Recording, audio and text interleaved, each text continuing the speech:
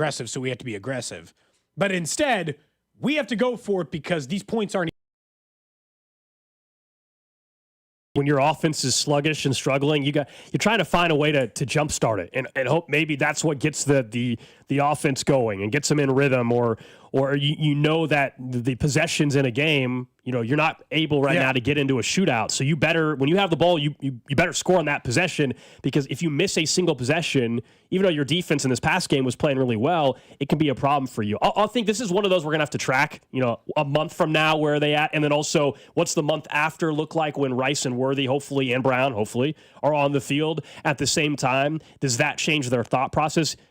I had no issue. I think we talked about it. More aggressive. I actually am fine with it. We talked about this yesterday. The 4th and 1 in particular, right out of halftime, on their own 30-something yard line. Obviously, the execution was terrible. I have no problem with that. I was texting with a friend yesterday, and they're like, "Can you believe they went for this 4th and 1 right out of halftime?" I was like, actually, I have no problem with that. I think there's a lot of fans that didn't like that. I'm fine with that. Right out of the gate, yes, it ended up being 3 free points, and I know the final score, you lost by 3, and you can play that game. But Carlson missed a field goal. Sure. The 3 can come a lot of different places. I think they needed that. The game was tied 10-10 at that moment. You got the opening kickoff. You go 3 and out and punt it right away. That's a momentum killer. Now you could argue when you turn it over on downs, that can kill momentum too. There's arguments on both sides to that, but I have no problem with that decision. I hope it doesn't deter them from being aggressive. If against the Giants on Sunday Night Football, for example, on their opening drive, if they have a 4th and 1 at their own 38-yard line or 40 on the first possession, maybe they'll punt it. But if it's a game in which your offense is struggling again, I would want them to do that.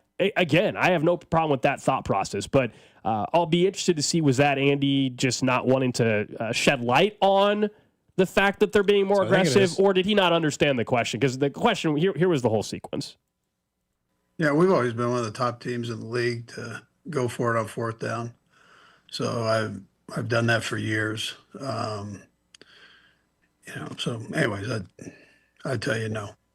But you have the number. They haven't. It's not accurate. They haven't been one of the top teams to go for it on 4th down. That's what we would call a lie or misleading. Again, they've been consistently in the 20s in the total number of attempts. Again, they are one of the more successful teams on 4th down, which might be why the conversion rate is what he's saying. We have sat on this show, I don't even know how many times, Gold, talking about how teams on the other side are far more aggressive as it relates to 4th down than the Chiefs, and how I would like them to mimic that. What's funny about this is I like this. I would like this to continue even when you get your weapons back, and partly because you're good at it. Like, forget the one that you missed for just a second. If you told me for every 4th down they went for, Gold, they got 5 out of 6, I'm good here. Go for as many 4th downs as you feel like at that point, mostly because the Chiefs' aggressiveness is relative to the, I think, 1 or 2 yard game. They had a 4th and 7 in the 4th quarter with about 10 minutes to go, trailing by double digits. So, they could have, at that time in Eagles game, made an argument for going for that 4th and 7 on their own side of the field. They decided not to. They punted. They were still in the game after the Tyquan Thornton one, so they were still alive, although it was hard, and they had to get a stop. If it's 4th and 1 and they want to go for it every time, I'm fine. I would prefer that they have a quarterback sneak to also roll into the mix, but that's a different thing. It's just, I don't know why he's trying to disguise it. I don't know why Andy doesn't want the league catching on. They have the same statistics we do. They go over these numbers before. You are right now statistically far more likely to go for it. Yeah, I don't know what his intent was with the answer. I will never have the answer to that. I just think it's interesting that through 2 weeks they are being more aggressive on 4th down. And I do think it's just because of the lack of the lack of production, I should say, and the issue of offense consistently moving the football and not having the big plays again, and how every yard, as we said, is a struggle. The one thing on the 4th and 1, I know we're going to talk more play calling and specific stuff at 11 o'clock about this offense, including somebody I know you want to talk about as well. But on that 4th and 1, it wasn't a QB sneak, duh. It also wasn't just, simple as it gets, halfback dive, our line is going to beat your line. It was Kareem Hunt, to his left, and Kareem Hunt clearly at that point, and not only did he fumble it later on in that carry, he's only like, if you're a defender, if he's set up to the left of Mahomes, he's not going to hand it off to him and then run and cut left. Yeah. So you're really narrowing. You're telling the defense where you're going to go, and it makes it a little bit easier to predict if you're the defender there. Now, I guess they had someone to his right, didn't they, as well? They could have handed off to him. I can't remember who that was. But my point is, like, whoever you hand it off, which direction they're going in. So I don't even blame that one on Kareem Hunt. I don't know. That was your offensive line that you've invested so much in. Did not get any push. No, and they didn't. They got beat up pretty bad. And look, sometimes you're just going to lose snaps. Watch any other football game. Sometimes guys get 0 yards or lose 2 or only gain 1. Sometimes you lose on the line of scrimmage. Obviously, it's more important that you don't lose in those moments. But what I'm saying is they're actually quite successful this year in those moments. So if they need to, in the meantime, be a more aggressive team, fine. And I told you I was worried about it due to the fact that kickers are making longer kicks than ever, and the fact that Harrison Butker has historically been one of the better kickers, although if he keeps missing as many as he's been missing last year and then this year, we'll be having a different conversation. If this year goes the same as last year, then the price he's paid is not worth what you might be able to find on the open market. And so, that's down the road. We don't have to have that conversation yet. But when you look at where they are, it's like, I was worried they were going to be less aggressive. But they know. I think they know what we know. In the meantime, while they're still short weapons, they got to get points. Right now in the first 2 games, not only does it look hard, they're also just not scoring. Last year, it looked hard, but at least they were like getting in the 20s. Maybe they weren't a world beater offense of all time, but they were at least putting up some points. In these first 2 games, they're not even doing that. They're just like, they're just sitting in the teens. They are. Now, how much of that, first 2 games out of the gate last year, and they were playoff teams, right, that they faced. Were they the same defenses? I don't know. I guess we'll find out as the season goes on how good ultimately the Eagles defense ends up being, how good the Chargers defense, who looked really good again last night. But last year they opened up against the Ravens. They scored 27 points.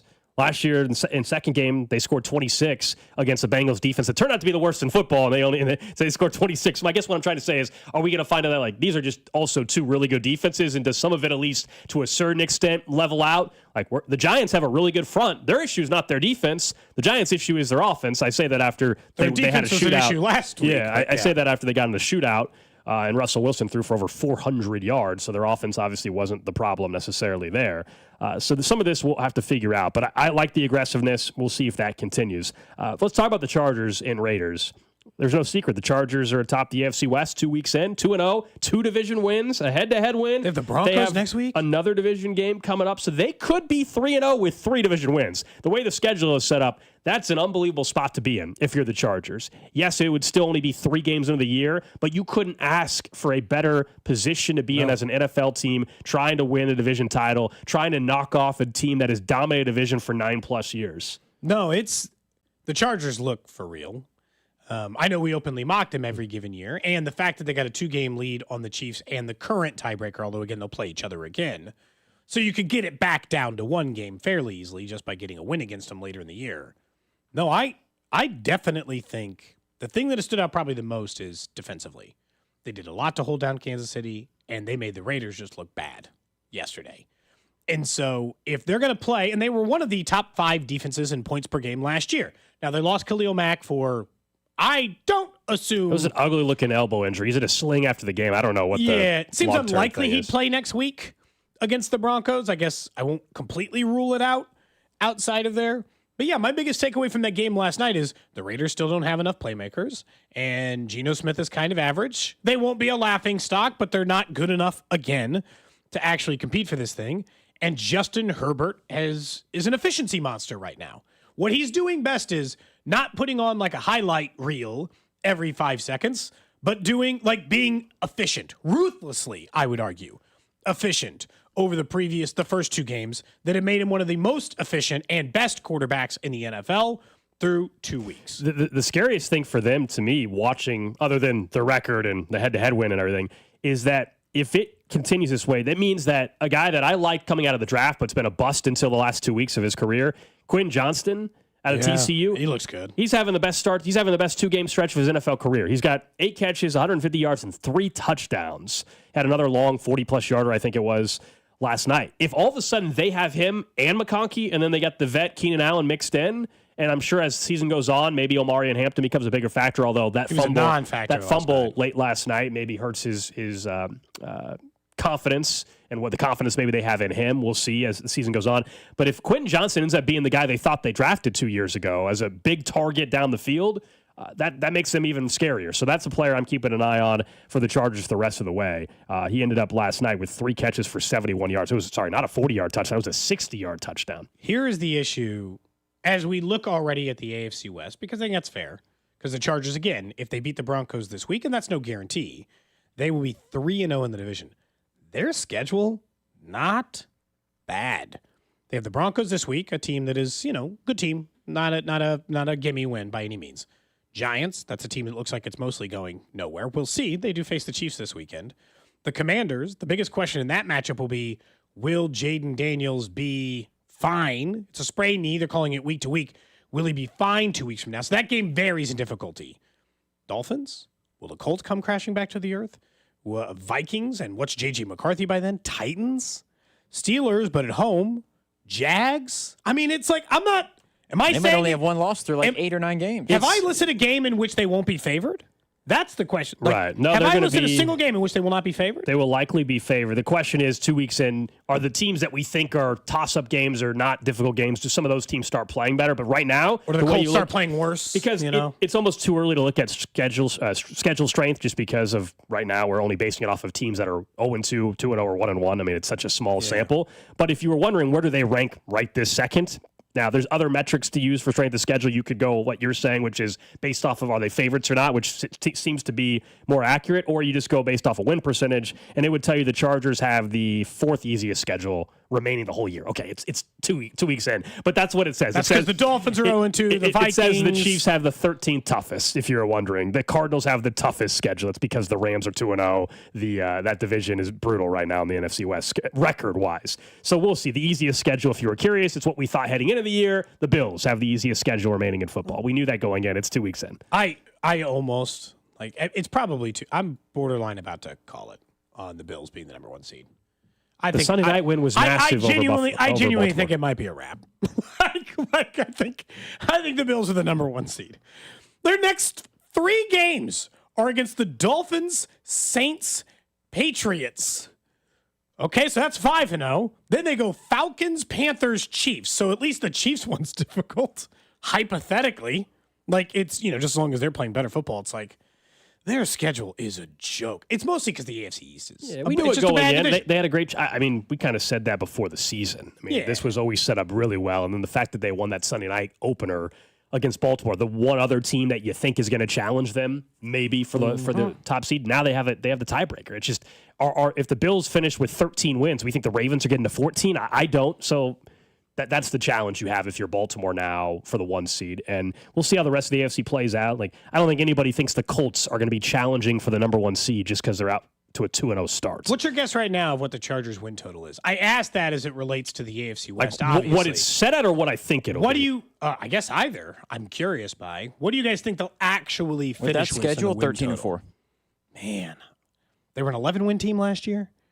So 2 win, I mean, that's not like a huge If they increase. beat the Broncos, 13's absolutely in play. Before the season, I thought nobody else, frankly, but the Chiefs could get to 13 wins. If they start 3-0, but if they're and wins 3-0, including then everybody in the division, I would say 13 and 4. If you were wondering, just Vegas updated win totals for a couple of the teams in this division.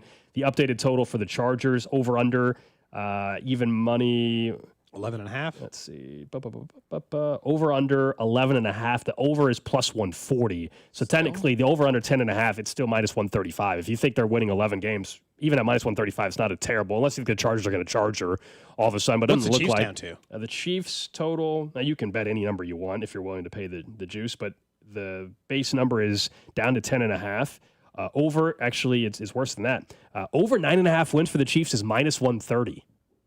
To win 10 games, minus 130. Well, I think we all know what bet I'll be making later today. Minus 130 that the Chiefs That's still it? get to 10 wins. Yep. If you That's think they that's still all the get juice I got to give up? if you think they're still getting to 11 wins, Yeah. over 10.5 is plus 145. Great.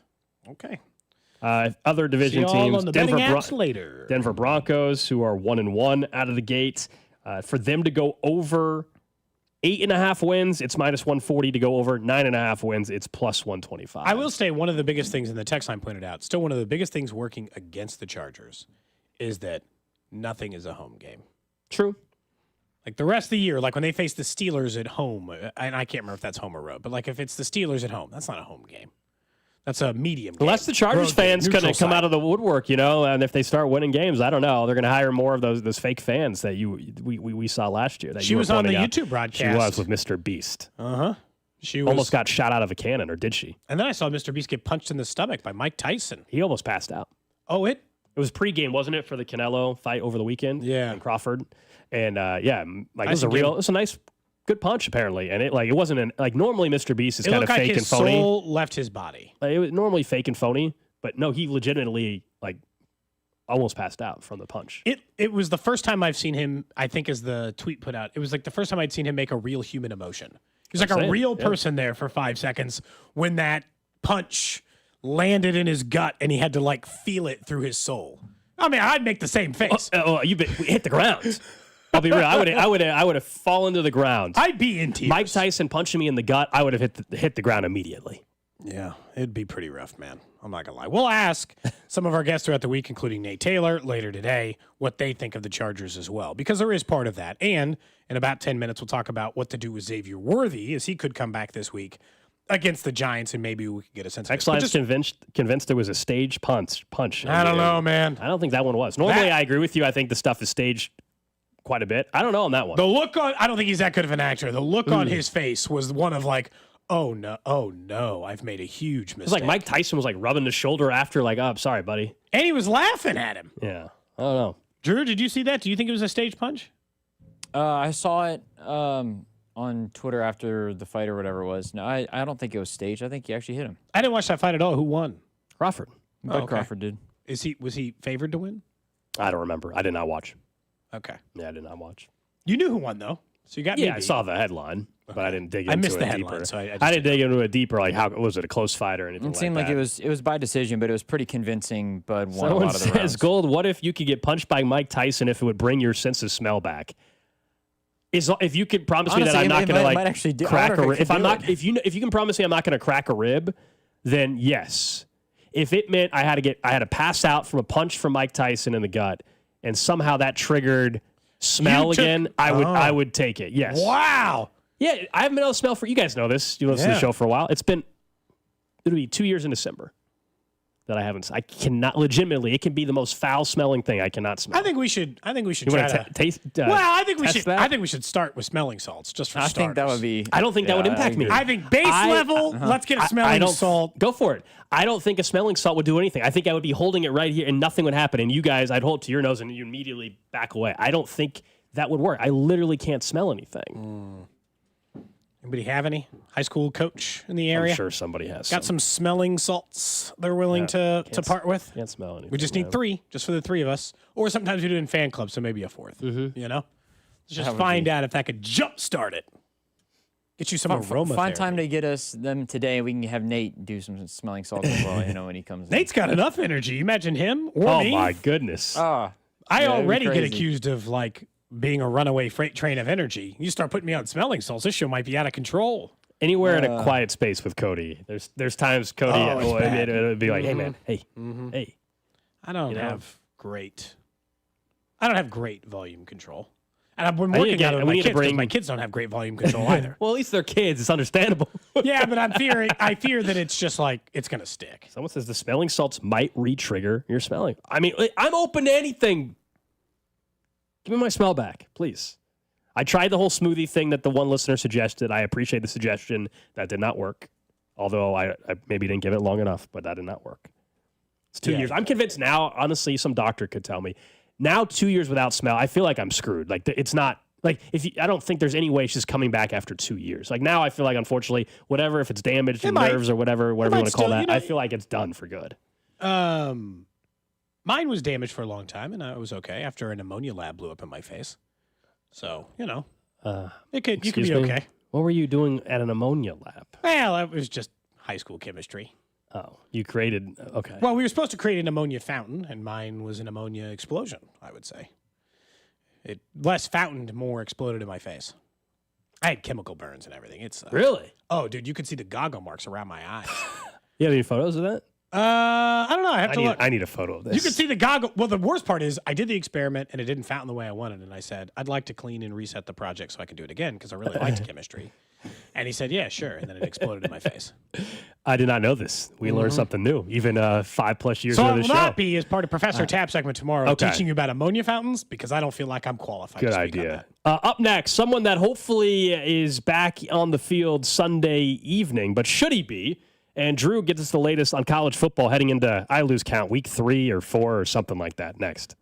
This is Cody and Gold. Tune in for Nate Taylor every Tuesday at 1 o'clock, right here on your home for Chiefs football. 96.5 The Fan. Cody and Gold are brought to you by Heartland Men's Health, the leader in men's sexual health. Thousands of men have been successfully treated for low T, ED, and more, all with discretion and compassion. Make your appointment at heartlandmenshealth.com.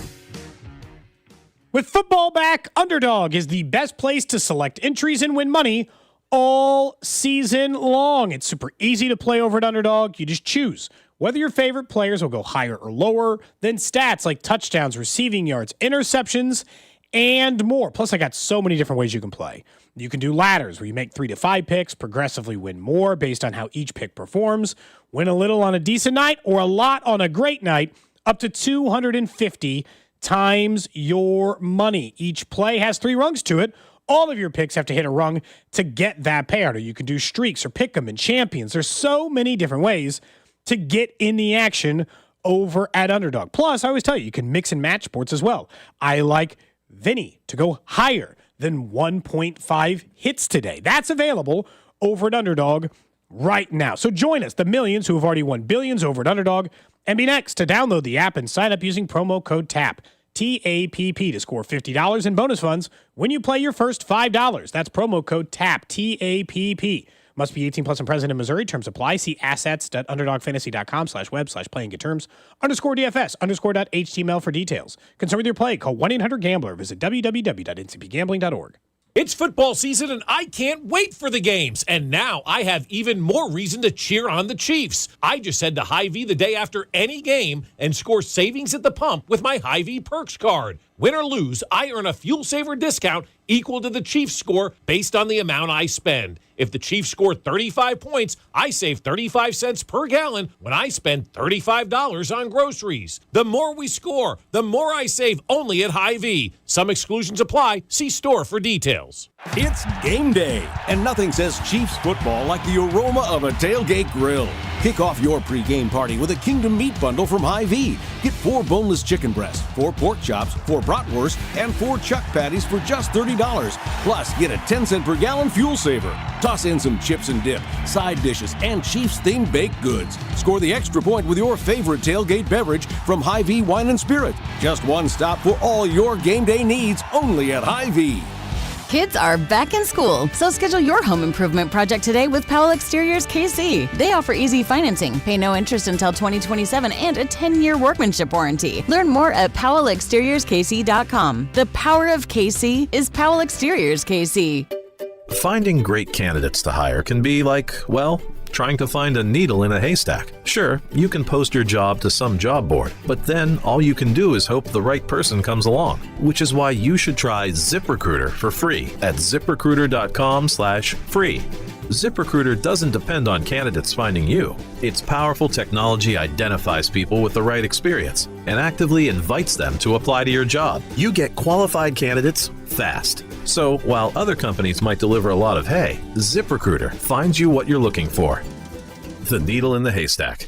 4 out of 5 employers who post a job on ZipRecruiter get a quality candidate through the site within the first day. ZipRecruiter, the smartest way to hire. And right now, you can try ZipRecruiter for free. That's right, free. Just go to this exclusive web address, ZipRecruiter.com/free. That's ZipRecruiter.com/free. ZipRecruiter.com/free. You've heard about the thousands of patients finally getting relief from chronic joint pain thanks to QC Kinetics non-invasive treatments. And here's one who was determined to avoid surgery. Meet Vicky. The orthopedic surgeon said, well, you're going to need knee replacement sooner rather than later. I kept hearing commercials about QC Kinetics and thought, well, I'm going to check them out first. QC Kinetics has treated over 20,000 patients like Vicky around the country. People who were told they needed surgery but chose a more natural, less invasive approach that uses regenerative treatments to help heal and restore painful joints with no downtime. If QC Kinetics had not been what I expected, I would have gone through with the surgery, but I got so much relief, am now pretty much pain-free that I don't have to have the surgery. Before going under the knife, you need to check out QC Kinetics. The consultation is free. Call today. Call QC Kinetics, 816-412-6299. That's 816-412-6299. 816-412-6299. Hey, football fans, tune in this week to kick off with Boomer and Valenti, where the guys break down the biggest headlines and stories from across the NFL. Kickoff with Boomer and Valenti is brought to you by Nationwide.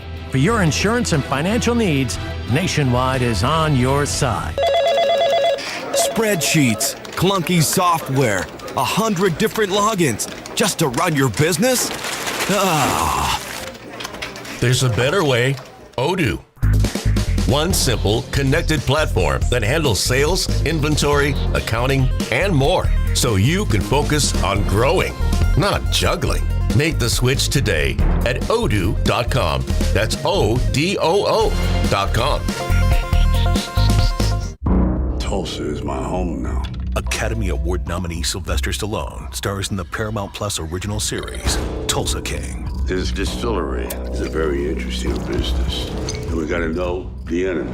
From Taylor Sheridan, co-creator of Landman. What are you saying? I'm a rat! If you think you're gonna take me out, it's gonna be really difficult. Tulsa King, new season streaming September 21st, exclusively on Paramount Plus. Sports fans, listen up. 1 in 8 men will be diagnosed with prostate cancer, and bladder leaks can be a side effect. That's why Depend is teaming up with the Prostate Cancer Foundation to encourage screening, because health is a long game and it's yours to win.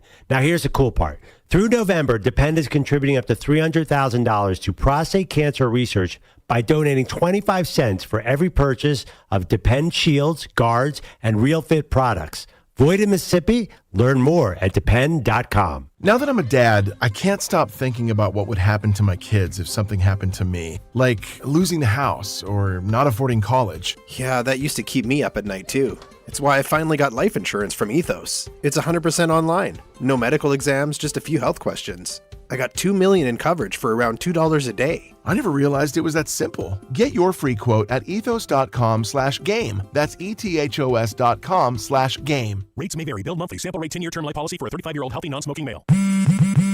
Straight Talk presents the math of more. Here's how it works. When you say yes to more with Straight Talk, you're left with more for all the other good stuff. So getting an unlimited plan starting at just $25 a month equals more savings for your family's weekend adventures. And with a network covered by Verizon, you can share more from wherever you go. It's simple math, really. More equals more with Straight Talk. Available at straighttalk.com and Walmart. Taxes and fees apply. The $25 plan requires a compatible unlocked device and a new line of service. Additional terms apply. This is the story of the one. As a maintenance supervisor at a manufacturing facility, he knows keeping the line up and running is a top priority. That's why he chooses Grainger. Because when a drive belt gets damaged, Grainger makes it easy to find the exact specs for the replacement product he needs. And next day delivery helps ensure he'll have everything in place and running like clockwork. Call 1-800-GRAINGER, click Grainger.com, or just stop by.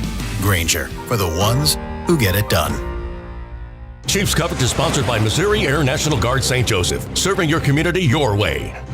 Ready to launch your future? Don't miss the Missouri Air National Guard St. Joseph Career Fair, September 24th and 25th at Rosecrans Air National Guard Base. Explore over 50 careers. Search Join 139AV on Facebook or Instagram and register now. You're listening to 96.5 The Fan from the Mission Plumbing, Heating, and Cooling Studios.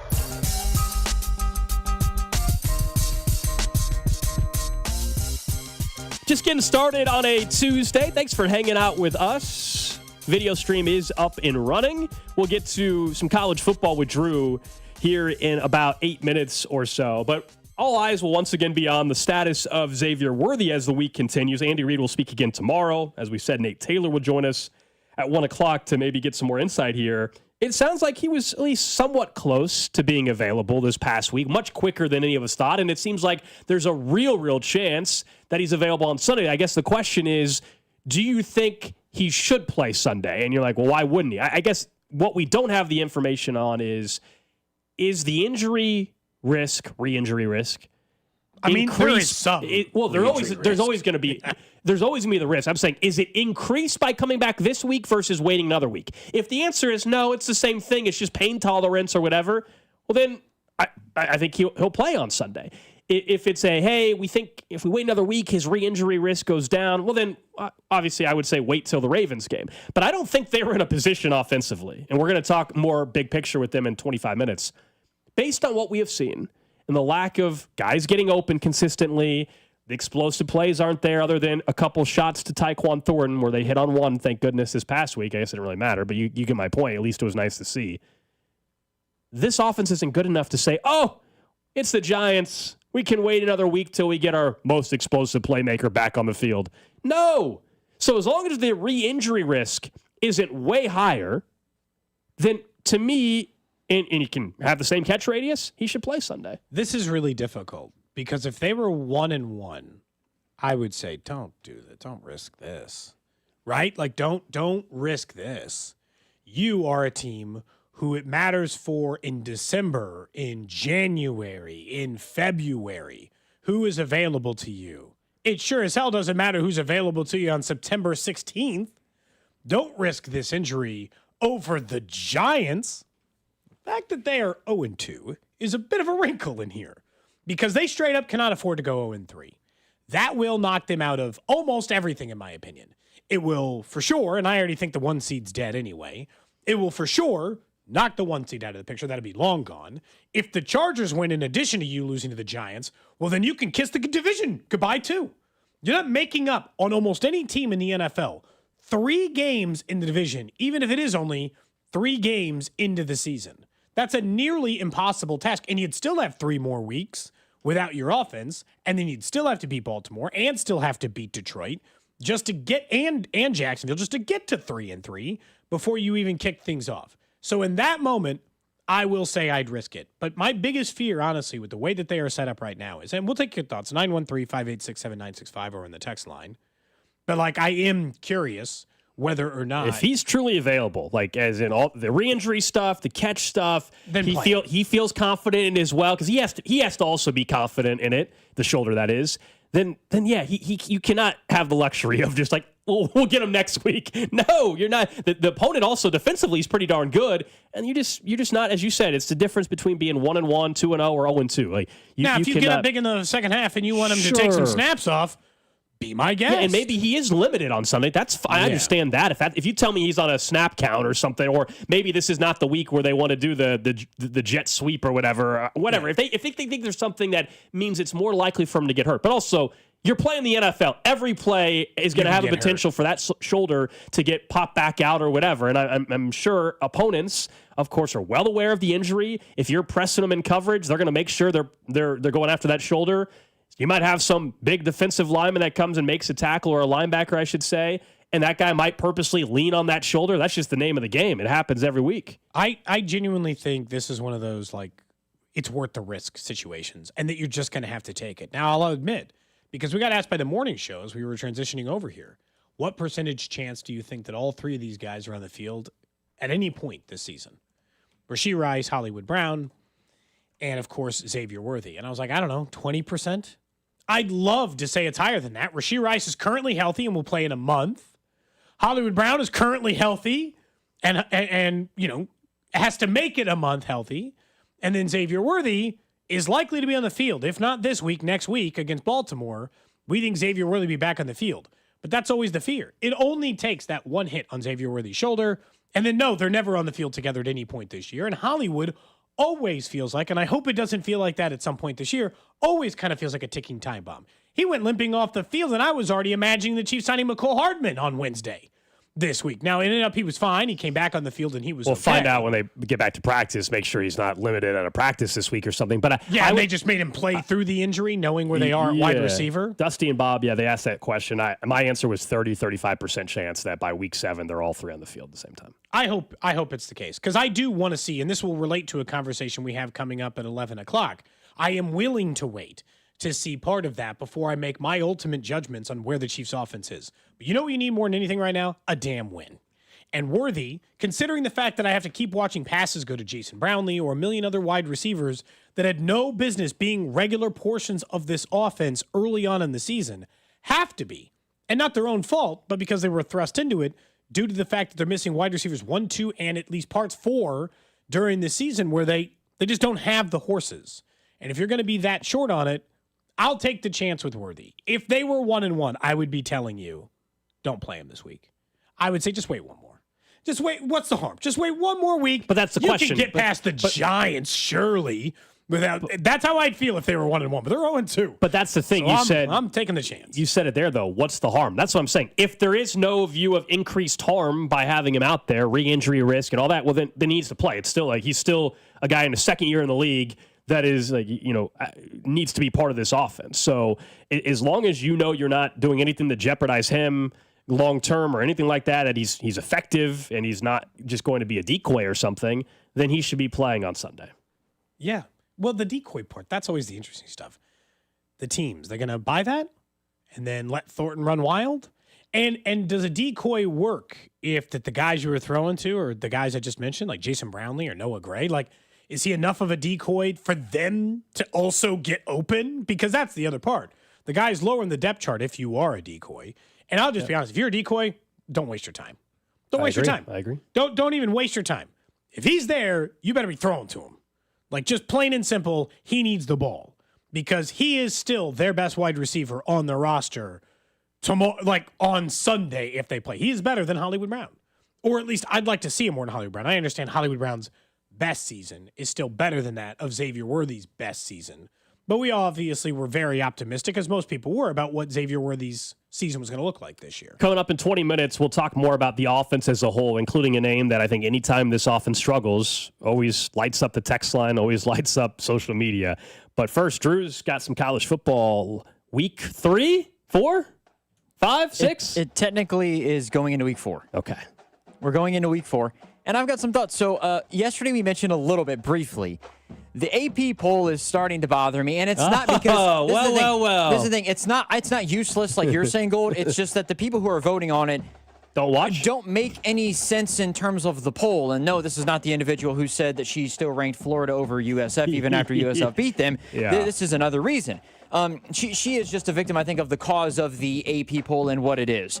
Texas has not looked good this year. They're 2-1. They're still 8th. They haven't moved at all. They beat UTEP, didn't look good. They're not a top 10 team. I don't know why they're ranked in the top 10. Notre Dame doesn't have a win this year. Granted, combined 4 points to teams that are currently in the top 10. I don't mind them being in the top 25, but they're 24th. And then you look at USF, who has beaten 2 ranked teams. They did get beat badly by Miami. More on them in a second. But they're not ranked anymore, and they were ranked 18th. There's too much jumping and falling and all this other stuff. It's crazy. Georgia Tech beat Clemson. They're all of a sudden 18th, and Clemson is getting 6 votes to be in the AP top 25, and there's that big of a jump for Georgia Tech. It gets confusing how on a week-to-week basis things shift just like that at a snap of a finger. Drew a lifelong... It's crazy. Casual college football fan. Drew, lifelong... absolute adore of college football. Just figured out it's rigged for the big schools. Bad news, everybody. Notre Dame, for whatever reason, just gets more benefit of the doubt than any other school. If we're ranking, even though I agree with you, they don't deserve to be in the top 25. They're 0-2. If we're ranking top 25 teams, Notre Dame is better than teams that are in the top 25 currently. But this goes back to the argument with Alabama. A year, wins have to matter at some point, right? Which is why I have a little bit of an issue with,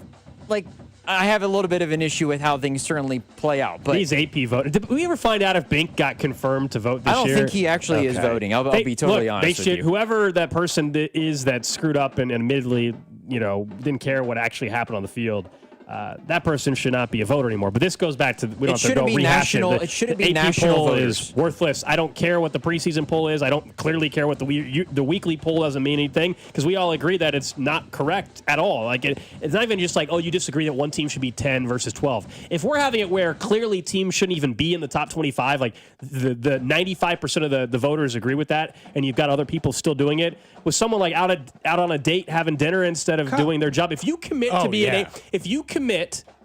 to being an AP voter, then you have to agree to watch more games. Like, nobody's saying like the average person shouldn't go about their life to miss football games. Of course, like, go enjoy your life. But if you sign up to be a voter, then you should be watching West Coast teams or whatever, right? You should watch at least as much as Jay Binkley, in my opinion. That is like the basement level. Which means sit down and just dive in. Yes, basement you level need to dedicate amount your Saturday of to games. that. Look, college football is the only sport, in my opinion, who argues that wins don't matter. Oh, whoa. Forget about who we beat or who we lost to. None of that matters. It's just about vibes of how good our team is. That's the vibe with the AP poll currently. The Notre Dame thing is just crazy. We're in, you said week 4? Yes. Week 4, if you don't have a win, and I understand Notre Dame did not play every single week. They played week 1, and then they didn't play till this past weekend. But if it's week 4, it is the middle of September, and you don't have a win, you cannot be ranked. Yeah, I think that them being ranked is, I get why they are ranked. I get why they shouldn't be as well. So, anyways, I'll get into more into Notre Dame in just a second. Miami, I think they're very legit. I would rank them number 1 in the country probably right now.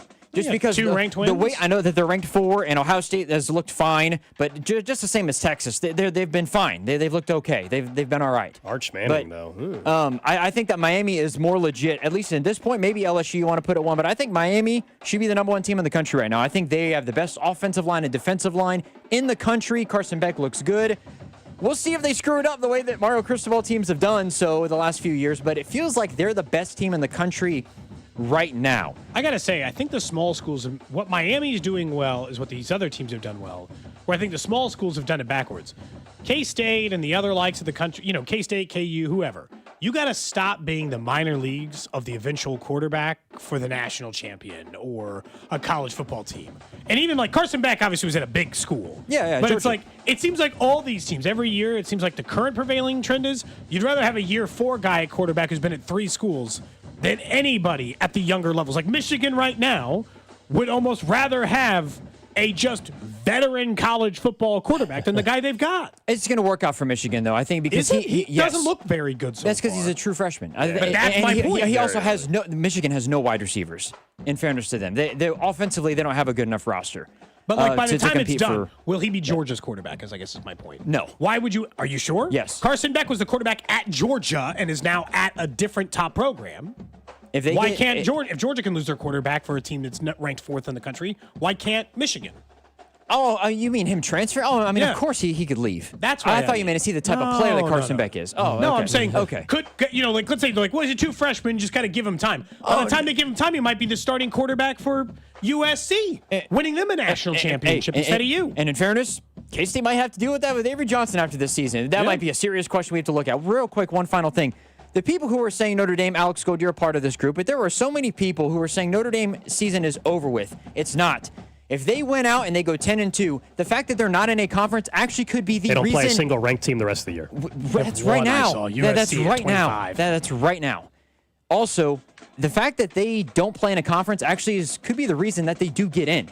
Because if they finish the year 10-2, if they win the games like you guys have just talked about, them not being in a conference title game actually could be the reason they get in. Because if you're looking at the ACC, or dare I say the Big Ten, or the Big 12 as well, if you got teams that are 10-2, but you agree they have to run the table, right? Oh, of course. Okay, all right, just making sure. We're not trying to say a 9-3 team can do it. No, they got to win every game. But Notre Dame's playoff chances are not squashed because they lost to 2 top 10 teams by a combined 4 points. I think people got to relax because we've seen teams fall out of the playoff by losing their conference title game. I think that absolutely could happen this year in the ACC or the Big 12 in particular, where, hey, if you get 2 Big 12 teams that are 10-2 and they lose and they're 9-3 or they're 10-3 all of a sudden, and Notre Dame is 10-2 and they do say beat USC, who's a ranked team, that Big 12 team has fallen out. I'm sorry. The schedule, by the way, for Notre Dame, so they get, you're right, none of them are ranked. I guess theoretically somebody can switch. I just would ask what team, USC would be the answer. They're 25th right now. USC, I would ask, what team do you else could think could be ranked?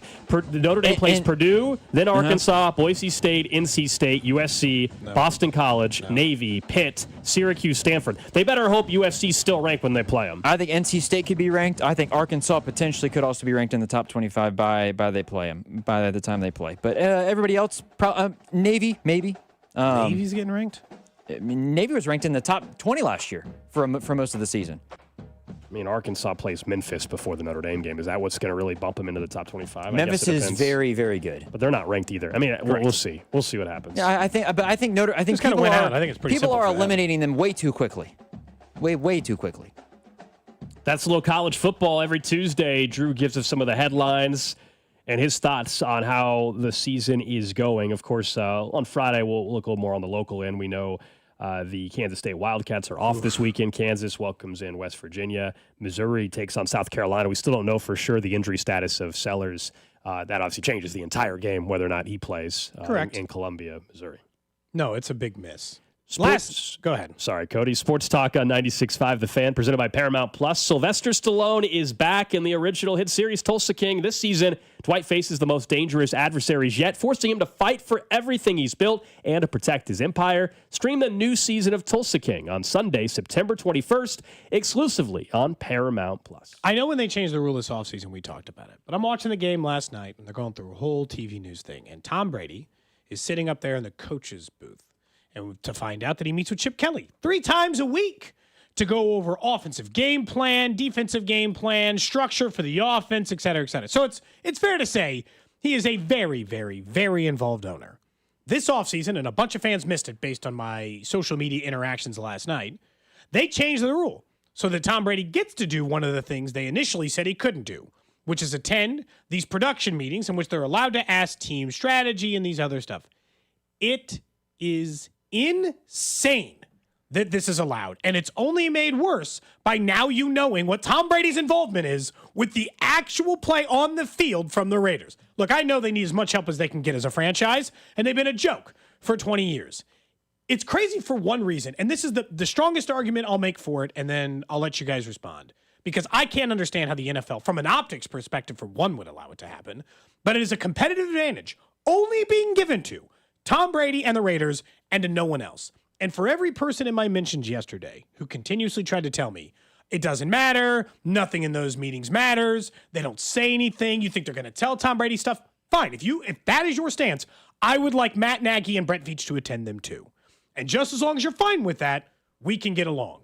But if Matt Nagy's not also allowed to sit in the production meeting on Zoom and hear everything the opponents he's getting ready to face have to say about anything they're doing on the field, then I don't want to hear it. Yeah. Then I don't want to hear it. If you're not willing to let Matt Nagy go and they don't matter, then it shouldn't matter. Then Tom Brady shouldn't be allowed. The only problem I would say with that example is Tom Brady is not having the production meeting the same week the Raiders are playing that exact team. You're bringing up a scenario where it'd be like if Matt Nagy was in the production meeting. He can just go to the same one for Tom Brady. I don't care. Fine, okay. Because it doesn't have to be his direct opponent. Okay, because it's not like Tom Brady. Although he does do the Bears game this week, and he has the Bears the following week for the Raiders. Right, but it's not game week. Anyway, point being, so I agree on the optics. It's not a great look at all for the league. I still think in general, like this doomsday stuff is overblown. We talked about this a year ago as well. I agree that it doesn't look good. I don't know why the NFL would even allow it to more, so like to that fact this conversation even exists. Like why would they even want to open Pandora's box to the conversation? I agree with you there. I think some of it is overblown as far as what is really happening. I actually think the biggest thing is not what you're saying of the game plan stuff. It's actually more down the road of, hey, Tom Brady's in a production meeting against whoever, or, Fox is calling a game, you said Chicago or whatever. Yeah. He talks to a player or he talks to an assistant coach. Fast forward 4 years from now, that coach is now a candidate for a head coaching job. He already has a relationship. I'll buy into that to me is way more of a problem than like on a given week, you think Andy Reid is actually telling Tom Brady anything that's going to hurt his team? Absolutely not. So I think that part's overblown. I'll buy the personnel stuff down the road being a bigger deal. That's it. The NFL, if enough people continue to, other owners complain enough, ultimately the owners are who will have to shut this thing down. Right now, enough of them haven't pushed against it enough to where they've banned it. But I think some of this is being overblown, acting like they're giving them the nuclear codes in these meetings. No, but it is a complete. Even if it's a small Gold, if it's a 0.05% competitive advantage, they're giving it to them and not everyone else. They on purpose. They're doing it, and they've already. And this is the problem I have is. They had to change one of the rules because they realized Tom Brady sucked in the booth. And they were like, well, he's got to sit in these meetings. Otherwise, he won't know what he's talking about. We actually need him to get used to some of this stuff. So let's bend the rules and let Tommy, be a part of a little bit of this so that we can make him slightly better at the job Fox has paid him a ton of money to do. And so, how long until he can attend practice? How long? Are you sure that it's going to stop there? Because before they said he couldn't do the one thing, and now he can. He will not be allowed to attend practice. My whole argument for the players, for the people who say, and I think you're right, for the people, my only argument is for the people who say nothing in there matters, then all I'm asking is that one team gets to, every team gets to put one person in the same meeting. We'll call it even. Tom gets to sit in the production meeting and see what it is. So does Nagy. I get to choose one member of my front office to sit in. I don't care if it's Nagy or Spags or Veach. Yeah, I get to put one person in there. That's fine. Because if you think it's nothing in there, then you shouldn't care that. Yeah, but that's what I'm saying. If just generally you think there's nothing in there, it shouldn't matter if Spags is sitting in there either. Yeah, he can take 30 minutes out of his day. It's fine. If we from the text line, I think this is kind of what I'm alluding to, which is if it was something coaches were concerned about, how come we haven't even through the grapevine heard Andy Reid or Sean Payton or whoever, any of these coaches that have been around for a very long time, that are in his division, by the way. How come we haven't heard any of them? I just wonder if it's because they respect the guy who's going to go down, most likely is the greatest quarterback of all time, so they don't want to speak up against it. I don't know. That's fair. If it's harming their chance. I agree with you that they respect him, no doubt. But if they actually thought it was jeopardizing their coaching future, as in not winning football games or whatever, I think we would see more complaints. The part I agree with, again, is the optics part of it. Why would the NFL even want this? Open the door. That's because now it allows you and a lot of people to say, hey, what's going on here? So I agree with that part of it. But we'll see another year of this if it gets altered again. Maybe last night, the fact that there was the visual of him in the coach's box with Chip Kelly, the OC, maybe that's what was kind of like the tush push. Maybe this is the moment that causes it. I don't sweat it as much. That's all. This goes back to the same thing. You get to do one of these two jobs, not both. I'm sorry that you've had every advantage and you're taking money from His Excellency in Saudi Arabia too. You don't get to have all of it. You don't get to both be an owner and be a coach and be a broadcaster. You can't, it's crossing too many lines. It blurs too many lines, in my opinion. Yeah. For what is and isn't allowed for most people. But you and I both know, fair or not, he's not most people. We're talking about most people in the NFL, not like me or you. No, but even then, but even in the NFL world, it's Tom freaking Brady. It's different. I don't know. You're right. I mean, if 5 years ago. It's weird because he's still playing. Let's say I was going to say Joe Flacco. He's still playing. Pick another. Trent Dilfer. Okay, if Trent Dilfer was part owner of the Ravens somehow, okay, and he was doing ESPN. He used to work for ESPN. I don't know what he's at. Is he still at UAB? Drew? Yep, he's coaching UAB. He's down there. So I think you're probably right. If it was not Tom Brady, I think there's no chance. No chance this is allowed. He is definitely getting preferential treatment. I'm not disagreeing with that. I guess, and what's the problem? Why don't I just give Tony Romo 0.000000001% ownership of the Chiefs and be like, hey, if you don't mind, report back what you hear. Thanks. Because that would be called collusion. That's what Brady's doing. You think that's what... No. See, there's two different things. You think that's what's happening. What you just described would be a sure thing that's happening in that exact scenario. We'll see, man. It will be something to follow throughout the rest of the year and maybe years to come. All right, up next, let's get back into the offense. Bigger picture, some name that I know you want to talk about. We see it on the text line a lot, so let's do it. It centers around the offense. Next. What's up, Chiefs Kingdom? It's Trent McDuffie. You're listening to Cody and Gold, weekdays 10 to 2 on your home for Chiefs football. 96.5 The Fan. Brought to you by Heartland Men's Health, the leader in men's sexual health. Thousands of men have been successfully treated for low T, ED, and more, all with discretion and compassion. Make your appointment at heartlandmenshealth.com. You don't need 8,000 careers like Brady. You can get your dream career today over at Centric. Did you know that Gen Z men with college degrees have almost the same unemployment rate today as Gen Z men without a degree? Seems kind of like a no-win situation, but there is that third option, Gold. It's Centric. Centric Training. They offer hands-on technology, those job skills training. No history, no biology, just technology. They train you in 4 months, not 4 years, and they're going to help you find a job. So if you're unsure about your job future, maybe you're in a job right now and you're just like, hey, this is just not for me. You can go to Centric.com. Book a call with our friend Russ Mondry. We still need to get him in for a fan club. A lot of you text it every single time we talk about this. But cybersecurity is the future. Centric can make it your future. I'm Mitch Holtis, voice of the Chiefs. Everyone develops cataracts naturally as they get older. When your vision is affected by cataracts, you should see my doctor, Dr. Steven Silverstein at Silverstein Eye Centers. Dr. Silverstein is a world-renowned cataract surgeon who performs life-changing laser-assisted cataract surgery with premium lens implants to correct your vision up close and far away. Trust my eye doctor, Dr. Steven Silverstein, Silverstein Eye Centers, 816-358-3600 to schedule an appointment. Hey, almost Andy Reid here. It's been an honor to give back to the community that's embraced me being almost your head coach. Thanks for letting me be part of your team. Renner Garage Door is a teammate of mine that also values the community that they served for decades, always giving back and delivering wins with top brands like Geldon, Amar, and Liftmaker. Need a repair or replacement? Get a free estimate today. Forward and back. RENNER,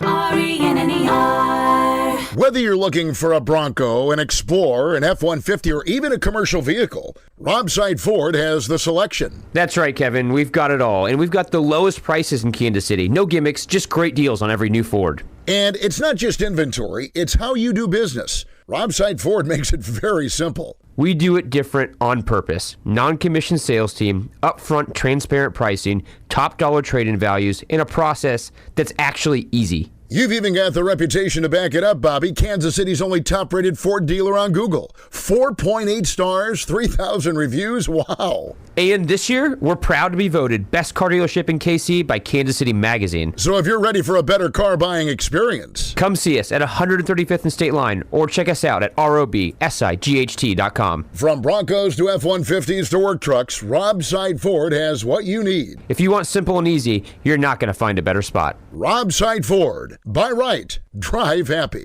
I'm McCall with Lee Summit Subaru, and it's time to make a big deal out of nothing. Announcing Lee Summit Subaru's 0% event. Up to 0% financing on select 2025 Subaru models for 72 months. And we have the largest selection of Subaru certified vehicles in Kansas City, starting as low as 1.9% for 72 months. 0% event and a lifetime warranty. Fall in love with driving again at Lee Summit Subaru.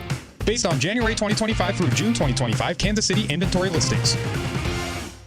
Hi, I'm Sam Silvio with M. Shamas Brazilian Grill in the village of Burlington Creek. Holidays will be here before you know it, and M. Shamas is ready to get a jingle from you. From our all-you-can-eat hot and cold gourmet salad bar to our 12 cuts of beef, lamb, pork, or chicken. Go to mshamas.com to order our famous Brazilian glazed holiday hams in advance, or set a holiday party date for a table of 1 to a party of 100. Go to mshamas.com and discover the joy of dining.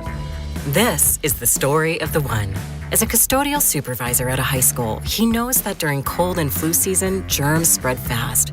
It's why he partners with Grainger to stay fully stocked on the products and supplies he needs, from tissues to disinfectants to floor scrubbers. Also that he can help students, staff, and teachers stay healthy and focused. Call 1-800-GRAINGER, click Grainger.com, or just stop by. Grainger, for the ones who get it done. What matters to you matters to us. That's why Busey Bank takes the time to understand your goals and build solutions that fit your story. From everyday banking to long-term planning, our team is here to help you navigate every stage with care and expertise. We're more than a bank. We're your neighbor, your advisor, and your advocate. Busey Bank, building business, growing wealth since 1868. Member FDIC. If you're 55 or older and into that whole saving money thing, T-Mobile has an exclusive phone and internet bundle just for you. Right now, get 2 unlimited phone lines plus 5G home internet for just $30 each per month with AutoPay, plus taxes and fees. And with 5G home internet, setup is easy with just 1 cord and no technician needed, which is great if you're also into that whole keeping it simple thing. Switch now and experience the best mobile network in the U.S. Visit your local store to start saving. T-Mobile, it's better over here. Based on analysis by Ookla of Speed Test Intelligence data Q4 2024 to Q1 2025, Ookla trademarks used under license. Unlimited on our network. Customers on voice plan may notice speeds lower than other customers and further reduction if using more than 50 gigs a month due to data prioritization. Video streams and SD on this plan. Home internet pricing after $20 and monthly bill credits plus $5 per line without autopay. Debit or bank account required. See 5G device coverage and access details at T-Mobile.com. Sports fans, listen up. 1 in 8 men will be diagnosed with prostate cancer, and bladder leaks can be a side effect. That's why Depend is teaming up with the Prostate Cancer Foundation to encourage screening, because health is a long game and it's yours to win. Now, here's the cool part. Through November, Depend is contributing up to $300,000 to prostate cancer research by donating 25 cents for every purchase of Depend shields, guards, and Real Fit products. Void in Mississippi? Learn more at depend.com. Now that I'm a dad, I can't stop thinking about what would happen to my kids if something happened to me, like losing the house or not affording college. Yeah, that used to keep me up at night too. It's why I finally got life insurance from Ethos. It's 100% online. No medical exams, just a few health questions.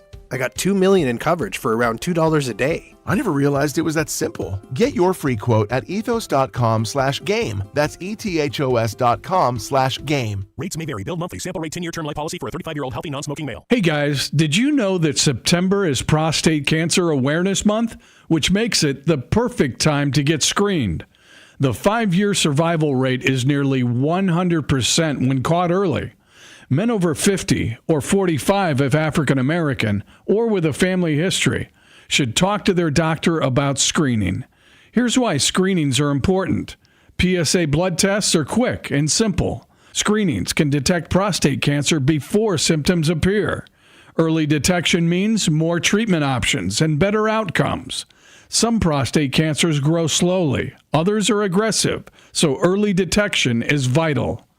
Prostate cancer is the second deadliest cancer for men, but when caught early, the survival rate is nearly 100%. Don't wait. Visit kcuc.com today. At KCUC, you see the best in KC. Hey, it's Trey Smith. The Chiefs Radio Network pregame show starts 3 hours before kickoff right here on your home for Chiefs football. 96.5 The Fan. KFNC FM and AM, HD1 and HD2 Kansas City, an Odyssey sports station. 11 o'clock hour, Cody and Gold, Alex Gold, Cody Tapp, Drew Nixon with you. Trash of the day in about 15 minutes. Chiefs Red Half Hour, 25 minutes away. Of course, coming up a little bit later today, Nate Taylor going to join us, our Chiefs insider from ESPN. Be good to have him in studio again.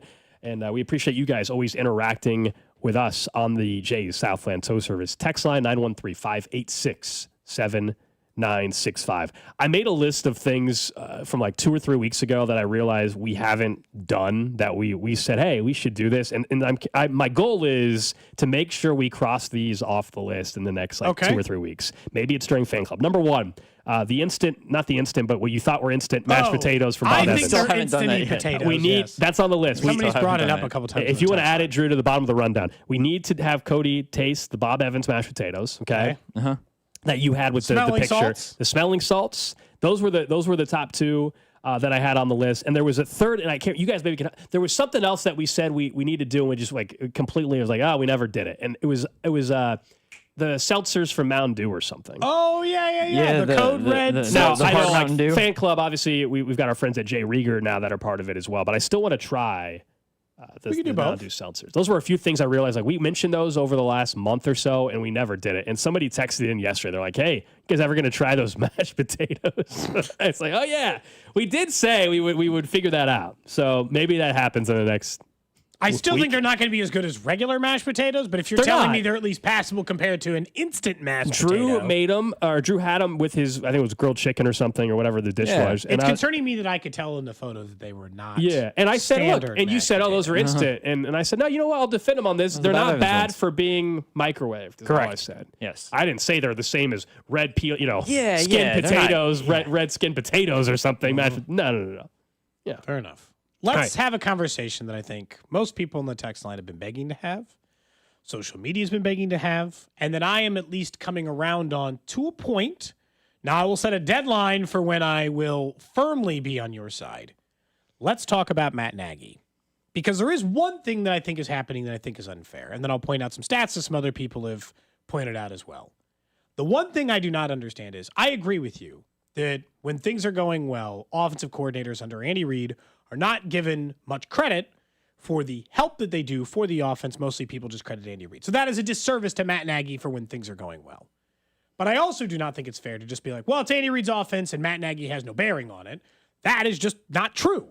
Matt Nagy obviously has a bearing on it. Mm-hmm. In the time Eric Bieniemy was the offensive coordinator, this is pointed out by Preston Farr, the times the team has scored under 27 points, 31% of the time they're scoring, 31% they're scoring over 27 points, 62% of the time under Eric Bieniemy. So twice as often they were scoring 27 or more points.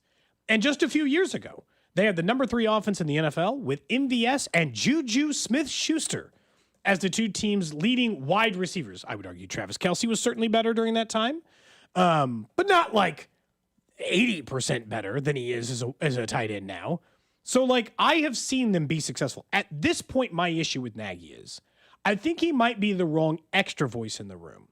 And that I will wait, and I am willing to wait until Xavier Worthy and Hollywood Brown are back. If we're at week 10 Gold, all 3 guys in the field and this offense still looks like ass, I'm putting it on Nagy as being a part of the problem and the part of the problem that you can actually change.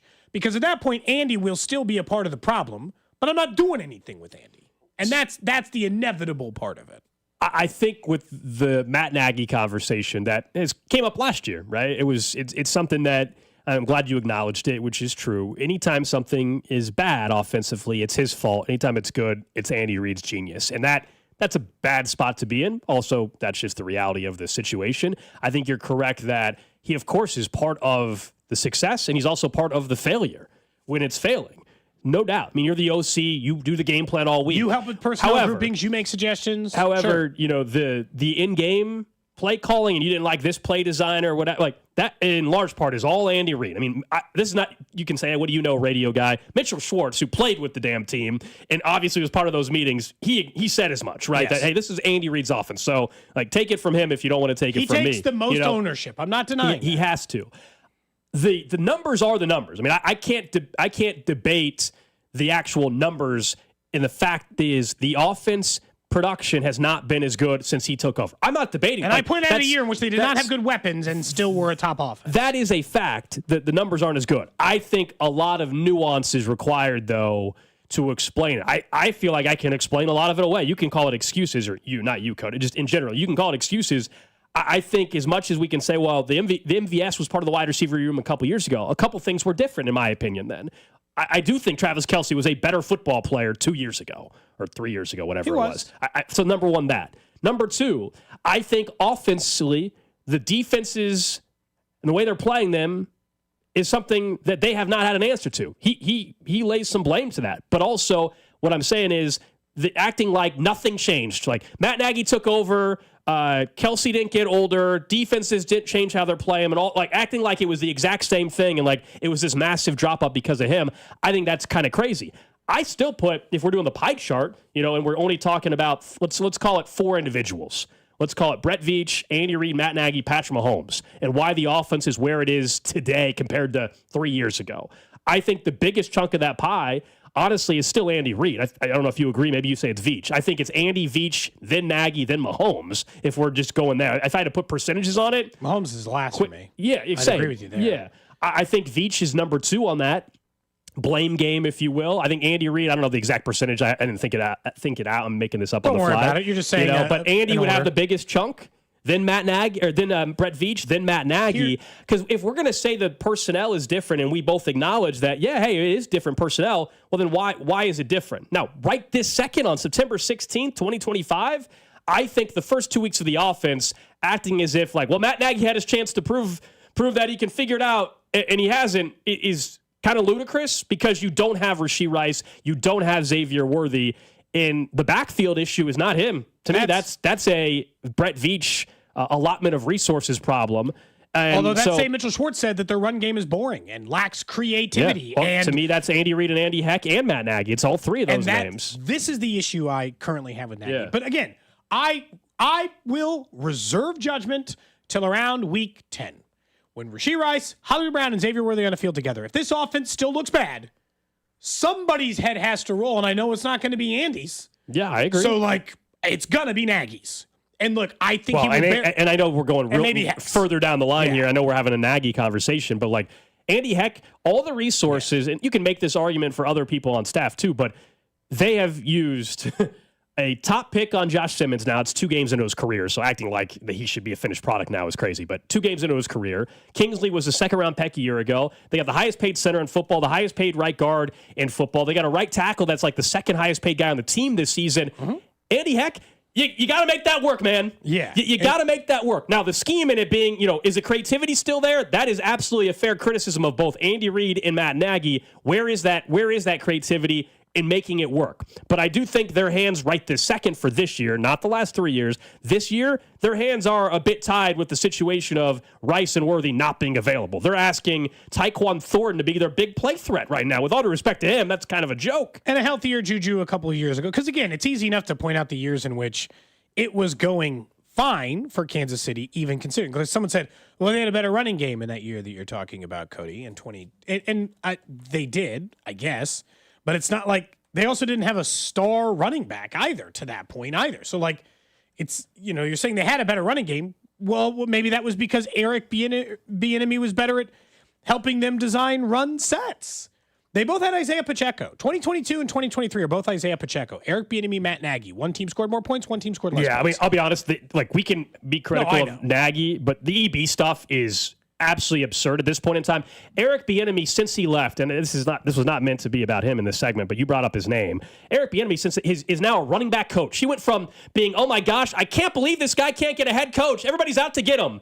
He goes to Ron Rivera in Washington. It's a disaster. Not all his fault by any means. They didn't have a quarterback at the time. Ron Rivera blew out that whole system. They're all gone. Then he went to college and I think was recruiting at UCLA for a cup of coffee. Didn't make it the full season there. Now he's a running back coach again. He's gone backwards. But it's just like so this is not like Matt Nagy went backwards too, just not as far back. Everybody in the NFL is completely missing that Eric Bieniemy was the genius to the Chiefs offense, yet he's a running back coach in Chicago. No, but I do think that there's a storm of you're better at one job than the other job, and he might have been better being an OC than he was at any of the other jobs you're just previously mentioning. Matt Nagy's a good example of that. He flamed out as a head coach. Now he's back as an OC, and presume he will continue to be an OC for either the Chiefs or another. He hasn't gone as far backwards, but he has gone backwards, I guess is the point. Yep. My issue is that I think in Andy Reid, and this is an Andy Reid problem too, but this relates to Matt Nagy and why I think that there might need to be a change at the end of the season.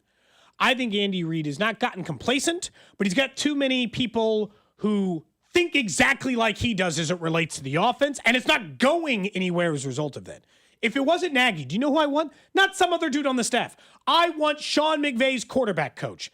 Ben Johnson's wide receiver. I don't care. But here's the thing. Let's have the real conversation, though. Does Andy welcome that? I don't know that he does, but that's part of the issue that Matt Nagy is related to this. I don't think, at this point, my issue with, and what I think might be the problem, and again, I'm still willing to wait till week 10 to see if, I'll give him the weapons, if that's what it takes. But again, same problem lies. They get through the rest of the season, the offense never plays well. Then there is an offensive coordinator, and Andy, there's a problem that somebody needs to look outside and view this, not just the same people trying to solve this problem. Yeah, absolutely. I mean, I think some of it, is he willing to is he willing to accept that? Is there willing to be? We've for years have given Andy so much credit for adapting.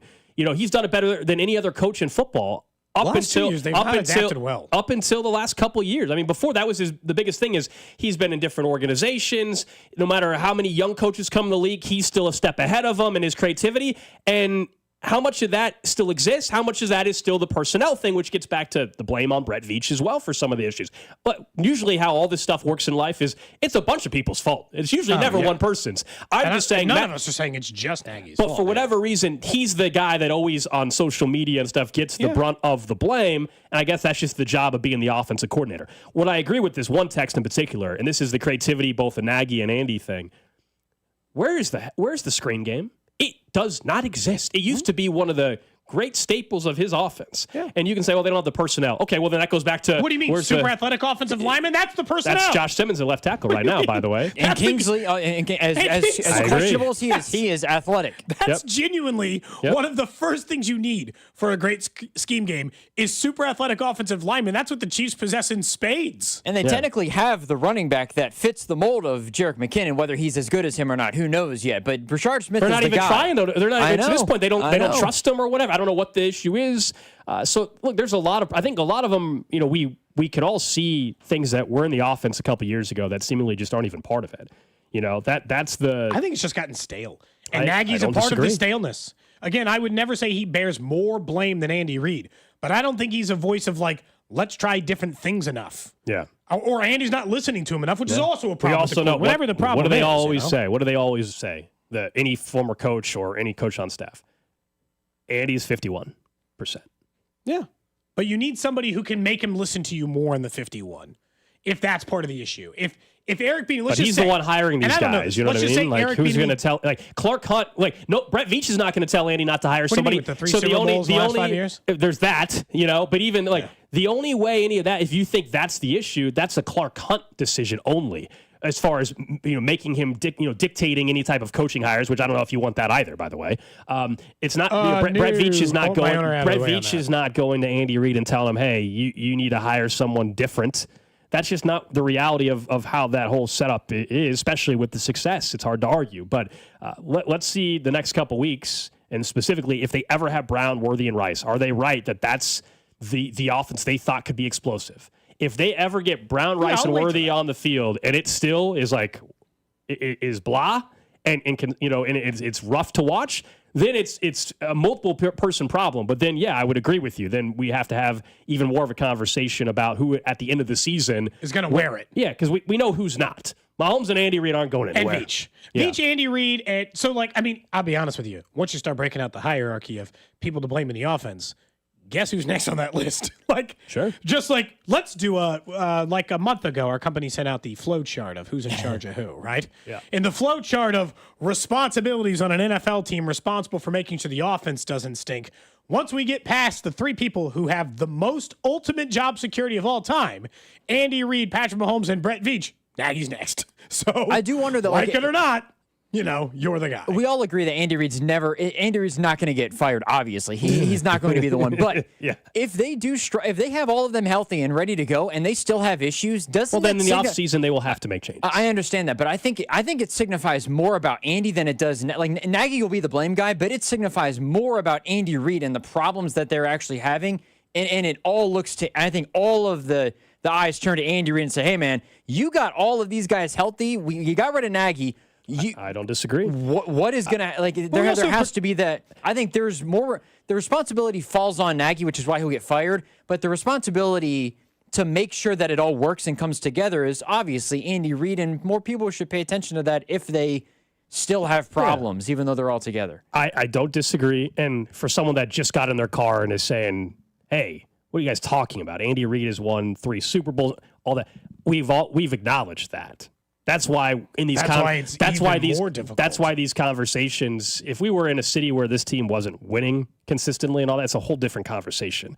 There is criticism always warranted, right? And the results have to be there. The thing for him, the results have been there, so it's that's why there really haven't been many staff changes if you think about it. And why I said I'd wait till week 10 when all the guys are back and all the offense is back before you make any rush judgments about where they are offensively. I understand the idea that the weapons are worse.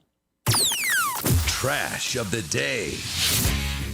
All right, let's go to San Francisco for this one. You were actually there. You stayed a day or two later after we were out in Santa Cruz. You and the wife went up to San Francisco. That's where I got married. I don't know if you went to any of these restaurants. All right, what are they? Well, there was a Bay Area chef who is in custody now. Uh-oh. Yeah, he allegedly hit 3 San Francisco banks in one day. He's a bank robber? He's a chef and an alleged bank robber. Restaurant work is tough, man. It's hard to keep a restaurant afloat. Also, just trying to keep his restaurants going. On Wednesday, San Francisco police received an alert for a robbery at a bank in a certain neighborhood of San Francisco. By the time they arrived, the suspect had fled, but an employee provided a description of a man she had passed her a note demanding money. The employee gave him a bag of cash As the investigation unfolded, San Francisco police learned 2 other bank robberies took place that day, also in the Central District, which is right in the same area. They all involved a suspect with similar physical description. They soon identified this gentleman who lives in the area as their suspect, and he was taken into custody. Prior to being a chef, he had a criminal history as well. Executive chef at a couple of restaurants. Did you go to a place called Ottavio? No. Rose Pistola? No. Uh-huh. That's all I got for you. Okay. No, I haven't been to either of those restaurants. Well, yeah, this guy, by the way, 3 banks in one day. He's tired of being a chef. 3 banks in one day, though. Like, you just said, I'm going to knock them all out right away. I mean, in fairness, you're going to get caught more likely because all. Do you think they so? were able I feel like I'm likely to get caught either way. Well, yes, likely to get caught either way, but you saw what happened. They said that he went to one bank, they got a description, they had 2 other robberies that all had the same description. It was very obvious as the same dude. If he would have waited a year later, eventually maybe they would have matched the descriptions, but it would take a little more work. They made this easy. You think it was a little too easy to be like, these all same guy, same guy, same day. All I got to do is find him in 3 spots and then guilty. He made it way too easy on him. You think you try to get the maximum amount of money for one trip instead. But I've always told you, if you were to rob banks, Cody, just do it once and quit. But nobody ever could do it one time and quit. Coming up tomorrow in Cody's Professor segment, Alex Gold will be guest speaking on how to properly This was Chief Saholic issue as well. You rob one bank, you would have been fine. You tried to rob like 10 of them. And you finally got caught. Nobody just robs. I swear, someone should look this up. Somebody in law enforcement, can someone tell me how often does the person you catch for bank robbery only ever have robbed one bank in their life? I bet you it's like 0%. There's no way you're one and done unless you got caught in the act. I'm saying you get away with one. You think they didn't go back a month later, 6 months later? No chance. These people go for more. They can't just rob one bank and be done. Thank goodness, I guess, because we catch them. I'm trying to look up I'm going to the FBI.gov to find out bank robbing. Okay. Statistics. I mean, you used to work at a bank, as we know. Yeah, I don't remember them telling us exactly what percentage. I wanted to know. Chef with a criminal past sounds like Cody. There were 1,263 bank robberies in 2023. That's the last updated crime data based on that. Of known robberies. I can tell you of known robbers. I can tell you ethnicity and gender. I'll tell you what, men, you guys rob banks way more often. I kind of figured. Way more often. There are only like 100 female bank robbers of those 1,263. They most often do we have an average age range? Like, what's the most popular age? That's interesting. They most often occur on a Friday. They most often occur between 3 and 6 p.m. 3 and 6. Friday between 3 and 6 around closing time. Yeah, they're trying to get you right at the end of the day. Maybe you got more money around. Huh. I don't see age range yet. I'm still looking. Only about 67% clearance rate. There's 30% out there getting away with this. Not to encourage it. Okay. I'm just saying, based on 2023, they didn't have a great clearance rate. At that time. Again, I'm convinced that they may not get caught. Like, Chief Zahalik got away with it for a couple of years. These stats are 2 years old. They could have caught him by now. Yeah, that's a fair point. I don't know. Anyway, that's the trash of the day here on Cody and Gold. Up next, let's talk more about the offensive line. I know we were having a larger conversation about everybody's blame and piece of the pie, if you will. But what about the offensive line 2 weeks into the season? And we'll get back into the aggressiveness on 4th down. What's up, Chiefs Kingdom? It's Josh Simmons. You're listening to Cody and Gold, weekdays 10 to 2 on your home for Chiefs football. 96.5 The Fan. Brought to you by Heartland Men's Health, the leader in men's sexual health. Thousands of men have been successfully treated for low T, ED, and more, all with discretion and compassion. Make your appointment at heartlandmenshealth.com. What's up, guys? It's Drew. You know I love me some college football and some college sports. College football is in full swing. College basketball right around the corner. These athletes have to be playing at peak performance in order to give their schools a win and to make you happy as fans. Well, you also should try to deliver at your very best and be ready when it's time to perform. I'm talking about Blue Chew, because showing up matters during life's most exciting moments. Be more confident where it counts. Blue Chew, a small chew for a big difference. You'll have flashbacks to your glory days, and date nights just got longer and better for everyone. It's not just about performance. Give her group chat something to talk about, because nothing makes you more of a legend than a little Blue Chew. Blue Chew provides access to chewable tablets that can help you feel and perform at your best. Stronger, harder, and longer lasting. Turn oh no into oh yes with Blue Chew. Go to BlueChew.com and get your first month free when you use our promo code KFNZ at checkout. Just cover $5 for shipping. That's BlueChew.com, promo code KFNZ to get your first month free. Then you'll be ready to chew it and do it. The wait is finally over. Football season is here, and FanDuel is getting you ready for kickoff with an offer that you don't want to miss. New customers, you can bet just $5 and get $300 in bonus bets if you win. That's right. Pick a bet, any bet. Bet $5, and if it wins, you'll unlock $300 in bonus bets to use all across the app. Use it how you want. Build your favorite parlays, bet player props, ride the live lines, whatever your style is. Remember, FanDuel has you covered. Be sure to check out FanDuel.com/KFNZ. Use that promo code to download the FanDuel app today and get started. FanDuel is an official sportsbook partner of 96.5 The Fan. 21 and present in Kansas. First online real money wager only. $5 first deposit required. Bonus issue is non-withdrawable bonus bets which expire 7 days after restrictions apply. See terms at sportsbook.fanduel.com. FanDuel is offering online sports wagering in Kansas under agreement with Kansas Star Casino, LLC. Gambling problem? Can help is your best bet. Call 1-800-522-4700. Visit ksgamblinghelp.com. Kids are back in school, so schedule your home improvement project today with Powell Exteriors KC. They offer easy financing, pay no interest until 2027, and a 10-year workmanship warranty. Learn more at PowellExteriorsKC.com. The power of KC is Powell Exteriors KC. Hey folks, I've got a couple of important questions for you. Do you know how much money you need to retire? Do you have a plan in place for your loved ones? If your answer is no, it's time to get your financial planning on track with UMB Private Wealth. It's never too late to start. Plus, their team supports you at every step of the planning process. Go to umb.com/private wealth to schedule your appointment. That's umb.com/private wealth. Why not start today? Calling all Chiefs fans. You could be on the field at the 50 inside GEHA Field for the official coin toss at a Chiefs home game this season. Visit Chiefs.com/GEHA now. Enter to win a chance to be on the field for a once-in-a-lifetime view of the pregame coin toss. Call it in the air. Plus, you can score other exclusive prizes. Enter for a chance to win at Chiefs.com/GEHA. GEHA is a proud partner of the Kansas City Chiefs. Man, if your stream isn't as strong as it used to be, or you're taking more breaks to the bathroom than the last 2 minutes of a televised football game, There's another timeout. We'll be back after this.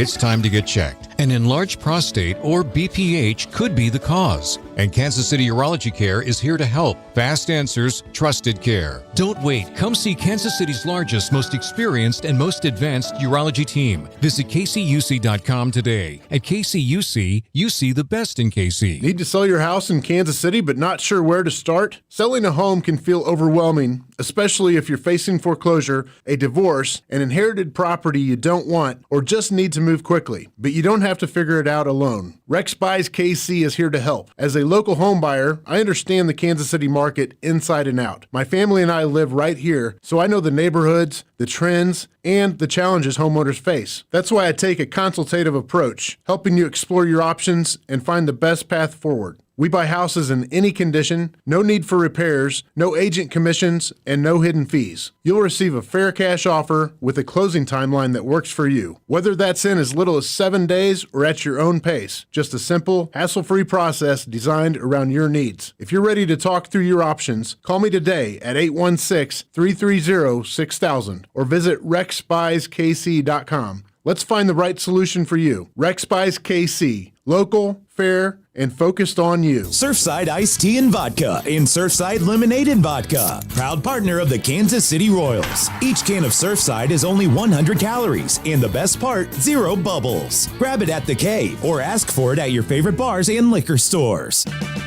Check engine or ABS light on? Take the guesswork out of your warning lights with O'Reilly Veriscan. It's free. Ask for O'Reilly Veriscan. O'Reilly Auto Parts. This Prime Big Deal Days, October 7th and 8th, you can get a great deal on a new foot spa, transforming you into the queen of kicking it. Wait, this has bubble jets. Okay. Get up to 40% off with Prime Big Deal Days, October 7th and 8th. If you're 55 or older and into that whole saving money thing, T-Mobile has an exclusive phone and internet bundle just for you. Right now, get 2 unlimited phone lines plus 5G home internet for just $30 each per month with AutoPay, plus taxes and fees. And with 5G home internet, setup is easy with just one cord and no technician needed, which is great if you're also into that whole keeping it simple thing.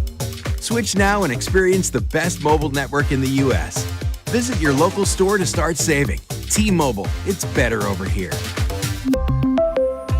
Based on analysis by Ookla Speed Test Intelligence data Q4 2024 to Q1 2025, Ookla trademarks used under license. Unlimited on our network. Customers on voice plan may notice speeds lower than other customers and further reduction if using more than 50 gigs a month due to data prioritization. Video streams and SD on this plan. Home internet pricing after $20 in monthly bill credit plus $5 per line without autopay. Debit or bank account required. See 5G device coverage and access details at T-Mobile.com.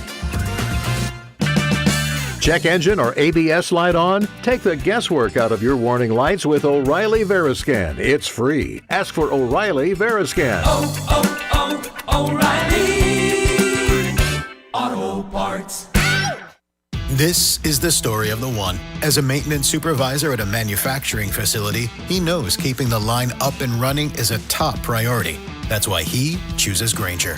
Because when a drive belt gets damaged, Grainger makes it easy to find the exact specs for the replacement product he needs. And next day delivery helps ensure he'll have everything in place and running like clockwork.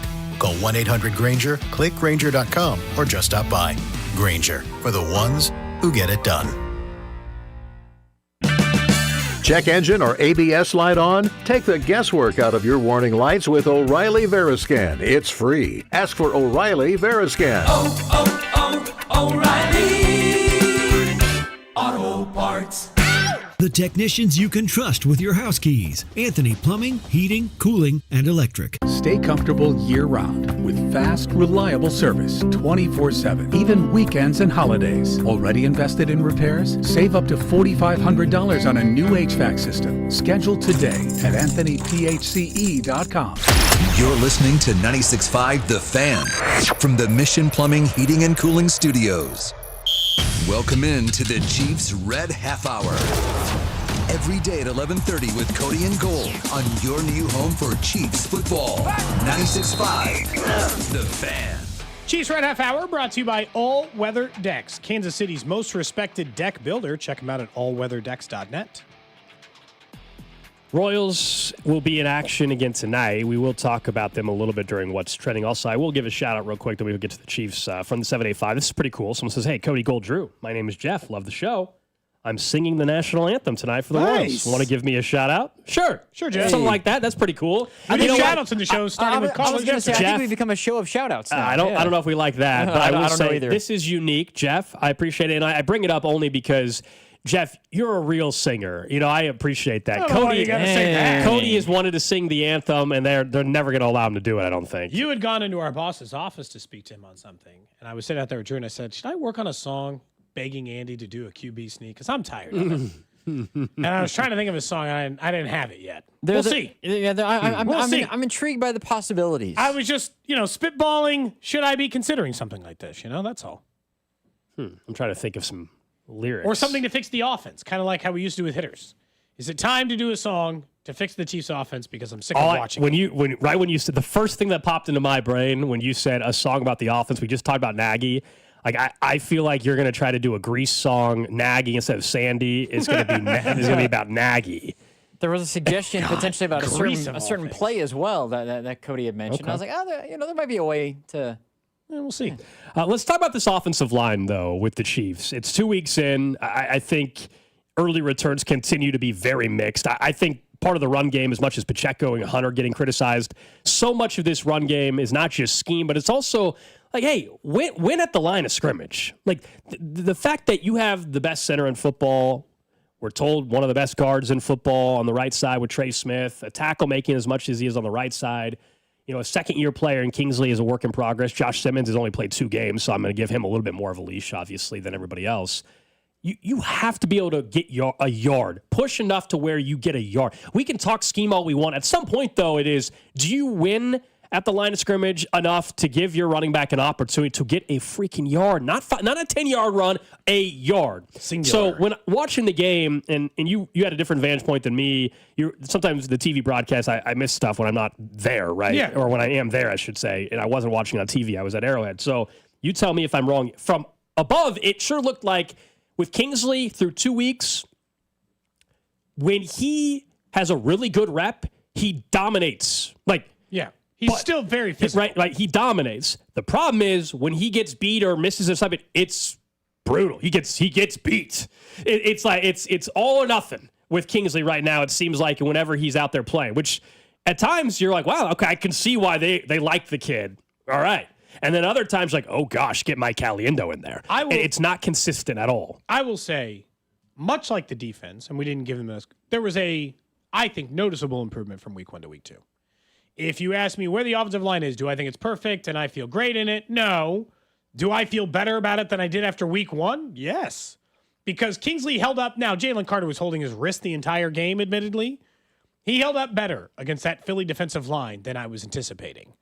And Simmons let up 0 pressures in the game and very clearly is very, very, very good in the pass blocking department. That's Kingsley's weakness, I would argue. But Simmons is really good. He can pass block. He's going to get Patrick Mahomes time in that spot. I would still say the biggest surprise to me so far in the offensive line is you say, let's give it a review after 2 weeks versus where the week is. They seem to be having the broadcast, to your point, was pointing out, and what seems to be the case, more miscommunication than I'm expecting.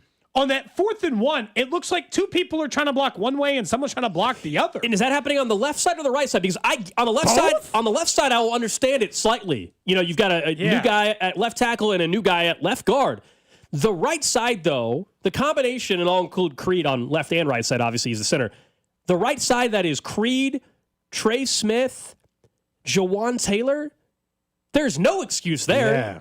But they're vets, and they're also some of your highest paid players on the team. Because I'm not in the film room. There's been a couple of times where one side of the offensive line looks like they're going one way, and then one's going the other. Or they're like blocking different gaps. So I'll just be honest with you. I would assume it's the left side screwing that up. Gonna make me guess? It's Kingsley and Simmons being confused about what their assignment is, not Creed Humphrey, the all-pro center, and everybody on the right side who is paid high enough you would think that they're not making those mistakes. Now, Jawan Taylor had less penalties, but not 0. Man still couldn't get through 60 minutes.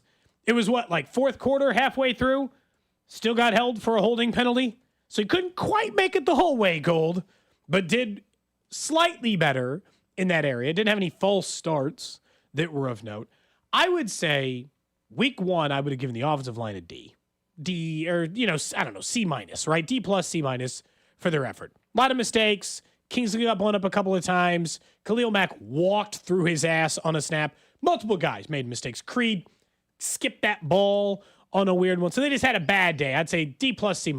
This one I would probably give a B- to. Really? I thought C+. Okay. Yeah, I thought it was a much improved performance.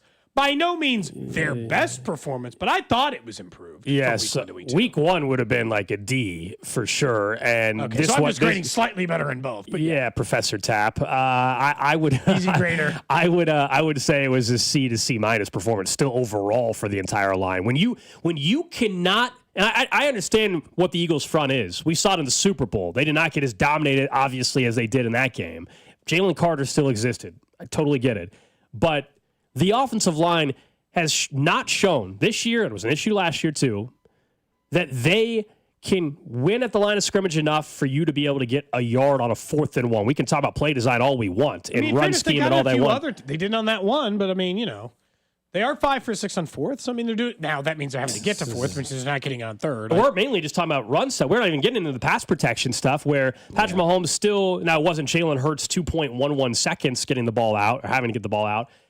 We all know Patrick Mahomes, he's only led this team in rushing. Not only was it him trying to make something happen, but there were times where he felt the need to do so due to some pressure. I mean, I don't know how many sacks. I can't remember the sack number overall with the pressure versus sack rate. Right? They gave up 2 sacks. So 2 sacks is the sack number. Obviously, he was pressured far more than that.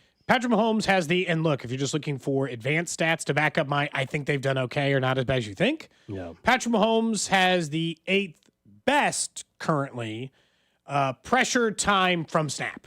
As in, he gets the ball, and he's... Giants are lowering them down big time. Otherwise, I feel like Lions are 1-0, Tampa Bay's 2-0, Josh Allen, Buffalo's Lions 2-0. are 1-1. Yeah, 1-1, 2-0 for the Bucks, 2-0 for the Bills, 2-0 for the Colts, 2-0 for the Chargers, 1-1 for Baltimore, should be 2-0, and 0-2 for the Giants. The Giants are the outlier. Otherwise, I was saying, it's like, oh, you mean if your quarterback has all kinds of time, things go well for the offense? Huh? It's amazing how that works. You can't act like that's the reason they lost the game, because if you look back... True. So, this is where, that's almost like a texter texting. He has been knocked down 10 times, so, in those pressures, get hit more. I am not saying that is the reason. It is not as simple as... I'm not saying, literally, if the Chiefs just gave him more time, everything would be fine. That's not what I'm saying at all. Maybe it's part of the I'm more like... I thought the offensive line... I thought I would have given him a B or a B minus Really? too, just because... They couldn't move the line.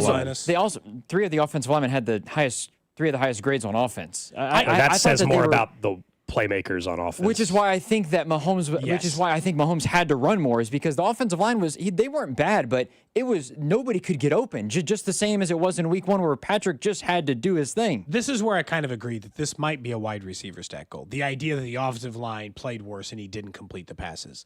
So of all those guys I just mentioned, the 7 players who have more time to throw than him, pressure from snap percentage, most of those guys have been knocked down 3, 4, 1, and 3 of them one time, 4 times. Patrick Mahomes in those has been knocked down 13 times. Okay. Which means when the pressure is getting there, his ass is on the ground. And my guess is that is largely because he can't let it go. And he can't let it go till later to make sure that those guys are actually open. I think the offensive line will look better as the weapons do improve. He's also being blitzed more than anyone, not Daniel Jones. They have tried to this is the funny stuff. They have tried to blitz the hell out of Daniel Jones as an effort to try to get to him. They have blitzed Daniel Jones 37 times. For instance, Patrick Mahomes has been blitzed 17 times. They've blitzed Daniel Jones 20 more times. They've only blitzed Jared Goff 5. They're not even trying to get to him. Well, because Goff, I can't remember what it was a few years ago, is a popular stat out there that Goff, when he's blitzed, he's his numbers are absolutely insane, in a good way. In fairness, he also has a great offensive line, so they blitz. But this is the thing. You better get to him. Of all those teams, I'm curious. So I know from the teams that you mentioned, the Giants have Malik Neighbors, the Colts have Michael Pittman and Tyler Warren, who looks all of it as advertised, and Jonathan Taylor. I would say the Colts probably have the worst weapons of those groups before you go through all of them. The Bills. My guess, the Colts have the worst. Even worse than the Bills? Comparable. But the Bills have Khalil Shakir. They have Keon Coleman. They have James Cook. If you look at I think this is where the story kind of turns itself into the weapons side of things, is the weapons of all those teams that were mentioned, the Ravens as well being included. The Chiefs don't have that full complement, where I think that's what's... Yeah, they don't. That's what makes the offensive line look worse, at least at the moment, is that they don't have Rashid, they don't have Xavier Worthy, and they're relying on Hollywood, who is limping off the sideline after 3 plays on Sunday. Yeah, I think that's part of it. None of those teams are missing their top 2 weapons in their offense, period. Nope. Not a single one. I don't even know that any of them are missing any of their weapons on offense. Yeah, I'd have to think about it. I'm dead serious. I mean, the Lions have the Lions have the most plentiful. Godwin for the Bucks, but also they have 14 other dudes. Mike Evans is Mike Evans and Egbuka, who's looking great. Yeah, the running back duo. KK Dotton is nice.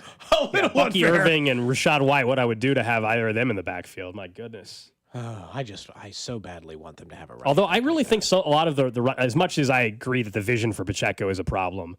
Kareem Hunt, to me, even if you think he can provide something, he can't do it all. He can't do it all year. So much, I still think on a run play though, they do not get any push. What are they? So I don't disagree.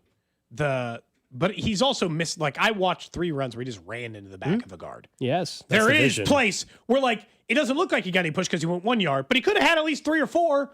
I'm not saying it was world beater numbers, but he could have had more yards than the man got. If this was his first year, I would buy into it more, though. That's where it goes back to the offseason convo we had about the running backs. It's you brought back Kareem Hunt. Did that impact how you drafted? I think the answer is yes. And so if Pacheco has a vision problem on short yardage or whatever it may be, then maybe you needed to bring in somebody else as well instead of running it back, essentially. And I understand they drafted Brashard Smith, but to this point in time, I think he had one carry on Sunday?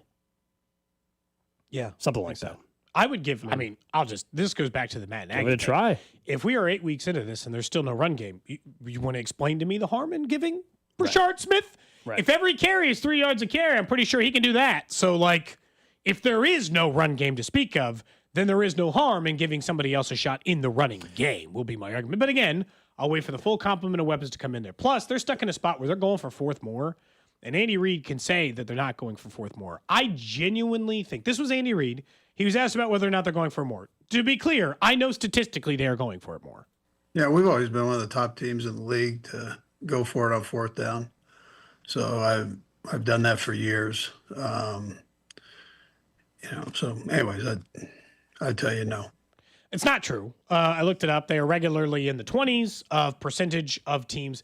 Typically about 2/3 of the league goes for it more than the Chiefs. They are better than almost every team consistently in the league at getting fourth downs. They've had one down year essentially in the last 4 to 5.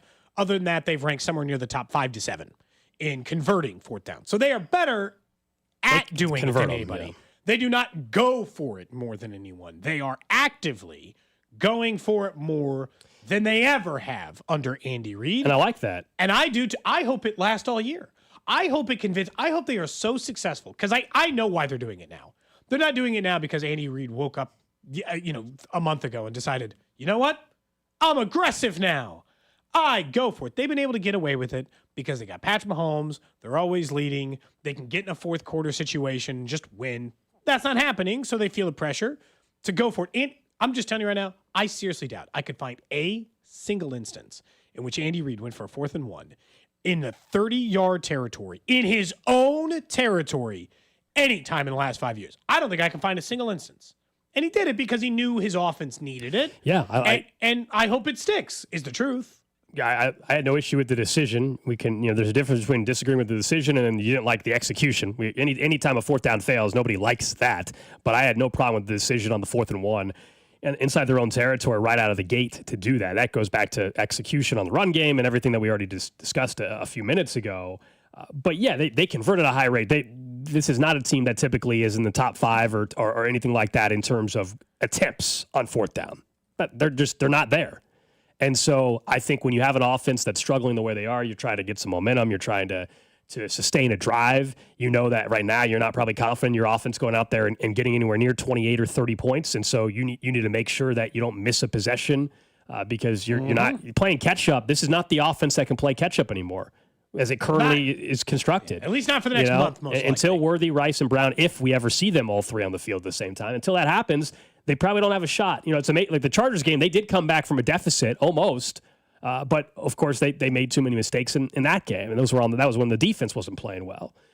So I think the fourth down attempt rate, we won't really have a good idea until probably week 10, because I want to see, does that keep up? If it keeps up until Rice and Worthy are on the field at the same time, does that continue when Rice is back, or do they back off of the attempts? But right now, I wouldn't be surprised on Sunday night, depending on the game flow, if they're aggressive again. They should be. They absolutely need to. They're an 0-2 football team as well. You need to roll the dice a little bit more to begin with. Look, the truth is that I think what it's coming to the realization is Kansas City does coach different in a playoff situation versus the way they coach now. They have been actively, in the first 2 weeks, been acting like how they act in the playoffs. With Mahomes in the running, which he's openly admitted, with Andy in the fourth down stuff, they're treating it like it's third quarter of the AFC title game, and we better put ourselves and give ourselves every little minute chance to win because they know that the wins are getting away from them. They're 0-2, and they know they're going to have to stack some if they want to accomplish the things they're going to have to do. But Andy has not been. To be very clear, I looked up all the attempts for the last 5 years, and I didn't want to bore you with telling you where they ranked every year. It's regularly in the mid-20s. And so they don't go for it at that higher rate. I think they're just treating it like it's a playoff game because they know that that's what it's going to take in order to get some of these wins early on. And I hope, Gold, all this stuff is just fodder in the sense that 4 weeks from now when everyone's back and they are healthy, that what we're getting ready to see it's an unknown. I mean, the only known out of that really is that we know Rashee Rice prior to the injury was looking dominant. But we've never seen all three. I mean, we don't know if that changes everything offensively or not. You pointed out early in the show, that, maybe, like last year, I said they're averaging in the teens right now. And you said, well, last year they scored in the 20s, but the first 2 weeks, that was with Rice. with Rice against the Bengals and Ravens. So I don't think they would have been. I don't think they would have been. All there. I don't think they would have been the world's best offense in the NFL last year, even with Rice, because of the issues they had on offense and all the other stuff. Right? I don't think that they would have been the league's best offense last year. But like, if you just take what their average was in those first 2 games, and again, in a fair point, Cincinnati might have had the worst defense in the league. But if you just take that 27 points per game that they had the first 2 games, they would have been like they would have been as good as Cincinnati's offense points per game last year. Yeah, I mean, if that would have continued. I do think that they're a top 10 offense with their weapons. Like, we can disagree about what the end game looks like statistically for every player and the overall win and loss record when this is all done. But it is hard to argue that if they get the opportunity to have Rice and Worthy back on the field, let alone with Brown on the field, it is going to be better. Now, to what extent? The jury is out on that. But like, the offense will be better when you all of a sudden have a player like Rashee Rice on the football field. It just will. I don't care where you're at, what system, what issue you might have with your offensive coordinator, your offensive line. Now, those issues have to get cleaned up for it to become a top offense. But in terms of just being better than this crap we've been watching, yes, it will be better. I did say, we did stock up, stock down yesterday, and I think a good point by – very rarely do we point out a good point by a national media narrative. The thing they said, I think they were doing like give up. Same thing, similar concept. Okay. And they said the thing they were giving up on is enjoying Chiefs games. Not that like the Chiefs as a team, but enjoying them. And I was like, you know what? That's actually a good – for the next month, I'm not going to try to enjoy watching the Chiefs offense. I'm just hope that they have enough to win. Because I've definitely given up on enjoying it for the next month. I'm going to need to actually see – I remembered a time when we watched the Chiefs on, you're like, look how much more fun. You'd watch other teams, you're like, oh my God, it's so boring. I hate watching your offense. It's so lame. That's the Chiefs offense now. It's not fun to watch. Up next, we will get to what's trending. Then we'll talk a bit more about what we saw in the rest of the AFC West last night with the Chargers and Raiders, and a little all 32 right here on Cody and Gold. This is Cody and Gold on your home for Kansas City sports. 96.5, The Fan. Brought to you by Heartland Men's Health, the leader in men's sexual health. Thousands of men have been successfully treated for low T, ED, and more, all with discretion and compassion. Make your appointment at heartlandmenshealth.com.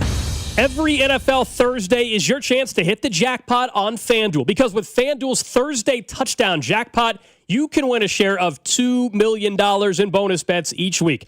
To get in on this Thursday's action, all you have to do is place an anytime touchdown score bet before the game kicks off. And if your player scores the first or last touchdown of the game, you'll win your bet plus a share of bonus bets. Just visit FanDuel.com/Alex to take a shot at the jackpot. That's FanDuel.com/Alex for your chance to win a share of $2 million in bonus bets. Play your game with FanDuel, official sports betting partner of the NFL and 96.5 The Fan. 21 and present in Kansas. Opt in. Must apply profit boost tokens on select market. Prize pool to be split equally among all eligible participants who made the correct first or last touchdown pick. Bonus issued as non-withdrawable bonus bets with expired 21 days after receipt. Restrictions apply. See terms at sportsbook.fanduel.com. FanDuel is offering online sports wagering in Kansas under agreement with Kansas Star Casino, LLC. Gambling problem? Getting help is your best bet. Call 1-800-522-4700 or visit ksgamblinghelp.com. After 40 years and more than 8,000 five-star reviews, Hamilton Plumbing, Heating, AC, and Rooter is your go-to company for home service needs. Call Hamilton today for our $79 mainline drain cleaning special. The pros at Hamilton will inspect your drains with video camera technology to pinpoint exactly what is needed to clear those clogs and help prevent expensive drain repairs. The expert technicians at Hamilton are ready 7 days a week to solve your problem the right way, the first time. Visit callhamilton.com for details, terms, and conditions. License number 2025-11121. When you stay in your home, what you love gets to stay too. From the gardens that grow wild to the grandkids that run wilder. From the Friday night baseball games to the Sunday morning brunches. Even the daily crosswords and weekly book clubs. There's room for it all with help from Home Instead, the largest in-home senior care network with over 30 years of trusted experience delivering the peace of mind you deserve. Visit Home Instead online for a better what's next. For the first time ever, you can get all of ESPN in the new ESPN app, along with Disney Plus and Hulu, with one incredible offer. The most live sports, biggest blockbusters, and most talked about shows. Get it all in one bundle for $29.99 a month for 12 months. Visit Disney Plus Hulu ESPN Bundle.com for details. Ad-supported plan auto-renews at regular price. Currently $35.99 a month, subject to change. Unless canceled. Ends 1/5/26. Terms apply. Having a financial partner who's all in changes everything. It's the difference between hoping for a home and holding the keys. Between dreaming about your own business and actually opening the doors. Between turning what ifs into what's next. At Community America, we're here for every moment, with financial expertise built around every part of your life. Because when you have a financial partner that's invested in every part of you, you can't help but feel like a star. Member owned, open to all. Community America Credit Union, invested in you.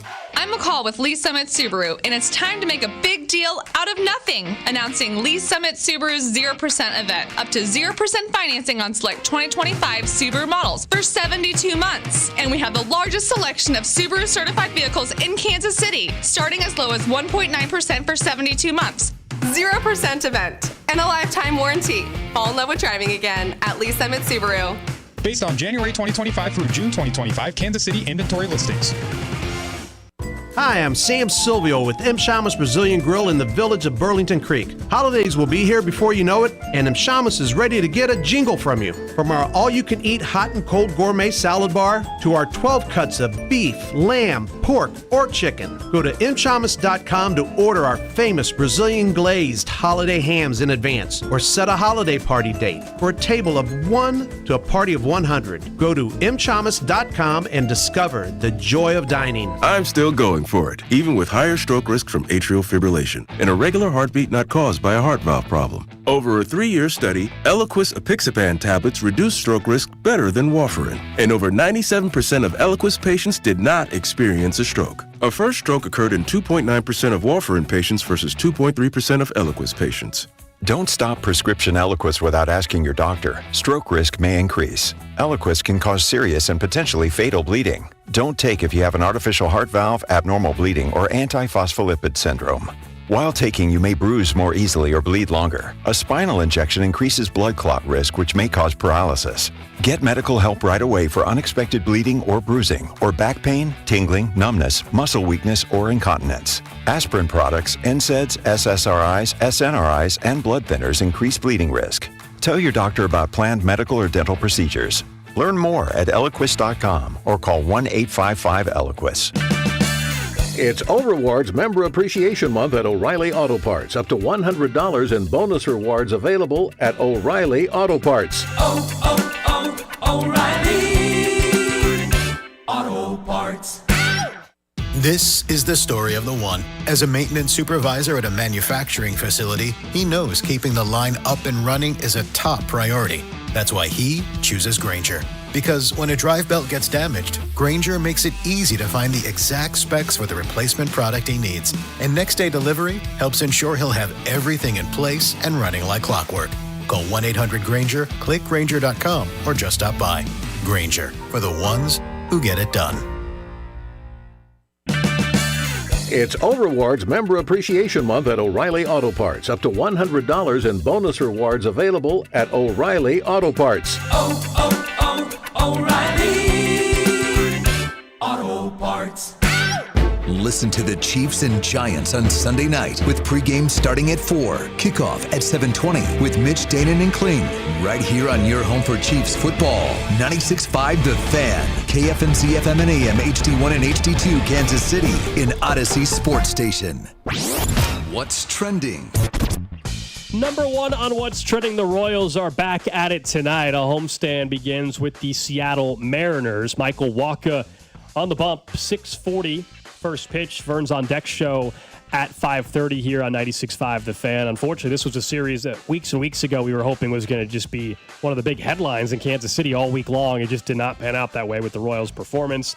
Unfortunately, if anybody took a peek at the standings, the Royals are 6.5 out. We've said it is obviously over. They're 75-75. Heck, the Astros are not even leading the West anymore. The Mariners are the division leaders. So even if you swept you could the technically Mariners, put the Mariners out of the lead of the West, but you'd still be trailing a team by more than that. Yep. So you would need, I mean, honestly, barring winning every single of the remaining 12 games and finishing 87-75, it's over. Now look, I guess crazier things have happened. The Rockies, didn't they win like 25 and 26 to finish the season? And once? look, it's a bummer. I was hoping to be like, hey, I'm going to multiple games this series and all that, and it really mattered. But I'll be, it doesn't have anywhere near that vibe this week against the Mariners. It stinks. Yeah, it does. Cole Reagans will pitch tomorrow, so at least we'll get to see him one more time. It doesn't really do much for this season, but more heading just into the next 2026 season. Yeah. Next up on What's Trending, the Chargers defeat the Raiders on Monday Night Football, alone atop the AFC West at 2-0 after the Broncos, of course, blew their game late as the last-second field goal by the Colts did it. Texans also losers last night, 20-19. Baker Mayfield went down the field in the final 2 minutes of the game to secure their win for them. CJ Stroud's team now 0-2. Who leads the Colts? That's right. Colts are 2-0. Jags are 1-1. The Titans are 0-2, and the Texans are 0-2. Colts have a real chance to win that division. I do. I still feel decent about my Jags. But we'll see. I genuinely thought they would stick with Daniel Jones. So if he's this better holds, than Anthony Richardson, that's the key. If this holds and they're not just like last year's New Orleans Saints, well, then I was way off of that team. I thought they had like 5 wins. I thought Jones would be better. I think we said they have better chance to win games than with Anthony Richardson. With that said, I do not think Daniel Jones would have an offense that hasn't punted 2 weeks into the NFL season. Elsewhere on What's Trending, some injury news. You mentioned that Bucs game last night. Unfortunately for them, their defensive tackle, Elijah Cansey, will miss the rest of the season with a pectoral injury suffered yesterday. Former first-round pick. That's a big loss to that very good Tampa Bay defense. Yeah, that's really bad. Now, the NFL, I mean, look, the quarterbacks, they're now saying J.J. McCarthy, 2 to 4 weeks. Jaden Daniels is still questionable for this week. We might be out injuries. 5 or 6 starting quarterbacks by this weekend. Look, some matter more than others, like Justin Fields missing's not as important as Joe Burrow. Sure. But still, the idea that 5 or 6 starting quarterbacks could miss this weekend's games. Next up on What's Trending, speaking of that, the Bengals have signed quarterback Sean Clifford and Mike White to their practice squad, with Joe Burrow out at least 3 months. Obviously, they're just going to go with Jake Browning. They could have made an argument for going with Kirk Cousins. If you've got a guy that started and you kind of trust, I'm not surprised to see they'll go with Jake Browning. More often than not, we talk about teams going after the quarterbacks off of other people's rosters. Very rarely does that actually happen. Normally it's just this. The backup starts, and like Carson Wentz will start in Minnesota, and they just go this route instead. Mike White. He's probably got more starts in his career than Jake Browning. Maybe. Yeah, I don't know. I've never really he was really good. I've never. You know what? That's actually, a unique one. I've never tried to comp Mike White and I'm just Jake saying. I think he Browning started before. more. Yeah, they started the exact same number of games. There you 7. go. That was my whole point on Drew, where like he's like, oh, I think Jake Browning's the best backup quarterback in the NFL. I'm like, can we know that?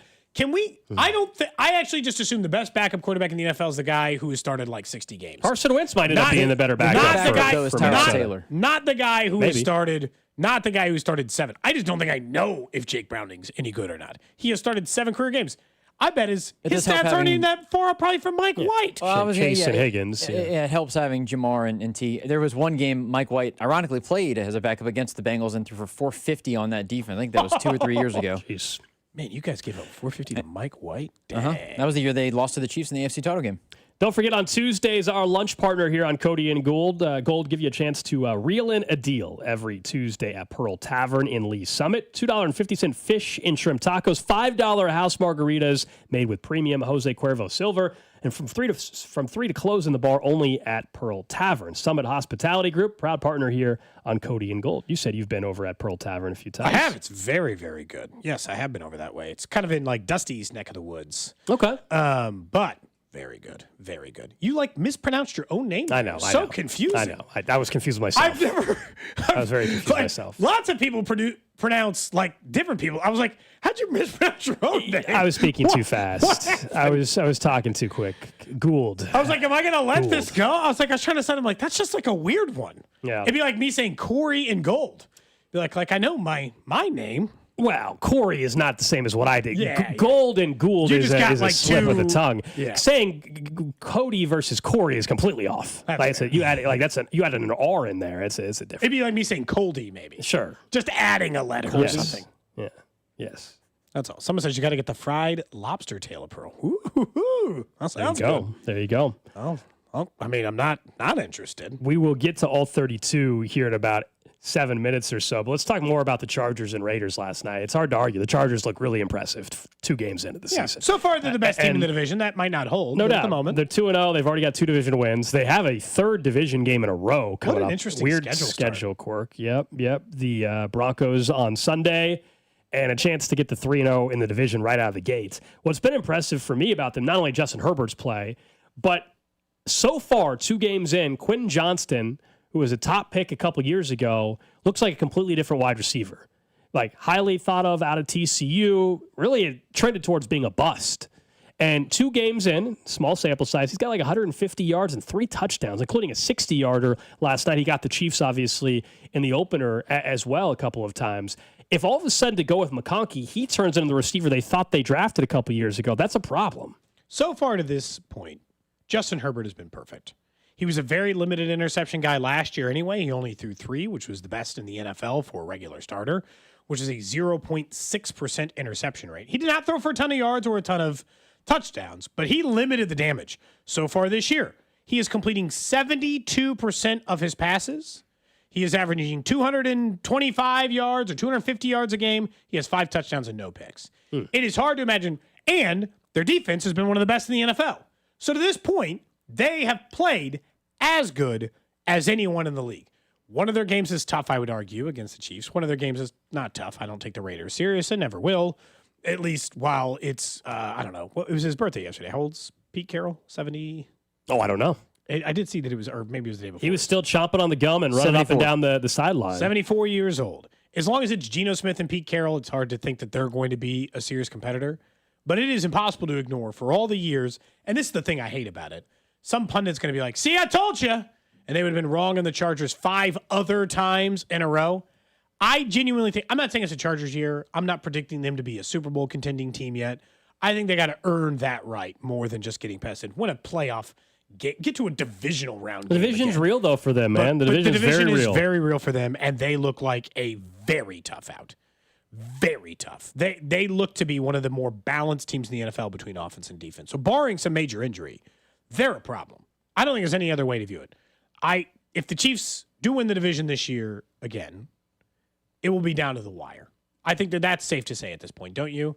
That they're going to be fighting for this. Yeah, the Chargers look like it's a fight. It feels like for the first time in multiple years now that the way things are trending, whether it's for the division or even a playoff spot, Cody, Week 18 doesn't feel like you're going to have the luxury to just rest everybody. It feels like this is Week 18 in Vegas. Feels like that's the game the Chiefs are going to need, one way or the other. I don't know whether it's for division, for a wild card seeding, whatever. It feels like that's a game that's going to actually matter. And at this point, it seems like we've learned that the division's going to be competitive. I thought maybe it was being overblown a little bit because I wasn't sure where the Broncos and the Chargers were actually going to be. But I do think that based on what we're seeing right now, this division's going to be a challenge. And the 6 games the Chiefs have against the division, they're not going to need to, they're going to try to avoid letting too many of those go. They're 0-1, and the Chargers do have a really good chance of being 3-0. We're looking at not just Broncos could be them this week. I'm not saying that's a gimme or anything. Sure. I mean, it's not. The division part is the crazy thing is that they could be 3-0 with 3 division wins in their back pocket, including 1 road win in Vegas. The Broncos game is in LA, so but still neutral site. Yeah, right. And then they get the Giants, Commanders. We'll see about Jaden Daniels' health. Dolphins, we don't know what the heck's going on. I mean, Mike McDaniel might not be the head coach by then. Who knows? Colts, who are obviously playing good football right now. Vikings, I'm assuming McCarthy will be back by October 23rd. That's a month from now, but you never know. And then Titans, Steelers, Jags, Raiders before they finish up with their toughest games of the year. Eagles, Chiefs, Cowboys, Texans, Broncos. But they're up until the final 4 or 5 games. There's some games on that schedule, unless the Chargers charger like they have in the past, where you could see them getting to 8-9 wins pretty quick. What's important to note, because we don't have a big sample size on Harbaugh. Obviously, he's only been the coach there a year. The Chargers have started this way before. They have looked really good before. They won each of their first 2 games last year with ease. They were 2-0. They were one of the better defenses. They were one of the better offenses, and then proceeded to lose 3 of their next 4. Now, one of those games was to the Chiefs, but they lost to the Steelers, the Chiefs, and the Cardinals in a 3 out of 4 set, and were in an absolute dogfight against the Broncos. So, they can't just be like, we're 2-0 and the Chiefs are 0-2 and things are good. You better not sleep on the Broncos this week, because if the Chiefs win against the Giants, you lose to the Broncos, well, then we're right back in the same spot. You guys are all 1 game ahead of the Chiefs. They still have a game against you if you're the Chargers and 2 against the Broncos, and I'm still going to feel like the Chiefs are the front runner to win the division in that case. Have they shifted the division odds? Are the Chargers now the favorite to win the AFC West? I would imagine. Is 0-2 and 2-0 enough to shift it? Imagine it's Because pretty the darn Chiefs- close. Let's see. At FanDuel My right guess is that now, it's even money for either side, but I right could now be the wrong. Chargers are favorites, plus 105. The Chiefs are plus 230. Broncos plus 330. The Raiders are 15-1. So the Chargers are outright the division favorites, and it makes sense. I'm not saying they will end up winning it, but like they should be favorites right now. They got 2 division wins in their back pocket. They're 2-0. They look good. The Chiefs' offense is a mess, and they're 0-2. I mean, at some point, the wins do have to count for this, but it's betting for a reason. Maybe right now you're looking, man, for the first time in years, I can get the Chiefs at plus 230 if you think they're going to get this thing figured out. That's just to win the division. We went through the win total stuff earlier. For the Chiefs to finish with more than 10 wins still, on the season, they're minus 125. So the odds are still in their favor that they're finishing with more than 10 wins. Now, 12-win season again, the Chargers are actually plus 135. The Chiefs are plus 290 to finish with 12 wins. Briefly, before we get to all 32, the NFL did release a statement on Tom Brady saying he did not violate the rules, which I didn't say he did violate the rules. I'm just saying it's bad. He said, owners are not prohibited from going into the booth and sitting with a headset on. They just have to follow the same rules as in they're not allowed to have access to like a cell phone or those things in order to look stuff up. There's no policies that prohibit an owner from sitting in the coach's booth or wearing a headset during the game. Brady was sitting in the booth at his capacity as a limited partner.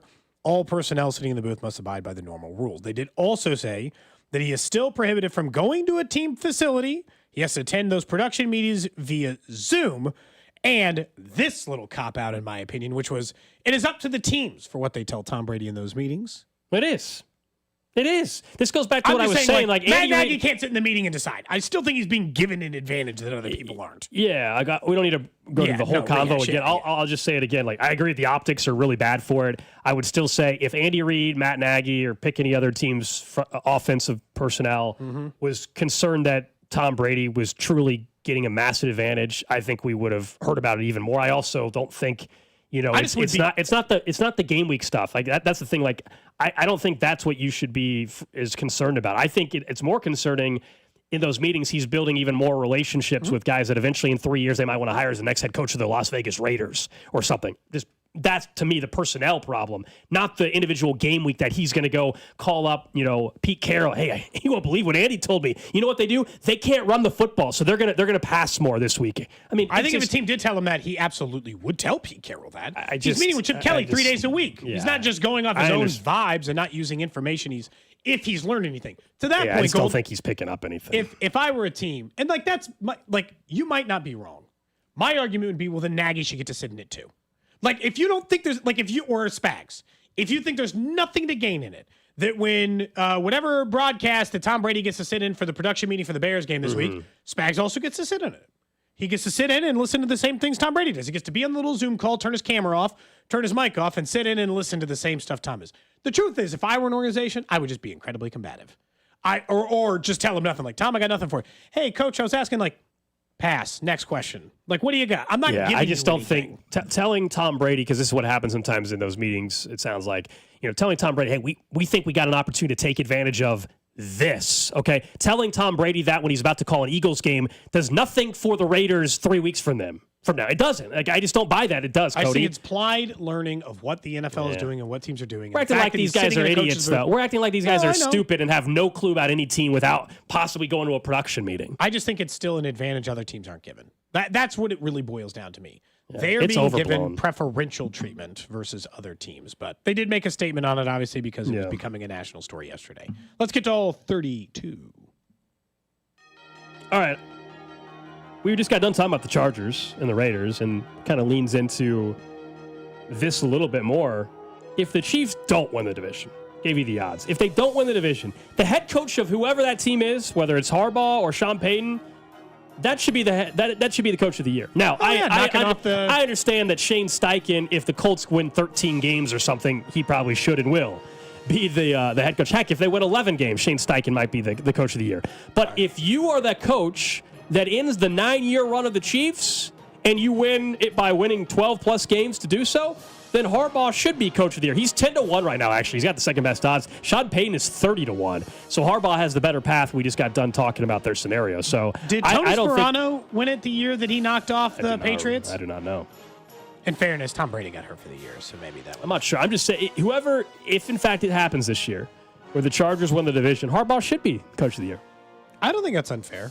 I still think the coach of the year is kind of lame in the way they do their process, in the sense that Andy Reid and other good coaches on good teams just have no chance to win. It's an overachieving award is what it is. Yeah, which puts Shane Steichen firmly in the mix for that. But I don't disagree.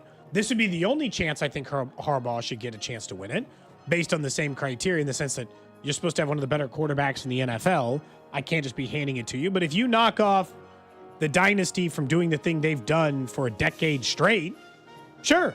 It's so funny because the coach of the year, it's mostly a who's of fired head coaches or bad head coaches. That's what makes it so weird. I'm not saying there aren't some, because like John Harbaugh won it when they went 14-2 and 19. Sean McVay won it. Those are great coaches. Nagy's won in the last decade. Stefanski twice, because Jay Binkley's pointed out multiple times. Brian Dable, a guy who we don't think is going to get through the end of the year. Vrabel, who was eventually fired from the Titans a few years after that. Like, it is just as likely to be Bruce Arians or Ron Rivera, both won in the last 10 to 12 years. It's mostly a list of guys, again, overachieving, meaning the following year you get fired. Yeah, overachievers and first-year head coaches and new head coaches have the inside track. Brian Schottenheimer in Dallas has a good chance. If Dallas were to win 10 games, he's in play to win it. New head coach. It's just the way this award has worked. That's why it's kind of fun to bet on. It's a fun market because it can shift pretty quickly. First, like MVP, which there's three things have to happen. The only thing you know about Coach of the Year is don't vote on the three best coaches in the NFL. Don't vote on McVay. Yeah, you have to have Reid. a perfect season. You'd have to have a perfect season if you're any of those top tier coaches. Speaking of Sean McVay, okay, so we all got scared off of the Rams for pretty good reason, I think, because Matt Stafford was coming in with like serious injury concerns, didn't practice any part of August. But we also said one thing amongst us, Gold, which was, well, I loved them before the year. I thought that they had a ton of talent, could have a great team, could be a real threat in the NFC. Well, Stafford's been healthy, and they look every bit of it. That looks like an offense that can score. That looks like a team that can contend. That looks like one of the three best teams in the NFC. If Stafford stays healthy, they are one of the best teams in the NFC, and they can win a Super Bowl. Sure. I mean, and they got Puka in the end zone for the first time since week 14 last year, which is kind of crazy. It took that long. Yeah, that is even weird. though he's been putting out numbers. The question is, it's still going to be Stafford's health, Puka's health for that matter as well. But we know the defensive front that they have. I didn't think they were all that impressive against Tennessee. It's Tennessee. But with that said, Matthew Stafford looks sharp, and if he can stay upright, then I'm with you. The Rams will have a great chance to win the division and be one of the top 3 seeds in the NFC. We'll get a better sense of it. They got Philly and Baltimore both on the road in the next 4 weeks. San Francisco and the Colts squeeze between that. So that's kind of it's an interesting schedule. We'll see. So I haven't been overly impressed with Ben Johnson. I think part of this is just he's the next guy. Like he's going to be the next Kyle Shanahan. He's Sean McVay, all of this other stuff. And I don't know if that part of that is actually Caleb Williams and just what he's kind of inherited. But going into the season, I think they have really under-delivered to what a lot of people have kind of expected from them. Obviously, they're 0-2. They blow the game against the Vikings, and then they just get completely destroyed in Ben Johnson's return to Detroit, where Jared Goff does not look like he needed Ben Johnson as much as people say he did to have the success that he did. I think it's more about the hype of what people thought Ben Johnson would be, where we haven't seen that 2 games in. And whether it's from a points per game perspective, a passing yards per game perspective, they're in the bottom half of both of those. They are a top, I believe, 15 or 10, maybe even offensive team in terms of running the football. But it just doesn't feel like we're getting what people thought we would get maybe from Ben Johnson, at least through 2 games. It's really early, of course, but it doesn't, plus the mistake in the game against the Vikings with not kicking the ball out of bounds, it doesn't feel like he's delivered so far. Some of it is just got to be for them. So there's a couple of questions you ask yourself as it relates to that. One, just Caleb Williams just stink. And he didn't stink last year. 20 touchdowns, 6 interceptions. That's not way off from Justin Herbert's numbers, including the yardage, right? So, he wasn't the world's worst quarterback last season. So if there isn't noticeable improvement from Caleb Williams, I will fear that from their perspective. But it's also new offense, new system, new scheme. This goes back to the original thing of the way I don't like how they handle this stuff. It's probably going to take Caleb Williams a little bit of time and Ben Johnson a little bit of time to put his stamp on this thing. They've got a couple weeks ahead, I don't know. Where there's maybe an opportunity to get going. The Cowboys this week, that defense doesn't look good of Dallas. The Raiders, we just saw them. Commanders, we don't know if Jaden Daniels is playing. And then the Saints before they play the Ravens and Bengals. So the next 4 weeks, I think will kind of tell us if it's going to happen this year. Yeah. I'm not talking push for if a it's gonna playoffs all or anything come like together, that. yeah. Otherwise, it is still year one. Keep that in mind. But yeah, I mean, I think this past week was more about Detroit was just out to prove to everybody that Packers game, one, the Packers are really good, but we're still here. Like, our offense is still this. We also are very familiar with Ben Johnson. All of that probably contributed to what was a disappointing performance by the Chicago Bears. That's all 32 here on Cody and Gold. Don't forget, you can't count on much, right? But you can always count on Sundays with the NFL on CBS and Paramount Plus. Stream your local NFL game live every Sunday all season long, starting at just $30 for your first year. That's just $2.50 or so a month. Visit ParamountPlus.com/NFL to get started today. I just wonder, I don't know. I just hate the way teams handling quarterback. I feel like the same thing's going to happen in Tennessee. And it's going to be like 3 of the last 4. The other thing is the Bears might just be the kind of franchise that ruins quarterbacks. And, like if you look at Baker Mayfield's stats when he was with Cleveland and Baker Mayfield's stats since he's been a member of the Bucs, Baker Mayfield has consistently been a top 10 quarterback the entire time he's been the Buccaneers starter. And look, I get that he's got weapons and all this, but like Todd Bowles, none of us are out here lauding him as some offensive genius. That's because he's a defensive guy. Right? And so or just a genius at all. Most people kind of mock. Hell, he made a bunch of mistakes in time management in that game, and Baker Mayfield, swept them all under the rug. The Chiefs played the Bucs last year, remember? He botched the whole overtime thing. Yeah. So, and he still manages to put together numbers. I think a lot of times, really good quarterbacks will make up for mistakes no matter what, but there's no denying. The last, 10 years have taught us that organizations, and sometimes head coaches, but sometimes just organizations can ruin a quarterback for a few years. The Jets and the Bears might be the 2 best organizations at it. They are horrible at quarterbacks. Yeah, it might just be like they're in a way cursed because if you look at the Bears, they spent all that money on the offensive line. They brought in Joe Tooney. They have DeAndre Swift still. And then if you look at the wide receiver room, I mean, he's inheriting Colston Loveland, who was a very good tight end at Michigan, DJ Moore, Rome Odunze. It doesn't feel like the offense should be stagnant, I guess, because I don't know where they rank again in terms of particulars. But they've given up 6 sacks so far, which would be on pace for 51. They gave up a league-high 68 last year. So technically they're on pace to give up less. Yeah. Not good. By the way, thinking of coaches, Sean McVay reportedly tore his plantar fascia while coaching on the sidelines. So what? Yeah, just a random coach injury. Sean McVay, he tore his plantar fascia. So how's that? What's he'll be in a boot and stuff, I'm guessing, or whatever the rest of the year. Be in a boot on the sideline? Yeah, I mean, I would assume. assume. Or Hugh Freeze it up in a... No, he'll be on the sideline. In a hospital bed. My guess is, that was one of my favorites. He's going to probably just have a boot or something. That's an all-time coach. I forget who they were coaching. They told the opposing coach to look up, and he's over there waving in the press box down. Hey, good game, coach. Anyway, that's just some coaching news. Up next, though, thinking of injuries, who could be back on Sunday, but should he? Plus the random question of the day.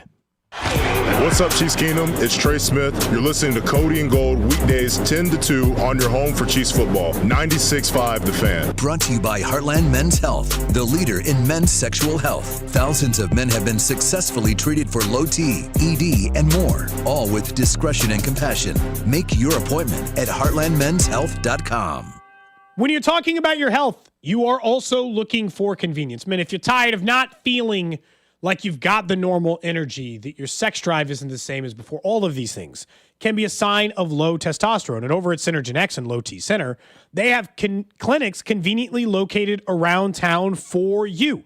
Whether you want to be treated in a clinic or receive at-home treatment, either way, it all starts with a quick test at the center. On-site lab with results as fast as 20 minutes at Synergen X at Low T Center, so you can get yourself back on the path to feeling the way you want to feel or the way you used to feel. It's super convenient, and I'm just going to tell you, I'm sure you will love it. They also have a new mobile app. It's easy to use, provider videos to talk you through the app, and you can make your follow-up visits, get your medication reminders, and make all those things easy to incorporate into your everyday life. They also treat women over at Synergen X and Low T Center as well. So if you've been looking to make this change, go to this season's MVP and visit by going to trtmvp.com. That's trtmvp.com. Inside the Huddle is brought to you by Blue Cross and Blue Shield of Kansas City. Discover the benefit of blue. Around here, we've got each other's backs. When it comes to health insurance, we want that same kind of support. Blue Cross and Blue Shield of Kansas City gets that. They're from around here too. Backed by the national strength of the Cross and Shield, they help you make confident choices, no matter where you are. Blue Cross and Blue Shield of Kansas City. From here for wherever you are. That's the benefit of blue. Hello all, Steve here with Connolly Plumbing Solutions, your neighborhood plumber.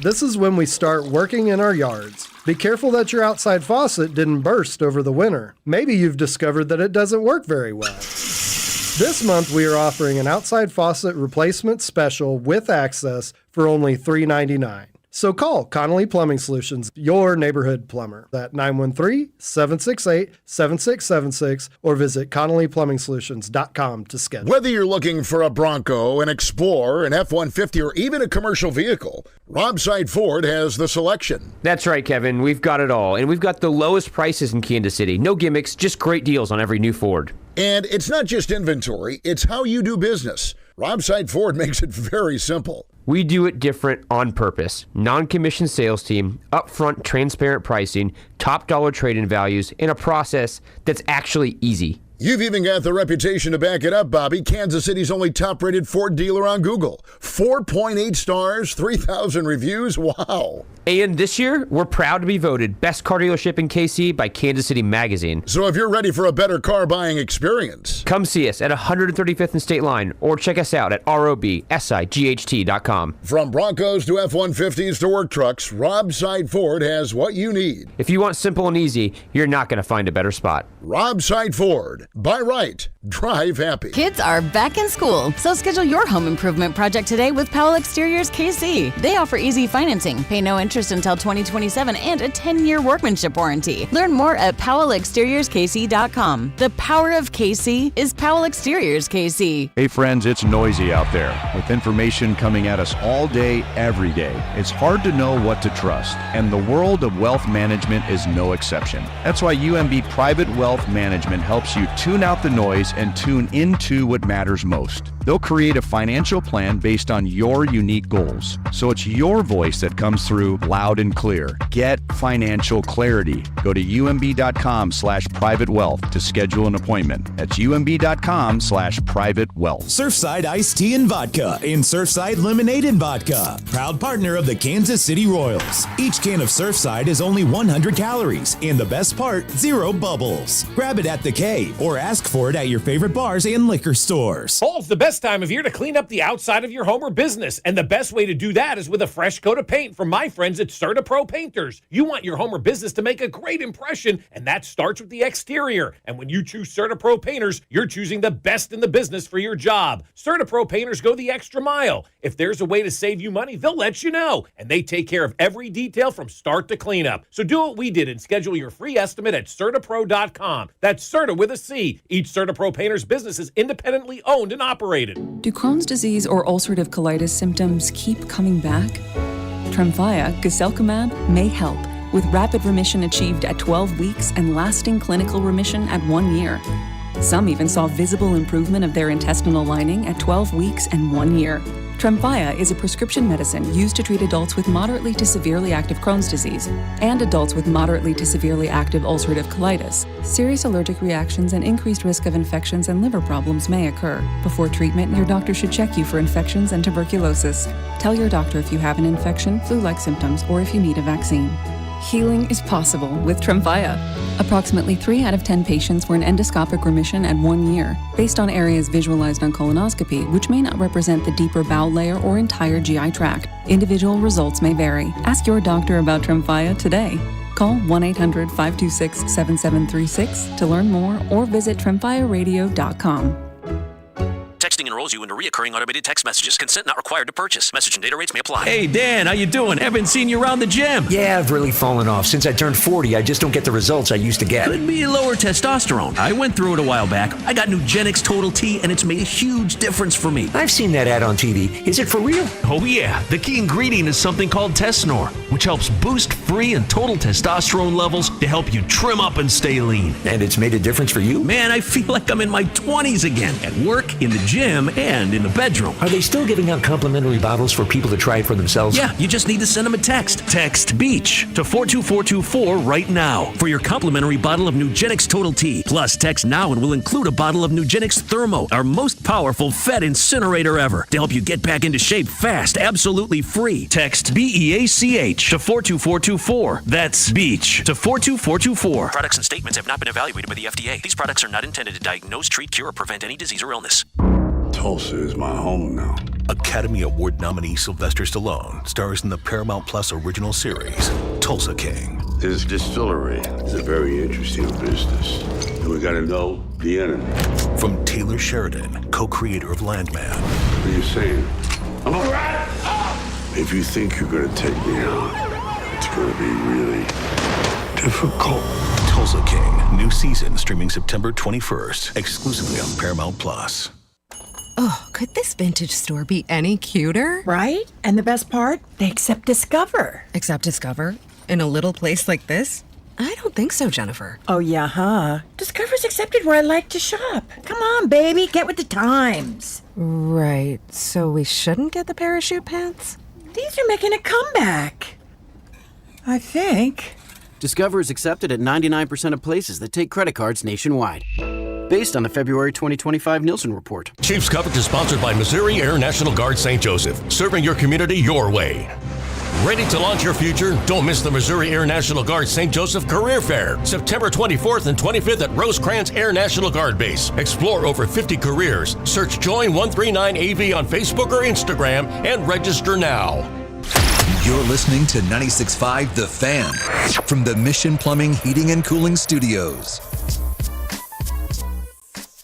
Coming up in 30 minutes, Nate Taylor, our Chiefs insider from ESPN, will join us. Plenty to get into with him. Obviously, the performance on Sunday against the Chargers and Eagles the last 2 weeks, I should say. And, of course, something that Cody and I were going back and forth on in the 11 o'clock hour, which is this pie chart, if you will, of who's to blame for where the offense is right this second. Yeah, there's injury luck that hasn't worked out for them. Suspension they knew about. Veach, Nagy, Andy Reid, Mahomes, everybody's part of this, but we'll see if he agrees with how things have transpired over the last couple of years. This is not something that just happened overnight with some of the personnel, even if a lot of it is due to a suspension and an injury. So looking forward to having Nate Taylor join us. We'll also ask him about what we're going to discuss right now, which is Xavier Worthy's availability perhaps this Sunday. We know he seems likely.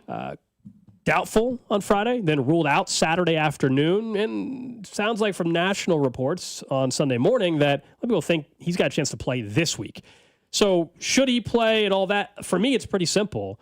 If they believe there's no increased injury risk by playing this week versus waiting another week, and he is comfortable and confident in his own ability to protect himself and play and have the same catch radius, well, then, of course, he should play. None of this, like, just hold him out till the Ravens game. If he can't have an increased risk of re-injury, which there already is a risk, they're playing football, plus he's got a dislocated shoulder with a harness, then he should play. They're 0-2. They don't have the luxury to say, our offense is good enough to get through this Giants team. No, they're not. No, they're not. They have not proved to me that they're fine just taking the ball and rolling it out there and hoping the offense is good without Worthy. To my understanding, he wanted to play last week anyway. So okay, yeah. He himself wanted to play, is what I had heard. And they decided, and I think most of the reporting kind of reflects this, that they're like, let's wait a week. Okay. So that part of it always makes me think that there is, even if it's a small, slightly greater chance that waiting one additional week is not the worst thing. And here's the appeal of waiting in a week. Even though I'm getting ready to tell you why I'd play him this week. The appeal of waiting a week is that you're one game closer to getting the three people on the field together. You do not risk losing Xavier Worthy for the 3 games, and 2 way more important, in the Ravens and Lions game where you need Worthy more, and the eventual return of Rashee Rice where you'd like Worthy and Rice and Hollywood Brown hypothetically on the field together. And it is the Giants. And if this were a 1-1 team or a 2-0 team, I don't even think there's a chance he'd play. That's what's so funny. I don't even think they'd risk him on the field. But because you're 0-2, I do think you take the calculated risk, and Xavier Worthy's got to be on the field. And you just got to hope that and even if it's a 1% stronger likelihood that he doesn't play, and I think that there is gold no matter what, because this injury comes with the if it's hit the wrong way, it could end his season. That could pop back out. I know the risk is. I'm All just this saying, stuff is it any different this week versus next week? No, in the sense that I don't think he's more like the injury is more likely to happen, other than the fact that he's playing football an additional week. So no matter what, there is an additional risk. Sure, but that's his job. He's got it. If he can play football, he plays football. So my temptation is if they were 1-1, I would just tell you to sit him one more week and let's buy some time on the back end to try to get these three guys healthy at the same time for more important games in the middle of the season when the Chiefs will be trying to play catch up, obviously, in the division and the AFC based on where they've started so far. But because they're 0-2, I do think this is one of those it's worth the risk. Later in the week, we can talk about how effective he'll be. But genuinely, because of their positioning, I do think you have to take this chance. And obviously, he wants to play, or if he wants to play, then you don't have to feel bad about that. I'm just like, I understand your point of like, football's football. But every game he plays less likely he is to injure it. And if you thought you could get the Giants win without him, I'd be tempted, but only if they had won the game before. I would only take that risk in the other side. Yeah, it's just I don't have the answer. Maybe Nate Taylor does. Like I would love to. Is playing this weekend jeopardizing anything that wouldn't be jeopardizing a normal NFL game? And if the answer is no, then and he's able to have a good catch radius and all that, then he's playing Sunday. I saw him lift his arms above his head at the end of last week and make a catch. So hypothetically, he's supposed to be and should have, with that brace, not the same radius he had before, but a much better one. It's the same issue with an injury like this, is when it's displaced, it is more like, now, like people separate their shoulders and then don't continue to separate them, or he could have had it and then later just get it fixed in the offseason if he can get the rest of this year. Probably what's going to happen. Without running into that problem. I had my shoulder separated one time. They never had to have surgery. It just stayed in, I guess, the rest of the time. Yeah. But you don't play tackle football in the National Football League. No, I don't. I've made bad Drew, physical decisions. Do you want to try tackling Cody? And which shoulder was it? Oh, I continued to play. Which shoulder was it? Because I was like 17. The right or the left? It was the left one. Just go right. Just get a helmet on and just go full force right in there. With I don't own the video of it anymore. It was on video at the time. We aired it in slow motion in my high school TV because you could watch it pop out. So I saw there was, I don't know if you guys have seen this angle. There was an angle, I think it was on NFL Network. I just had it on in passing, or maybe it was NFL Network like pregame, I think, before the game started on Sunday. They had an angle from the opposite end zone that had a play just horizontally, and you're just seeing Xavier Worthy, and it's following, and all of a sudden it looks like he gets hit by a train. Like that's how.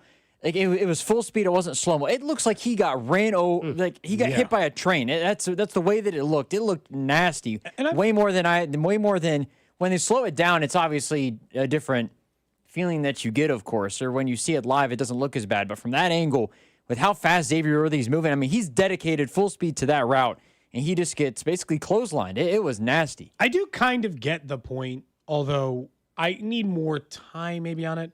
This idea that like, hey, Andy, or, hey, Brett, should you be looking for wide receivers who can take a hit? Like your biggest wide receiver, Juju Smith-Schuster, he's just been a passing thought in this offense for the last 3 years. Like a physical possession sort of. Well, Xavier Worthy's 5'11", 165 pounds. Sky Moore was 5'10", 170. What's Rasheed? Is he about 6? Rasheed is a bigger guy. 6 foot 200, 6'2", He's probably, I think he's 6 foot. Rice and Royals are the exceptions, right? Otherwise, they typically go for the guy that's 5'11" and 180 pounds. Yeah. But I would also say, yeah. like, for as much as we talk about that, it's okay to have varied in size. And lately, I would argue that he has been not afraid to a kick. Because, like, Rice is kind of a bigger guy. I don't think that, like... Yeah, Royals and him have Royals plays like bigger, yeah. Juju Smith-Schuster, Jalen Royals, Rasheed Rice, similar body style compared to, obviously, what you're talking about with Brown, Worthy, and Sky Moore in the past, Cole Hardman in the past. Yeah.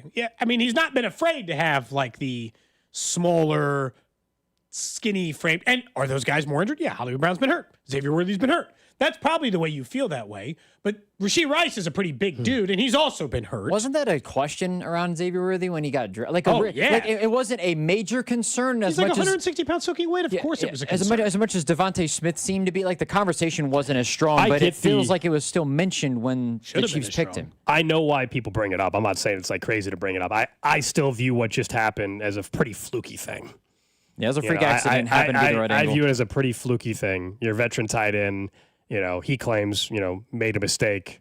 Worthy's going full steam ahead, and just, truly a fluke injury. I don't. Yes, if DK Metcalf collided with Travis Kelce, you were correct. DK Metcalf probably doesn't dislocate his shoulder. I agree with that. Travis Kelce might dislocate. It might be the other way around. I do agree with that, huge. but in general, I still view this as a fluky injury for Xavier Worthy. I do too. Mostly because it wasn't happening during like normal football activity, and he stayed healthy all of last year, being tackled and being part of he got hit by his own guy. That's what's so crazy. They've lost 2 wide receivers 2 years in a row because of their own friendly fire. Both against the Chargers, too. Patrick Mahomes is wiping out, Rashee Rice's knee, and then Travis Kelce's taking out the shoulder of Xavier Worthy. Like, you guys ought to stay out of each other's way. Like, I don't know how to say it, but both involved mistakes. Yes.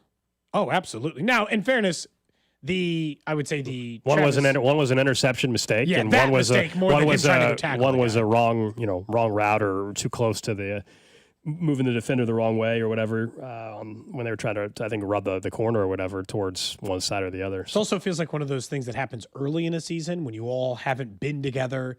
This goes back to like when you all haven't been together on the field together enough with the regular offense. The text line, we started in fair. The text line is full of, whether it's athletic trainers, former college athlete, it is full of medical experts right now. Based off people this. suggesting someone did say they are an athletic trainer. They did say as long as he has normal range of motion and relative strength of his shoulder, they don't think he's putting himself in any more danger than if he waited 3 or 4 weeks. Brace, right? Harness, harness.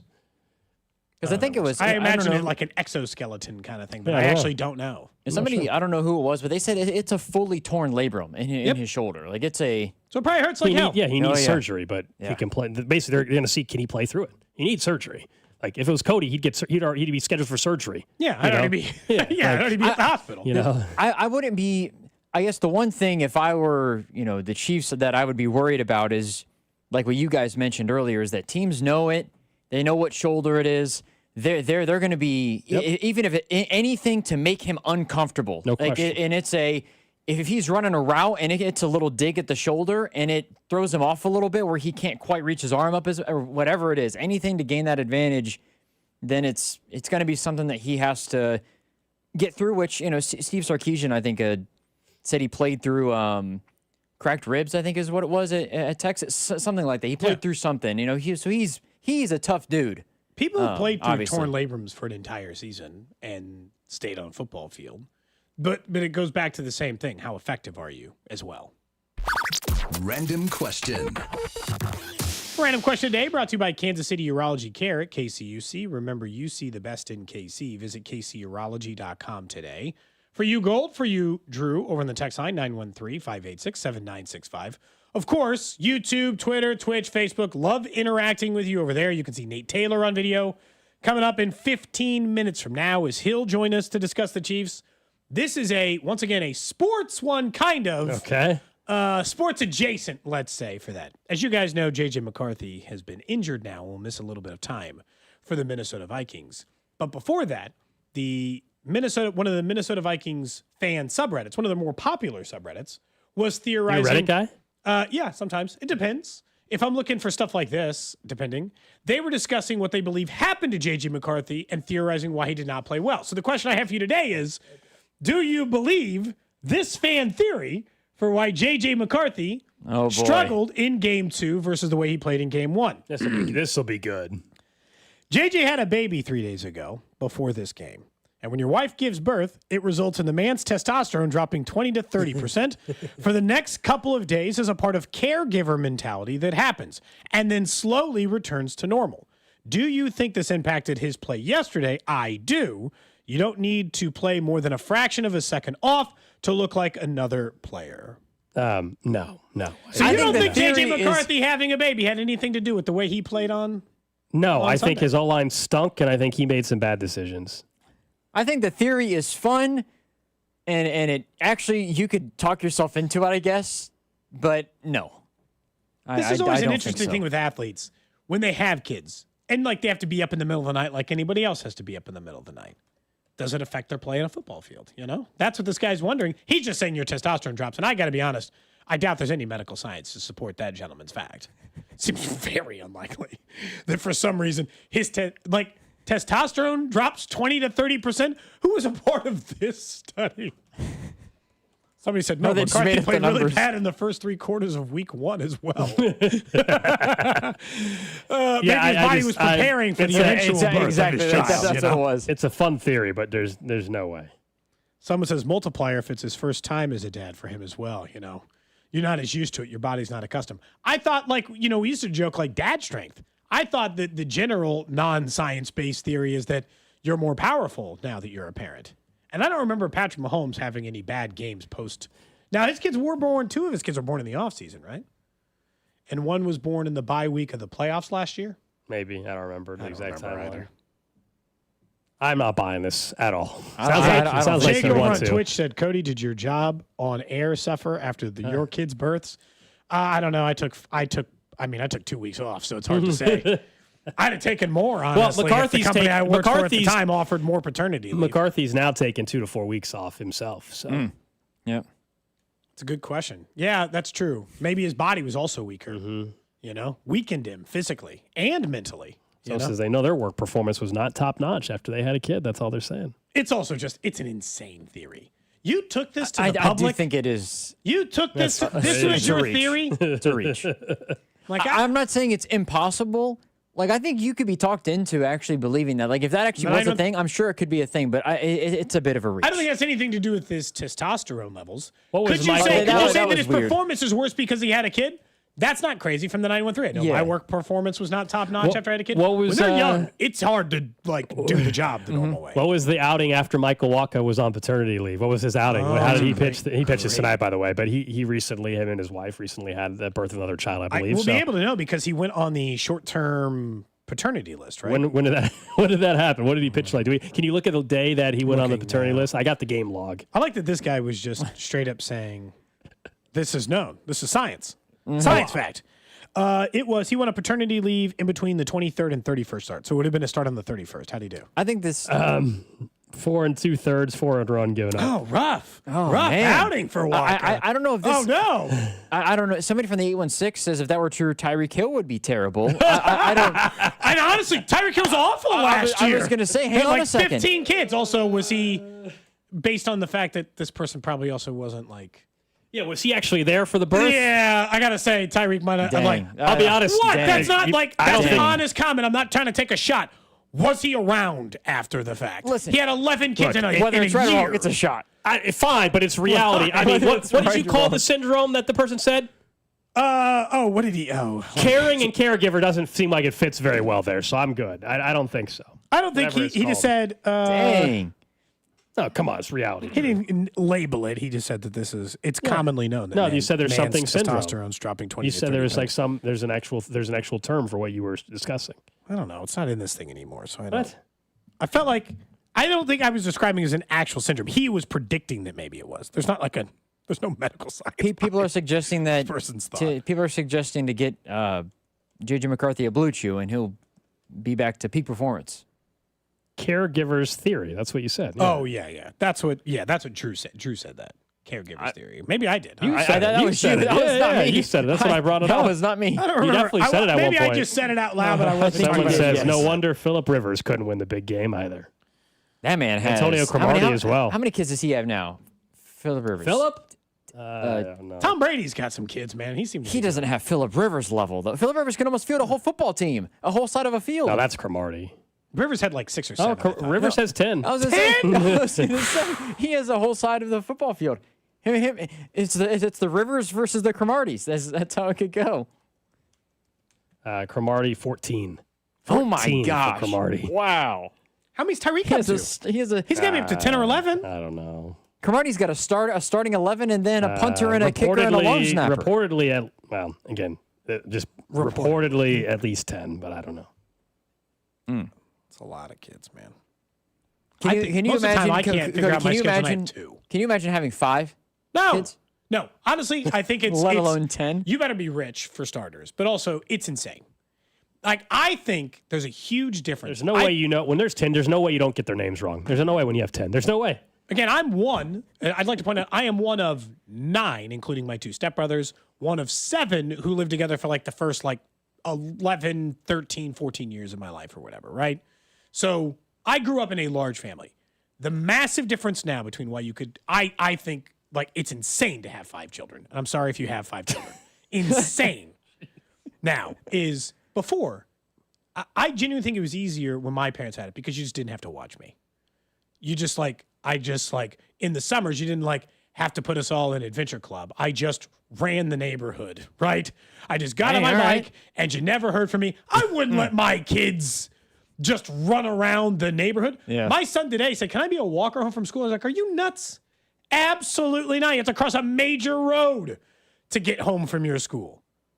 No chance. Absolutely no chance. 5 kids now. First, I think you might be bankrupt. So you better be rich. Just for starters, you better have some real cash. I also just think you just don't put kids in charge of other kids the way you used to. You're one of 3. Drew, you're one of 3. Yeah. 3 seems like so many kids. 5? 7? No. 2 or 3 seems kind of perfect. What are the age range of your kids? Is 2 years? 2 years apart. 2.5 years apart, yeah. That's the same for my brother and I, and then my brother and my sister. It's 2 in between. I feel like that's not standard, but traditionally it's every other year. Somebody said Cody ran his neighborhood destroying mailboxes. Exactly. That's they what weren't you did. watching me. That is true. Yeah, you said that you ran the neighborhood like you were king of the hill or something like that. Run around the neighborhood, I guess is probably how I should have. I ran these parts. Nobody messed with Cody Tapp. That's right. I mean, I was in trouble, I guess, in the ways people are pointing out. My dad regularly listens to this show. He would have to admit, you did not watch us. There was no supervision. Come on. He'd have to admit it. He'd have to admit it. It's like normal. Like, I'd walk home in elementary school, starting in first grade when we started at Gracemore Elementary. Yeah. It was 0.9 miles to our house because we didn't get the bus. If you were a mile away, you got the bus for free. We didn't get the bus for free, so we walked. We went 0.9 miles, and I walk all the way home by myself. Maybe I went with my brother the first day, but you just walk by yourself all the way home. And when I got home at 3 o'clock or whenever you got home in elementary school at that age, 3:30, my dad wasn't home yet. There were some older kids there. Do you think that they were following me the entire time? No, obviously not. We were just freelance. Yeah. We were latchkey kids. I don't think people let people be latchkey kids as much anymore. I'm not saying 0, but I just feel like it's way less common. I agree. Up next, a man that now has 2 children. And since then, his performance, I think, has increased, including a gig over at ESPN. Nate Taylor joins us next. This is Cody and Gold on your new home for Chiefs football. 96.5, The Fan. Brought to you by Heartland Men's Health, the leader in men's sexual health. Thousands of men have been successfully treated for low T, ED, and more, all with discretion and compassion. Make your appointment at heartlandmenshealth.com. We're hiring residential garage door installers at Overhead Door Company of Kansas City. Join the team trusted here since 1927. Apply today, get a call today. No experience necessary. Paid training for motivated applicants to install garage doors. Hiring bonus up to $2,500. Mechanical, carpentry, or service industry experience is a plus. Good benefits include health, dental, vision, and pension. Earn as you learn to service the best garage door customers in KC. Apply today at overheaddoorkc.com. Around here, we've got each other's backs. When it comes to health insurance, we want that same kind of support. Blue Cross and Blue Shield of Kansas City gets that. They're from around here too.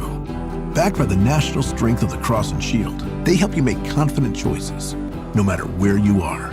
Blue Cross and Blue Shield of Kansas City. From here for wherever you are. That's the benefit of blue. So we do a giveaway at GiveMeTheVin.com. Every month we're giving away $25,000 to one lucky person that sells us their car. Karen, you there? I'm here. Karen Gardner of Oceanside, California is the latest winner in GiveMeTheVin.com's big cash giveaway. What did you sell us? I sold you a 95 Impala. And what did we pay you for it? You guys gave me 18. 18 plus 25,000 because you're the winner, Karen. Oh my God, you're kidding. You could be next to get a little more, maybe a lot more. You guys are awesome. Keep it up. No purchase necessary. For official rules, go to GiveMeTheVin.com. Sell us your car. I'm McCall with Lee Summit Subaru, and it's time to make a big deal out of nothing. Announcing Lee Summit Subaru's 0% event. Up to 0% financing on select 2025 Subaru models for 72 months. And we have the largest selection of Subaru certified vehicles in Kansas City, starting as low as 1.9% for 72 months. 0% event and a lifetime warranty. Fall in love with driving again at Lee Summit Subaru. Based on January 2025 through June 2025 Kansas City inventory listings. Hi, I'm Sam Silvio with M. Shamus Brazilian Grill in the village of Burlington Creek. Holidays will be here before you know it, and M. Shamus is ready to get a jingle from you. From our all-you-can-eat hot and cold gourmet salad bar to our 12 cuts of beef, lamb, pork, or chicken. Go to mshamus.com to order our famous Brazilian glazed holiday hams in advance, or set a holiday party date for a table of 1 to a party of 100. Go to mshamus.com and discover the joy of dining. It's football season and I can't wait for the games. And now I have even more reason to cheer on the Chiefs. I just head to Hy-Vee the day after any game and score savings at the pump with my Hy-Vee Perks card. Win or lose, I earn a fuel saver discount equal to the Chiefs score based on the amount I spend. If the Chiefs score 35 points, I save 35 cents per gallon when I spend $35 on groceries. The more we score, the more I save only at Hy-Vee. Some exclusions apply. See store for details. It's game day, and nothing says Chiefs football like the aroma of a tailgate grill. Kick off your pregame party with a Kingdom Meat Bundle from Hy-Vee. Get 4 boneless chicken breasts, 4 pork chops, 4 bratwurst, and 4 chuck patties for just $30. Plus, get a 10-cent per gallon fuel saver. Toss in some chips and dip, side dishes, and Chiefs-themed baked goods. Score the extra point with your favorite tailgate beverage from Hy-Vee Wine and Spirit. Just one stop for all your game day needs, only at Hy-Vee. Save up to $4,500 with Hamilton Plumbing, Heating, AC, and Rooter, thanks to limited time tax credits and special incentives on energy-efficient HVAC systems. But don't wait. Those federal tax credits expire after December. Upgrade your heating and cooling system, and you can enjoy lower energy bills and year-round comfort. Over 40 years experience and more than 8,000 five-star reviews are great reasons to trust Hamilton. Call 913-888-4262 for your free consultation. Visit callhamilton.com for detailed terms and conditions. License number 2025-11121. Here is your Game of the Week, presented by Hyundai. Contenders are starting to stand out from the rest of the pack as we have gotten a couple of great weeks of professional football. This week, Detroit will travel to Baltimore in a game that may have playoff implications come January. 2 of the league's best defenses will look to hold their own against some of the best quarterbacks in the league. Who will come out victorious? What is it that makes the all-new Hyundai Palisade Hybrid an incredible SUV? Is it the spacious interior that's comfy for the whole crew? Or the capability to go off-road? Maybe it's up to 600-plus miles of range. What if it's all of that and more? Well, what is it then? The all-new Hyundai Palisade Hybrid. Is it the driver behind the wheel? No. Are you sure?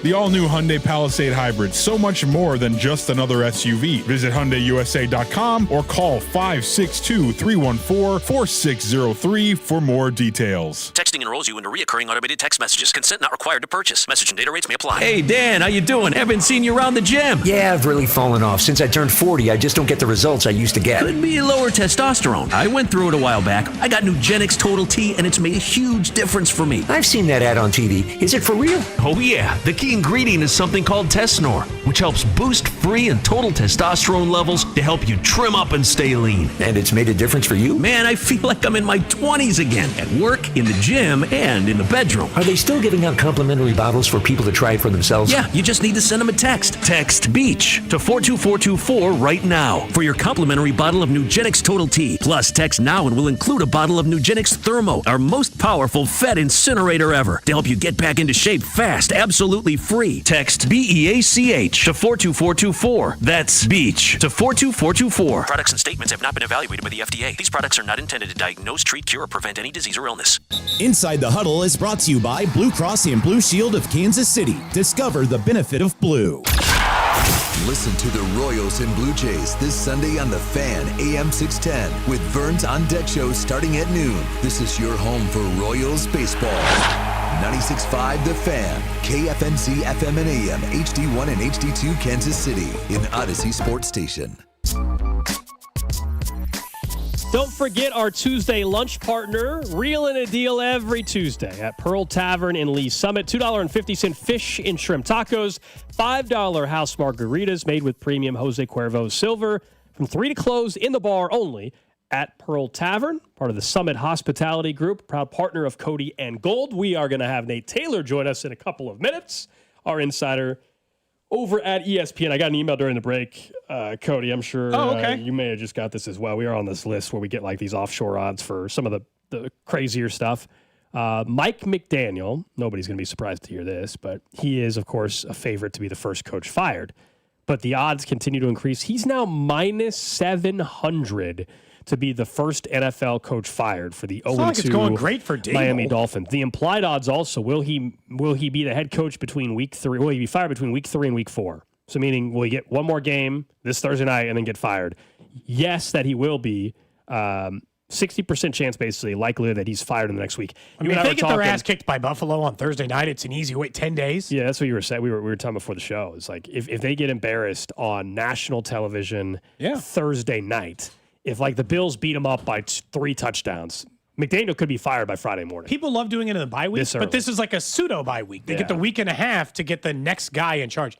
Man, Mike McDaniel, he was the hot name on the street after year 1, and the offense was high flying. He said at the time, though, man, like his whole shtick, when they're winning, it works. That whole like quirky, weird vibe, whatever you want to call it, like that works when you're winning.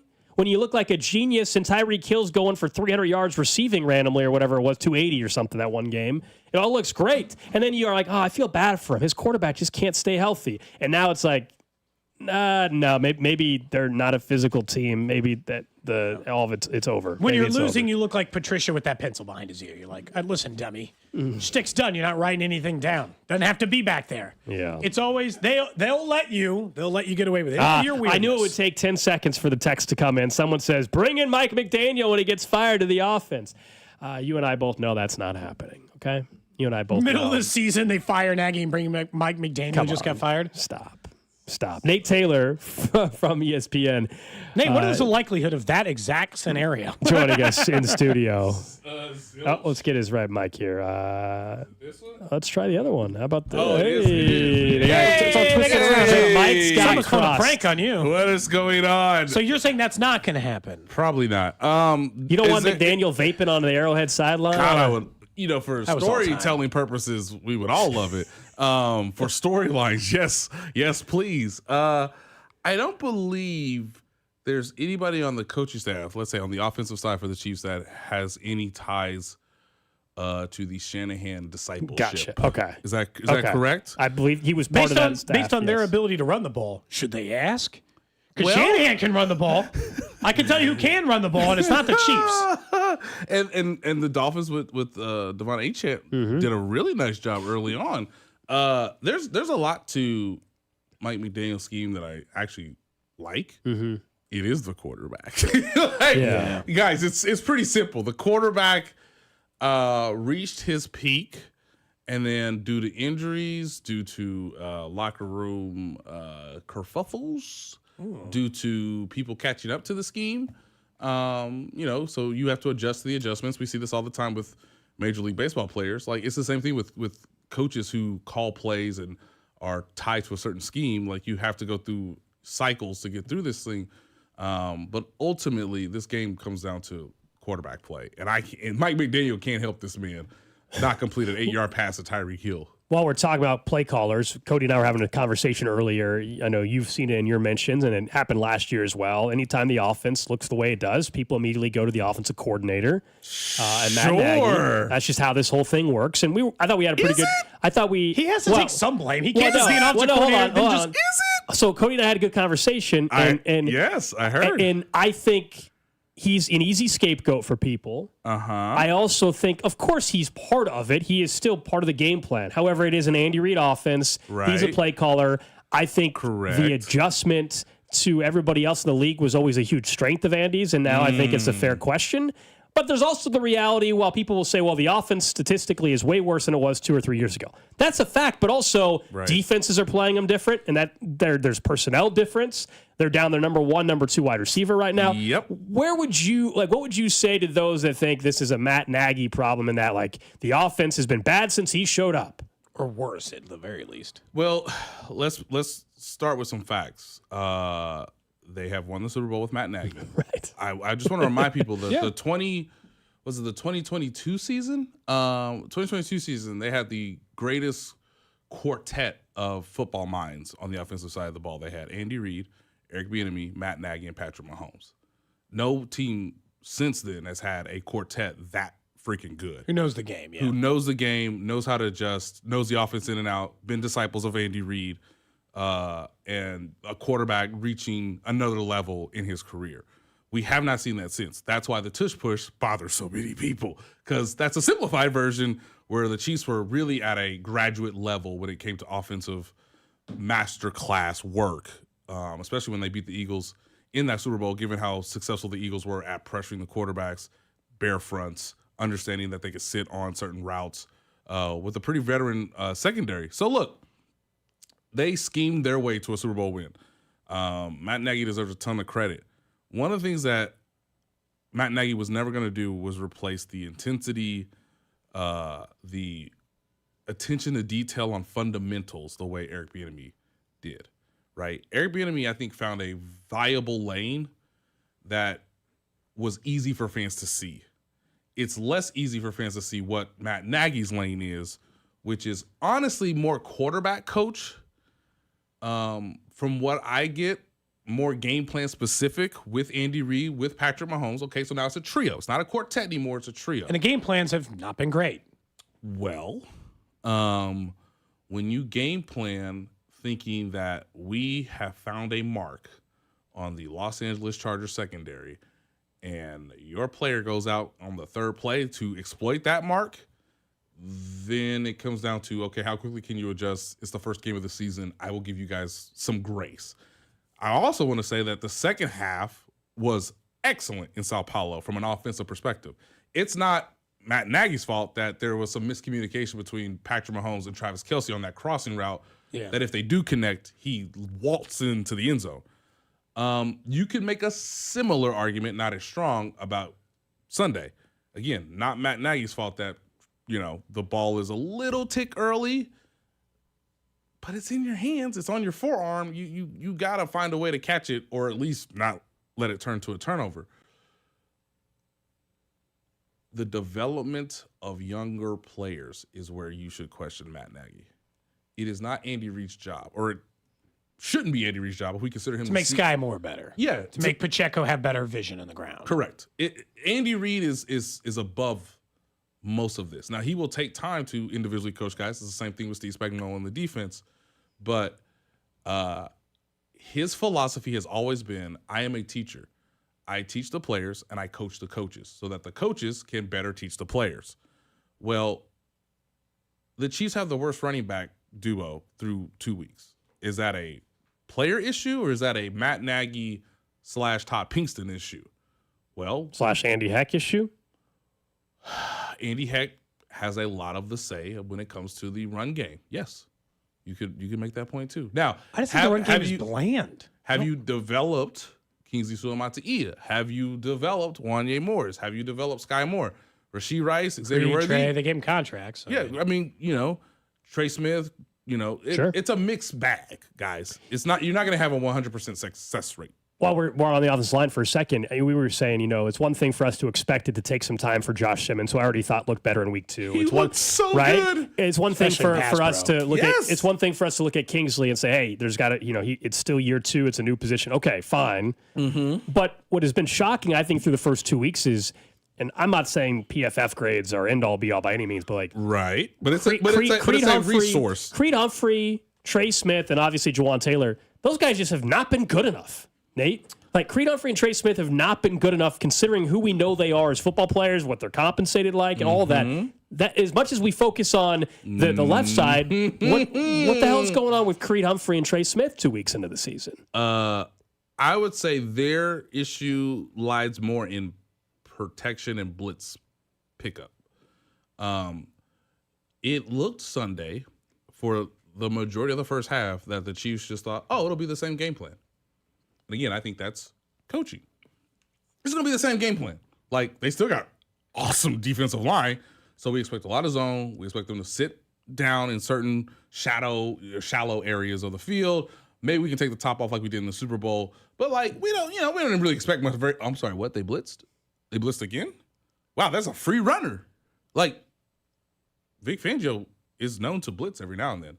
The anomaly was the Super Bowl because he didn't Not at blitz all. you. They need to. So, again, that's going into the game plan where it's like, okay, I'm questioning, were you guys anticipating something different and then you were surprised, and now that's a sequence questioning of, again, coaching staff, quarterback seeing it, offensive line, Creed Humphrey, disseminating the protections.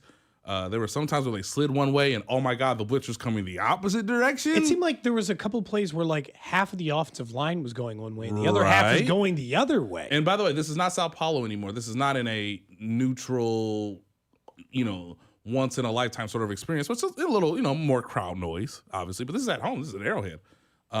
You got plenty of time and space to make these adjustments. I do not question Trey Smith and I do not question Creed Humphrey when it comes to run blocking, because it's there, guys. It's there. There's. I mean, I'm not the only person. Yeah, in fact, Pacheco's run into the back of his own guard. Thank you. Multiple times. What's so funny about that is like, I can watch that Monday morning and it's just, it's not in my nature to just be like, all right, I'm going to clip this and put it up. Like, I know there's several people who can do that at a much higher level than me. I got to look at a bunch of different things, talk to a bunch of different people, but where are you going? The hole's there. He could have the touch on the Simmons one the week before. And this is why it's never one person. Correct. This goes back to the offseason thing. Yes. Well, then you got Isaiah Pacheco vision didn't get worse than it was 2 years ago. It's always been a problem, right? This feels like the one thing we all knew that they didn't fix. That's the one area I think of the offseason you can truly be critical of the front office. I have no problem that Jalen Moore's not playing. I get why they brought him in, just in case they didn't get Simmons. Also, he might be the right tackle next year for this team. So my biggest criticism at the time was always they brought back Kareem Hunt, and then they didn't draft a running back to the 7th round. They brought in Elijah Mitchell instead of a Javonte Williams or a J.K. Dobbins. Let's do a comparison, ladies and gentlemen. I think the Chiefs' offensive line is pretty good at run blocking, and we would all agree that the Eagles are excellent at run blocking. Yes. I'm on a little website called Next Gen Stats, okay? On 22 attempts, Saquon Barkley got over 15 miles per hour on a carry 4 times. Isaiah Pacheco, on 10 attempts, got to 15 or more yards per hour 3 times. Now, you're asking me, what's the difference? Well, guys, there's a little bit of average time behind the line of scrimmage, and there's yards over expected. Yeah, they don't break tackles. That's kind of undersold in the running Thank game. you. They don't break Ding, tackles. kids. Isaiah Pacheco on 10 attempts had a rushing yards over expected of minus 18. Minus 18. Horrific, okay? If you're asking for a comparison, Kareem Hunt on 8 attempts had a run over expected of +1. He actually gained 1 more yard. So got exactly what he was supposed to, essentially. Right. You could say beyond the 4th down call that is just what the awful. hell was that? Punt the ball, guys. Andy Reid's been one of those guys who's like, well, if it's a tie game, if it's a 1-score game, hey, I will show trust in my defense. I know I got the better quarterback for the 4th quarter.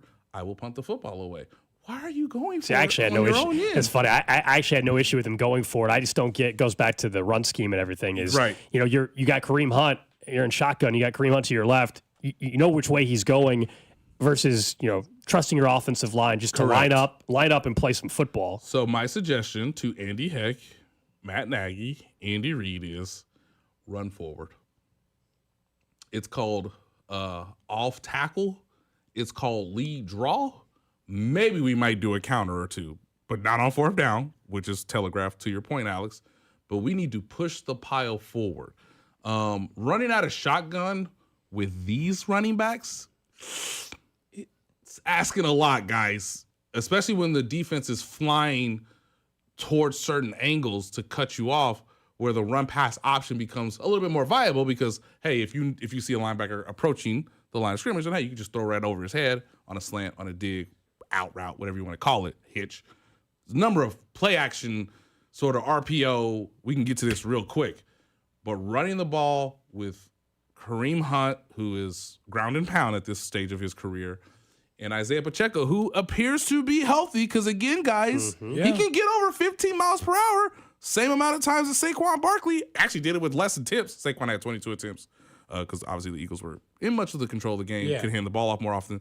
Kareem Hunt, Isaiah Pacheco had 10 attempts. He got over 15 miles an hour. He can do it. I mean, the success rate, guys, 10 attempts, 20% success rate. Kareem Hunt, 8 attempts, 50% success rate. Did it 4 out of 8 times.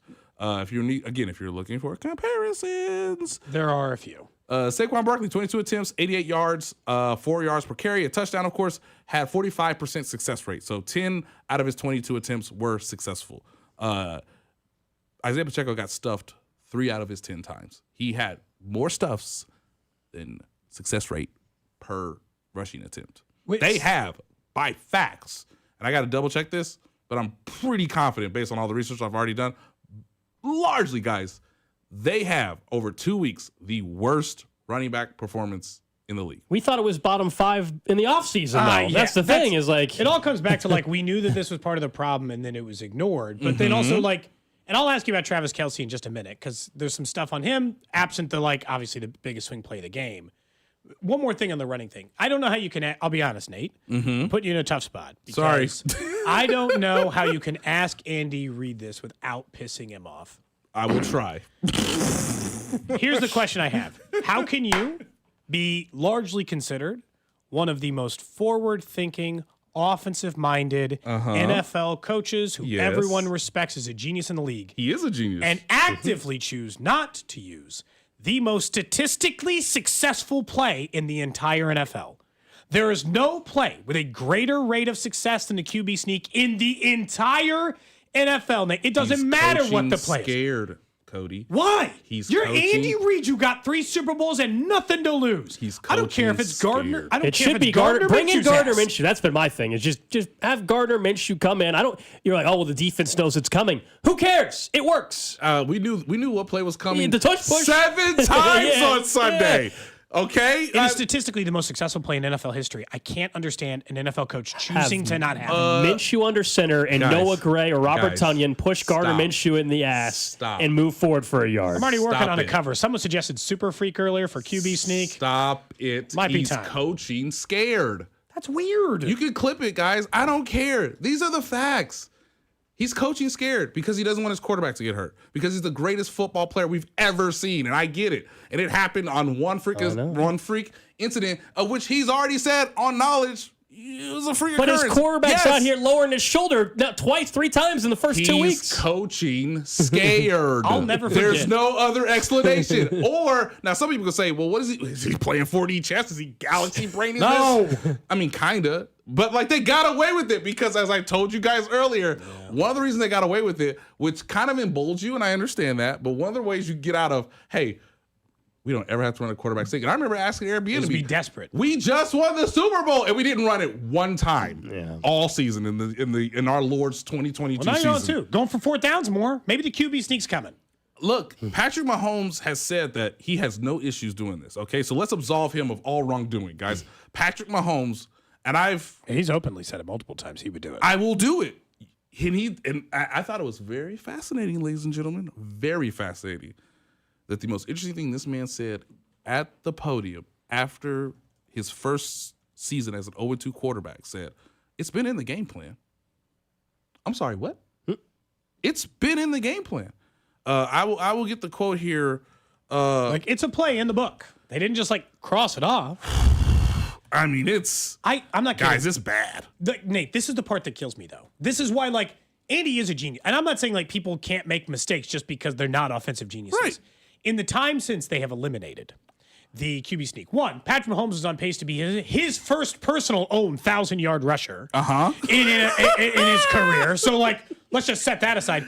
They did, for 2 straight years out of their offense, ran a speed option play where Patrick Mahomes was the lead runner. Right. He's lowering his shoulder. He's since run wheel routes. He blasted DeMar Hamlin into oblivion last year in the AFC Championship He game. took out his own wide receiver running around on the field.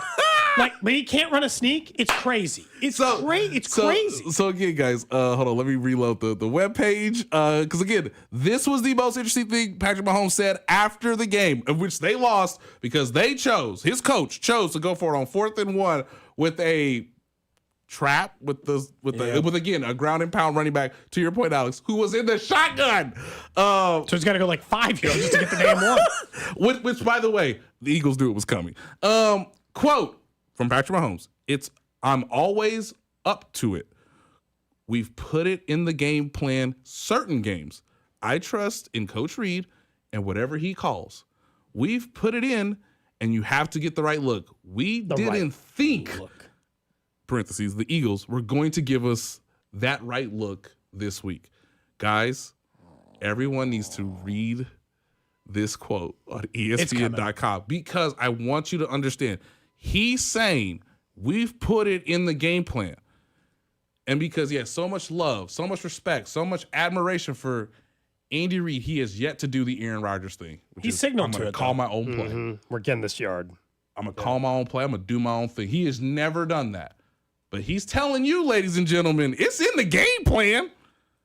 Somebody who has 51% of the vote on all play calls has chosen not to until somebody's standing up there. Like, what? All it takes is one rogue moment. And do you think honestly, is it like any hurdle in life you're trying to get over, like something you were scarred? If they do it one time and it works and everything's fine, you think they're just going to start doing it every game? Look, guys. Does it just take one time? He is not that dissimilar from a physical frame than Josh Allen. Think about that. He is closer to Josh Allen in terms of size and strength than the average human being. Hell, the average NFL player, right? Lamar Jackson is less farther away from Josh Allen than Patrick Mahomes is closer to Josh Allen. The Chiefs were able to stop the Bills last year in the AFC Championship game because the Bills had no variation in their quarterback seat. He always went to the left. They're also great against the tush push on side. Nobody's better in those situations in the Chiefs defense kind of consistently. Mm-hmm. So it feels like they would have an advantage in that way too. They know better how to stop it. Means they might be better. They've seen it a ton. Yeah, they've seen it a ton, and they understand that, like, hey, which is why the Chiefs were so critical to the referees being like, guys, we noticed this in the Super Bowl. We've played them 5 times in the last 5 years. It's not really lining up the way you would draw it on the chalkboard or the whiteboard. Hey, he seems to be moving, right? You got eyes? like that's why Andy Reid was so upset, because it's like, hey man, it's one thing if the center's over the ball because he's trying to protect the ball, and if you let him get away with that, I guess there's some gray area involved because hey, he's the one touching the football. But if the play designs that he can't protect the ball under normal rules, right? They what are we doing? It. Yeah, right. I just don't like that play is officiated different than any other play on the planet. So again, let's not. I mean, Hall of Fame coach, one of the greatest coaches that have ever lived. Yeah, insane offensive genius and coaching scared at the same time. Nate Taylor from ESPN joining us in studio. Let's get a quick break, and then I want to ask you about the tush push a little bit more. We both think that it's dead now. This will be the last season seeing it in the NFL. But also the AFC West. The reality is the Chargers are 2-0, a chance to get to 3-0 against another divisional team this Sunday. We'll talk about it with Nate Taylor next. What's up, Chiefs Kingdom? It's Creed Humphrey. You're listening to Cody and Gold, weekdays 10 to 2 on your home for Chiefs football, 96.5 The Fan. Brought to you by Heartland Men's Health, the leader in men's sexual health. Thousands of men have been successfully treated for low T, ED, and more, all with discretion and compassion. Make your appointment at heartlandmenshealth.com. Looking to drive your finances downfield? Main Street Credit Union is the hometown team you can trust. We help you build credit, lower monthly expenses, and finance with confidence. Or if you need a loan to grow your small business, we've got flexible options and no hidden fees. At Main Street, it's not just about the win, it's about keeping Kansas City moving forward. One goal, 1 yard, one member at a time. Get in the game at mainstreetcu.org. As we get older, we don't heal as quickly as we used to. And if you're suffering from joint pain, you probably think, hey, a good night's sleep will make it better. But then you wake up and the pain is still there. Stop letting that pain dictate your life and your day and start living again pain-free. It's time to see my friends at QC Kinetics. They use regenerative medicine, advanced cellular treatments that help your body heal and restore the damage in your joints, not cover it up, actually help heal and restore. And the results are long-term lasting relief. QC Kinetics uses no surgery, no drugs, no long-term recovery, just a smarter, natural way to get your freedom back. So grab your MRIs and your x-rays and get in touch with my friends over at QC Kinetics. They'll make sure you're a good candidate and your first consultation is free. So call now, 816-412-6299. That's 816-412-6299. Off 435 in State Line and in Gladstone. Appointments on Saturday with QC Kinetics. Gear? Check. Snacks? Check. Tires? Not so much. I didn't have time to deal with this, so I asked my friend. Her answer was simple. Take it to Telly, she said, and I'm so glad I did.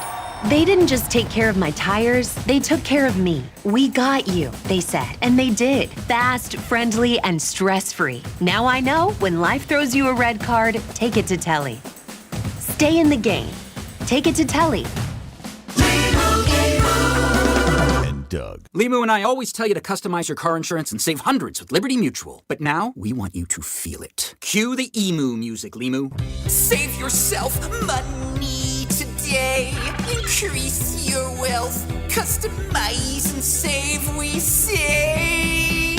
That may have been too much feeling. Only pay for what you need at libertymutual.com. Liberty, liberty, liberty, liberty. Savings vary. Underwritten by Liberty Mutual Insurance Company and affiliates. Excludes Massachusetts. $5,000. That's the average amount of money people in the U.S. are now spending on gas in a year. $5,000. That's crazy. If you drive, you have to download Upside, the free app that gives you cash back every time you get gas. That's right. You can earn real cash back with Upside just by buying the gas you're already buying. You can literally start earning cash back today. I use Upside every time I fill up, and I've already made around $300. You're putting gas in your car anyway. Why not get real cash back? If you like free money, download Upside. I'm saving the cash I earn from using Upside to help pay for a vacation later this year. Download the free Upside app now to earn cash back every time you buy gas. Use promo code CODE to get an extra 35 cents per gallon on your first tank. You can cash out anytime right to your bank, PayPal, or a gift card for Amazon and other brands. Just download the free Upside app and use promo code CODE for a 35 cents per gallon bonus on your first tank. That's code CODE for a 35 cents per gallon bonus. This is Jeff for Heartland Men's Health, where we've successfully treated thousands of men for low testosterone and helped them feel like their old selves again. Please take a moment and listen to how we help this patient. Hi, this is Doug. I'm a patient with Heartland Men's Health. I've been doing low T treatment for just under a year now. I've always dedicated my life to work. I've always found the time to go to gym. I'm 46 years old. My energy level has been on a roller coaster. With work, when we would have like long, stressful meetings, I would notice that I was very exhausted and drained afterwards. And with the low T treatment, I'm not as stressed. I started to feel a lot more level-headed. The roller coaster kind of went away. I think Heartland Men's Health, they really have it figured out. The professional staff, I think it's a wonderful treatment for men of any age. And it's definitely a benefit I'm going to continue. Thank you. It's true. Your initial appointment includes blood work and a medical consult. And if you start on testosterone the day of your appointment, your visit is free. Call 844-447-6600 or go to heartlandmenshealth.com. This is the story of the one. As a custodial supervisor at a high school, he knows that during cold and flu season, germs spread fast. It's why he partners with Grainger to stay fully stocked on the products and supplies he needs, from tissues to disinfectants to floor scrubbers. All so that he can help students, staff, and teachers stay healthy and focused. Call 1-800-GRAINGER, click Grainger.com, or just stop by. Grainger, for the ones who get it done. I'm Piera Palazzolo, VP of Digital Marketing for the American Management Association, a company focused on the management training skills needed to enhance the careers of business professionals. We did our research when it came to the best companies for website development and chose AmericanEagle.com. And we couldn't be happier. AmericanEagle.com worked closely with us to understand the front and back end requirements needed to launch an e-commerce website that could handle the complexities of running thousands of seminars nationwide. Our robust new website and improved SEO saw immediate increases in site traffic and web revenue. If you're in need of managerial effectiveness and success, visit our website at amanet.org. If you're in need of a website that provides an unparalleled consumer experience, I highly recommend AmericanEagle.com. Transform your business today. Dial 877-WebNow1 for a free digital consultation with AmericanEagle.com. This is the story of the one. As a custodial supervisor at a high school, he knows that during cold and flu season, germs spread fast. It's why he partners with Grainger to stay fully stocked on the products and supplies he needs, from tissues to disinfectants to floor scrubbers. All so that he can help students, staff, and teachers stay healthy and focused.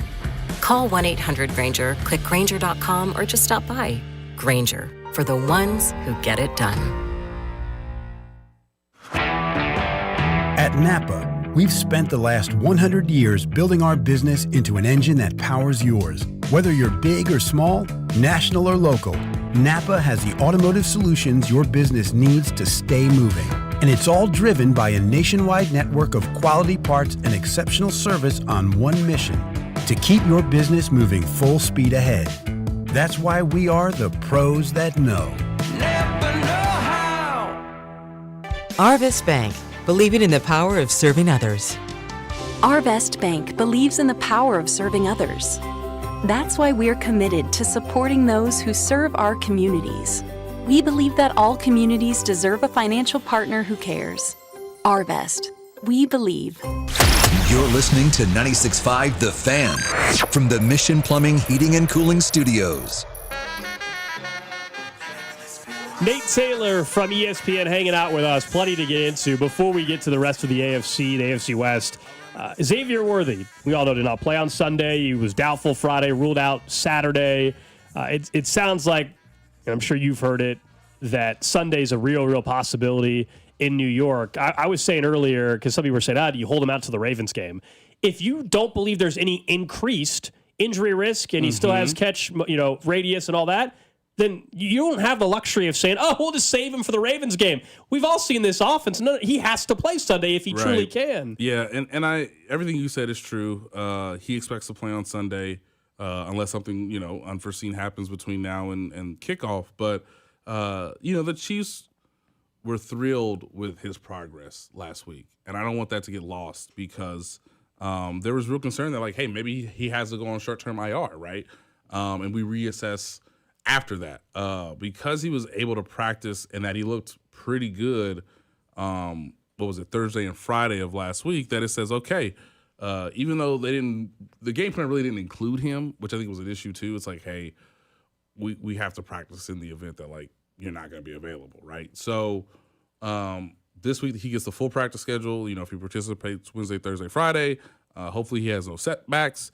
And as we were just talking in the last segment about the running game, well, it's easy. There's easy ways to get Xavier Worthy the ball without necessarily having to throw, 20, 30 yards downfield. You could use end arounds, reverses, obviously some bubble screens if you want, RPO actions. And you would just tell the guy, hey, don't, unless we're in the fourth quarter and it's 2 minutes left and we need a touchdown to win, which Lord willing, hopefully protect yourself. Right. Hopefully they're not in that situation. Yeah. But Go down outside of that, take the fall, give up yourself, go out of bounds, try to be reasonable with it because we want to see how your body holds up with a game in which we all believe he's going to have some contraption, some harness to try to help protect his right shoulder. But yeah, there's multiple ways to get him the ball and keep him involved in the offense, especially early, just to see how it tests some of the speed of the second and third levels of the Giants defense. But yeah, the expectation is he will play, and how effective he'll be is the real question. What percentage chance, we got asked this by the morning show, I think it was a good question.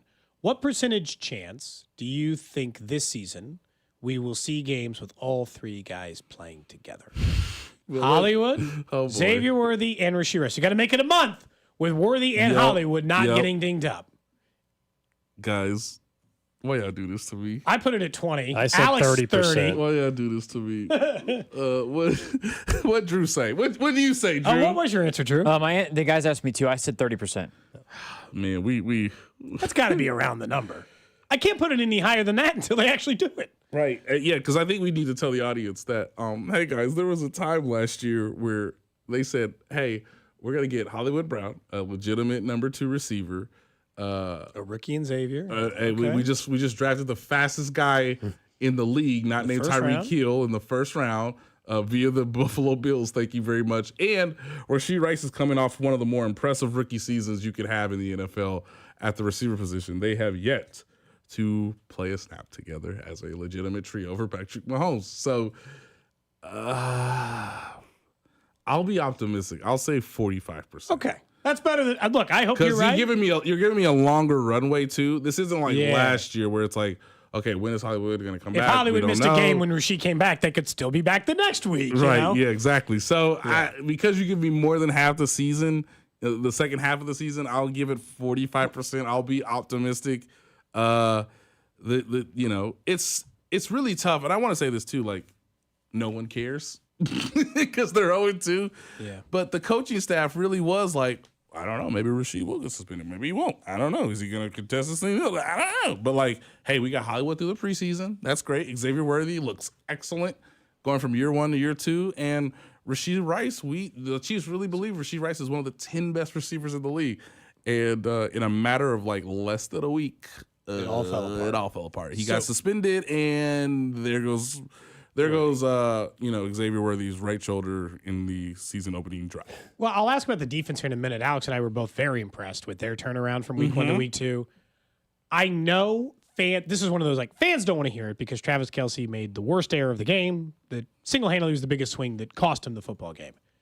I think it's fairly easy to see that Travis Kelce looks better than last year's Travis Kelce. Yes. And I don't know. I'm curious if you felt the same. Yes. While also acknowledging two of the biggest mistakes in the entire season have been from Travis Kelce. Yeah, of course. No doubt. Yeah. I'm not denying that portion of it at all. Nope.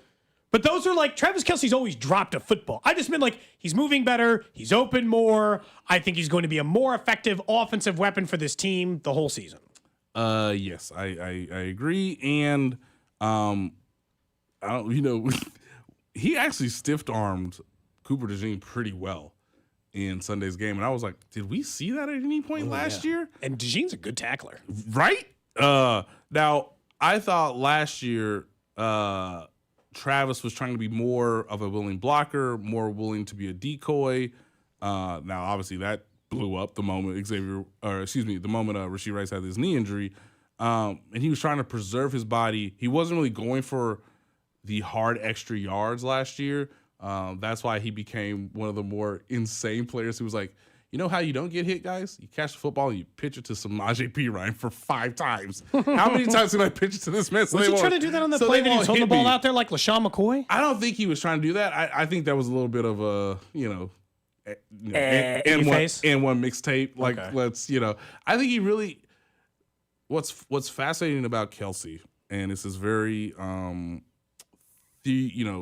theater for the general public is, we all know more about this man's life than he could have ever imagined. Yeah. And we are all watching him go through, I got it. I still got it. I can do this. You know what? I can scream at everybody and carry us to victory. Not today, buddy. Yeah. Like, it sucks. Like, it really sucks that I thought he played really well in the second half against the Chargers. No one cares. Because you made a mistake that he took ownership of, but I still think it's more on Xavier Worthy because I think that's just a veteran thing. Like Mahomes takes, yes. Like Kelce takes all the blame for anyone below him. Mahomes takes all the blame for anyone below him. Andy takes the blame for anyone below him. It's that kind of thing. It's still Xavier Worthy's mistake for not adjusting his route based on how Kelce was setting up the rub for him to be, free released on the man-to-man coverage. He thought he was going to sit in the zone. Patrick thought he was going to continue through the zone. All right, whatever. Hey, they have dialed up this play for me because I'm the most reliable pass catcher on the field. Yes, I'm 35 years old. How much can that reliability hold up when you don't have Xavier Worthy, when you don't have Rasheed Rice? He's on the field more than I think the Chiefs would like him to be, but given their circumstances, he's kind of got to be out there.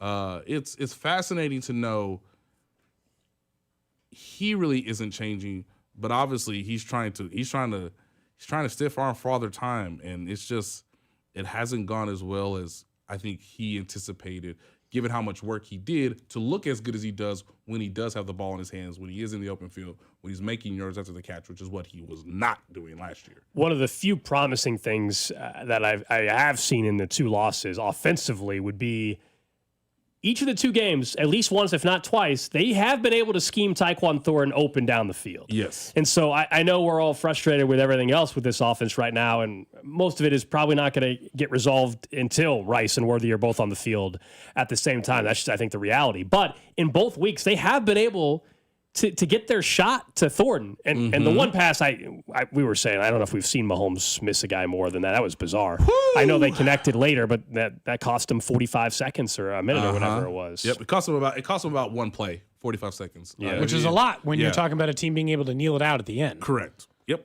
Yeah. Because you could have had a chance to get the ball back. But. Where would they be if they didn't have Tyquan Thornton? which again, not a question I thought I would say out loud in week 3 of the NFL season. Things Where that would they be? preceded disaster. If you're just like, that's not the sentence you want to say before the season starts. No, of course not. Tyquan's been an ultimate professional. He's actually adjusted to Mahomes and the offense faster than most guys in their, pseudo first year. I know he was on the practice squad last year, but this is his first time playing with Mahomes. They have schemed things up. And you know what? The protection has largely been okay. Not great, but okay. Like, it wasn't embarrassing Sunday against the Eagles, even though the Eagles have a very good defensive front. So now the question becomes, okay, we've put it on tape twice, so we can hit you over the top with Tyquan Thornton. He makes the catch. He adjusts to the ball well, got good speed. All right, how can we use that speed in the intermediate area? How can we use that speed to get you the ball in your hands so you can show it? Maybe you can be the one who breaks tackle in the offense, right? If you don't have Xavier Worthy. Now, again, we assume Xavier Worthy is going to play on Sunday, but again, how much are you asking him to break tackles right now versus, hey, just get us the yards you can with that speed, protect your body. It's a long season. I'm interested to see if they can marry those two things. Like, hey, there's Tyquan Thornton for an 18-yard gain in the middle of a zone because you've now shown on tape I can take the top off. Might be easier when the other guys are back, though. Very true. Very true. But again, these are the things that, again, they are not the same players. But one of the beautiful things about Tyreek is he would open up and he would force your hips to go back. Or he'd force you to turn and then he'd stop on a dime and, I'm wide open 15 yards downfield. And you'd be like, how? It's like, well, everybody's terrified that you're going to run over. You're going to run past them, right? And especially if you, now, again, another suggestion for the coaching staff. I don't know, 2 tight end sets, under center, play action, not to Travis Kelce, but it's to set up Tyquan Thornton in the intermediate or the deep zone. So he's shown one element of the offense that's really, really good. Now let's see if he can add another to it so that he has more diversity when everybody is hopefully back in the lineup. On defense, do you think that this performance is more indicative of what they'll be? Yes. I will say. Yes. Spags must have gotten on their ass because they came out flying. They did. On Sunday versus stagnant as hell in the first game. They came out with some intent, some juice, some energy. And it was great to see. And again, I think that's the frustrating part if you're a Chiefs fan or if you're, one of the guys on the team, like the defense set the tempo so well. So let's go through the game log one more time, guys. The Eagles went punt, right? Only like 215 yards or something. That's amazing in and of itself, considering they have Saquon Barkley. The fact that because of the blitzes, because of where some of the pressure was coming from, because of Chris Jones's presence, I never felt that Jalen Hurts felt super comfortable. So he was a little bit edgy and trying to get the ball out a little earlier than he should have. And for some reason, the Eagles didn't make the adjustments to, have somebody run an in-breaking route on a blitz. It's not that hard. Instead, their answer was, hey, slot fades, throw it up and pray. And it worked once and at the biggest moment. And it worked once. So, and that was all they needed to get up 10 points after the dropped interception. For the defense, it's like, hey, all right, it was our fault to a degree in Sao Paulo because we have to charge to get a 10-0 lead. All right, punt. All right, let's see it, Andy. Let's see these 15 plays. Punt, miss field goal, and you're like, And I hated a missed field goal because it's the same. Like he was more aggressive on 4th down, but then on 3rd and 14, they'll give you 7 yards. Correct. Why are you settling for a delayed inside handoff? Some teams will just be like, just screen me, baby. They know it's a screen. We know it's a screen. Just That's screen fine. me. We'll just you'll take the 8. Yeah. We'll hope that you missed the 51-yarder and we all go out about our day. Instead of 59-yarder, whatever the hell. What was it? Exactly. 58, technically. But yeah, exactly. Like, hey, you know it's a screen. I know it's a screen. Hey, you know what we're going to do? The offensive lineman going that way. Yeah, screens are non-existent in this offense. Beat us to the spot, okay? If you beat us to the spot, that's fine. What the hell happened to the screen game? It's just completely non-existent. That goes back to the Reed and Nagy conversation. So look, I mean, Josh Simmons, we saw his athleticism, 18 miles an hour chasing down a dude. He's not.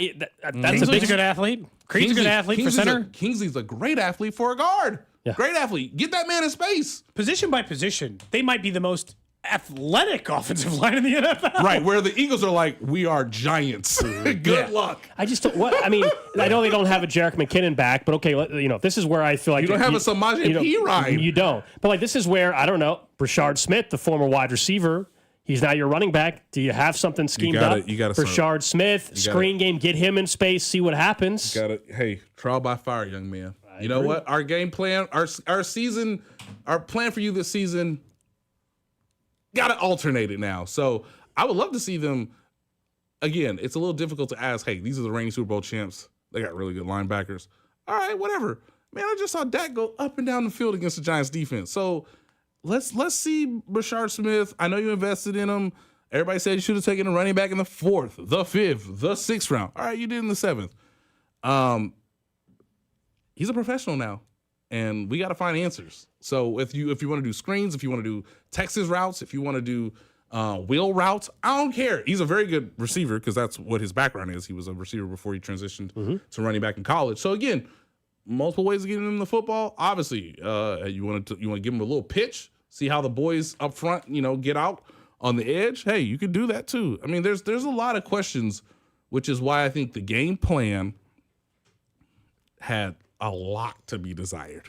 Nate Taylor from ESPN joining us in the studio. All right, let's talk about the AFC West. Last night we saw the Chargers and Raiders. The Chargers look very good yet again. They're 2-0. They have a chance to get to 3-0 and 3-0 in the division by the time the week 3 is in the books. The Raiders, to me, showed us why I don't take them seriously still in the division. Geno Smith. So the Chargers could be in an unbelievable position by the end of Sunday. Yep. Is that game on Sunday going to change your feeling about them winning the West? Like, if they start 3-0 with 3 wins in the AFC West, I'm not saying it's over, okay, it's too early, but do you believe that the Chargers easily become the team to beat at that point? Yes. And I'll say that for this reason. They've been road warriors so far. They went to Sao Paulo. They went to Vegas. Now they get home to SoFi. I know everybody laughs at their home. Neutral site. At their home environment. Thank you. I assume there'll be a lot of different Broncos fans there. Sure. These are 2 very good defenses. I mean, we just watched the game last night where I was like, man, because I'm thinking about this. I'm impressed. They're going to play 3 games and not play a single home or road game. Correct. 3 neutral site games. Vegas is neutral site too. Pretty much. So they had Ashton Genty. They had I know Brock Bowers was a little bit compromised. It sucked. He was so awesome in the first game. But look, Geno Smith would get him down the field and goes, oh no, I don't have any more space. How am I going to get in the end zone? This sucks. The Broncos have a very good defense and somehow sleptwalk through half the game in Indianapolis? Whoa. Now, and still should have won it. Still should have won. And it doesn't help that not your rookie quarterback anymore over year 2. You can start to see some errors, some areas where Bo Nix needs to improve, and we might see those more closer to the middle of the season than the beginning of the season. So if they beat the Broncos, who, again, I think have a very good defense, it's probably going to be in the 20s, low 20s, 21-16, something like that. Hey, man, Justin Herbert looks good. He looks real good. He's turned into an efficiency monster. He looks excellent. Quentin Johnston looks like a legit wide receiver all of a sudden. What did they do to him? He was a bust about 3 months ago. What did they do to this man? Yeah. What did they do? Like, again, coaching and development. Hey, golf clap to you guys, because he knew exactly where to go on his routes against the Chiefs when they saw man-to-man coverage. And last night, he was like, well, the Raiders secondary stinks, so I'm going to run right by them. And, I mean, they got a really good connection. Keenan Allen, hey, little renaissance for 2 games. See how long it holds up. He's a little bit like their Juju Smith-Schuster. Yes. It's like, yes, he's perfectly fine as a 3rd guy. Yep. Nobody's going to complain just as long as Quentin Johnson is good. Correct. And you still got they didn't even have the running game last night. Right. Warren Hampton stunk. Right. I mean, Lad McConkey was just all over in the middle of the field. Hey, guys, I'm open. I'm in the middle of the field. I'm by the hashes yet again. Please give me the ball. 9. Thank you. Yeah, that's another 12-yard gain. You're just like, man. So he can cut through the zones. I would tell him not to target anything near the defensive player of the year. And if they don't do that, they don't turn the ball over, they'll probably win. So I think they, from a coaching standpoint, and a quarterback who has the ability to go shot for shot with Mahomes within the division, yes, I would think they would be the team to beat in the division. That the team, it would be fascinating. I kind of want them to, now that we're talking about this, I kind of want them to win on Sunday because it puts the Chiefs in an unusual standpoint or usual position where they'll have to be the one chasing the Chargers down for, maybe half the season. Let me double check that rematch is late in the year, correct? The Chargers schedule, I would say, is relatively favorable, depending on if Jaden Daniels It's one of the back final in some 4 other weeks, things. Nate. And their final 4 games is when the Chargers are going to have to that will be the chase. Right. When they've got the Eagles and the Chiefs and a couple of other difficult opponents. It's a brutal final 5. Yeah. So, again, would not be surprising if, hey, let's say Xavier Worthy gets through this, plays up to his potential for the majority of the season while not getting re-hurt. Rashee Rice comes back, is excellent. Hollywood Brown, hey, they actually play together. It'd be fun to see, the Chiefs, can they chase down the Chargers as we get to, late November? Before you came in studio real quick, we were talking about Cody had a random question of the day, and there was a theory on Reddit that J.J. McCarthy's poor performance is because, I guess... testosterone level dropped due to the fact that his wife had a kid 3 days before. Yes. Hey, man. Have you noticed a difference in your performance since in my kid number 2? Work performance. Oh, my God. Okay, my performance, ladies and gentlemen. Work performance. Is Holly, please, Lord, let Holly listen to this right now. No, I mean... But he's doing it for the first time. I'm in a little different. Yeah, I'm a little different category. Yeah, look at these stripes, guys. Look at these stripes. When you're that young and let me just say this: when you're that young and you're a young man and you're trying to start as NFL quarterback for the first time, you're an idiot already. Okay, so you just think you know what? Sleep. It don't matter. I'm excellent. Sure, babe. I can do all these things for you while you're in the hospital or while you're arranging family. Are you God, I can't imagine something. I'm sorry, I gotta play. Yeah, man, you gotta play. It would feel head above water. Yes, yeah. I'm saying I empathize for him because I understand how hard it is when you think you know what it. And no one's ready.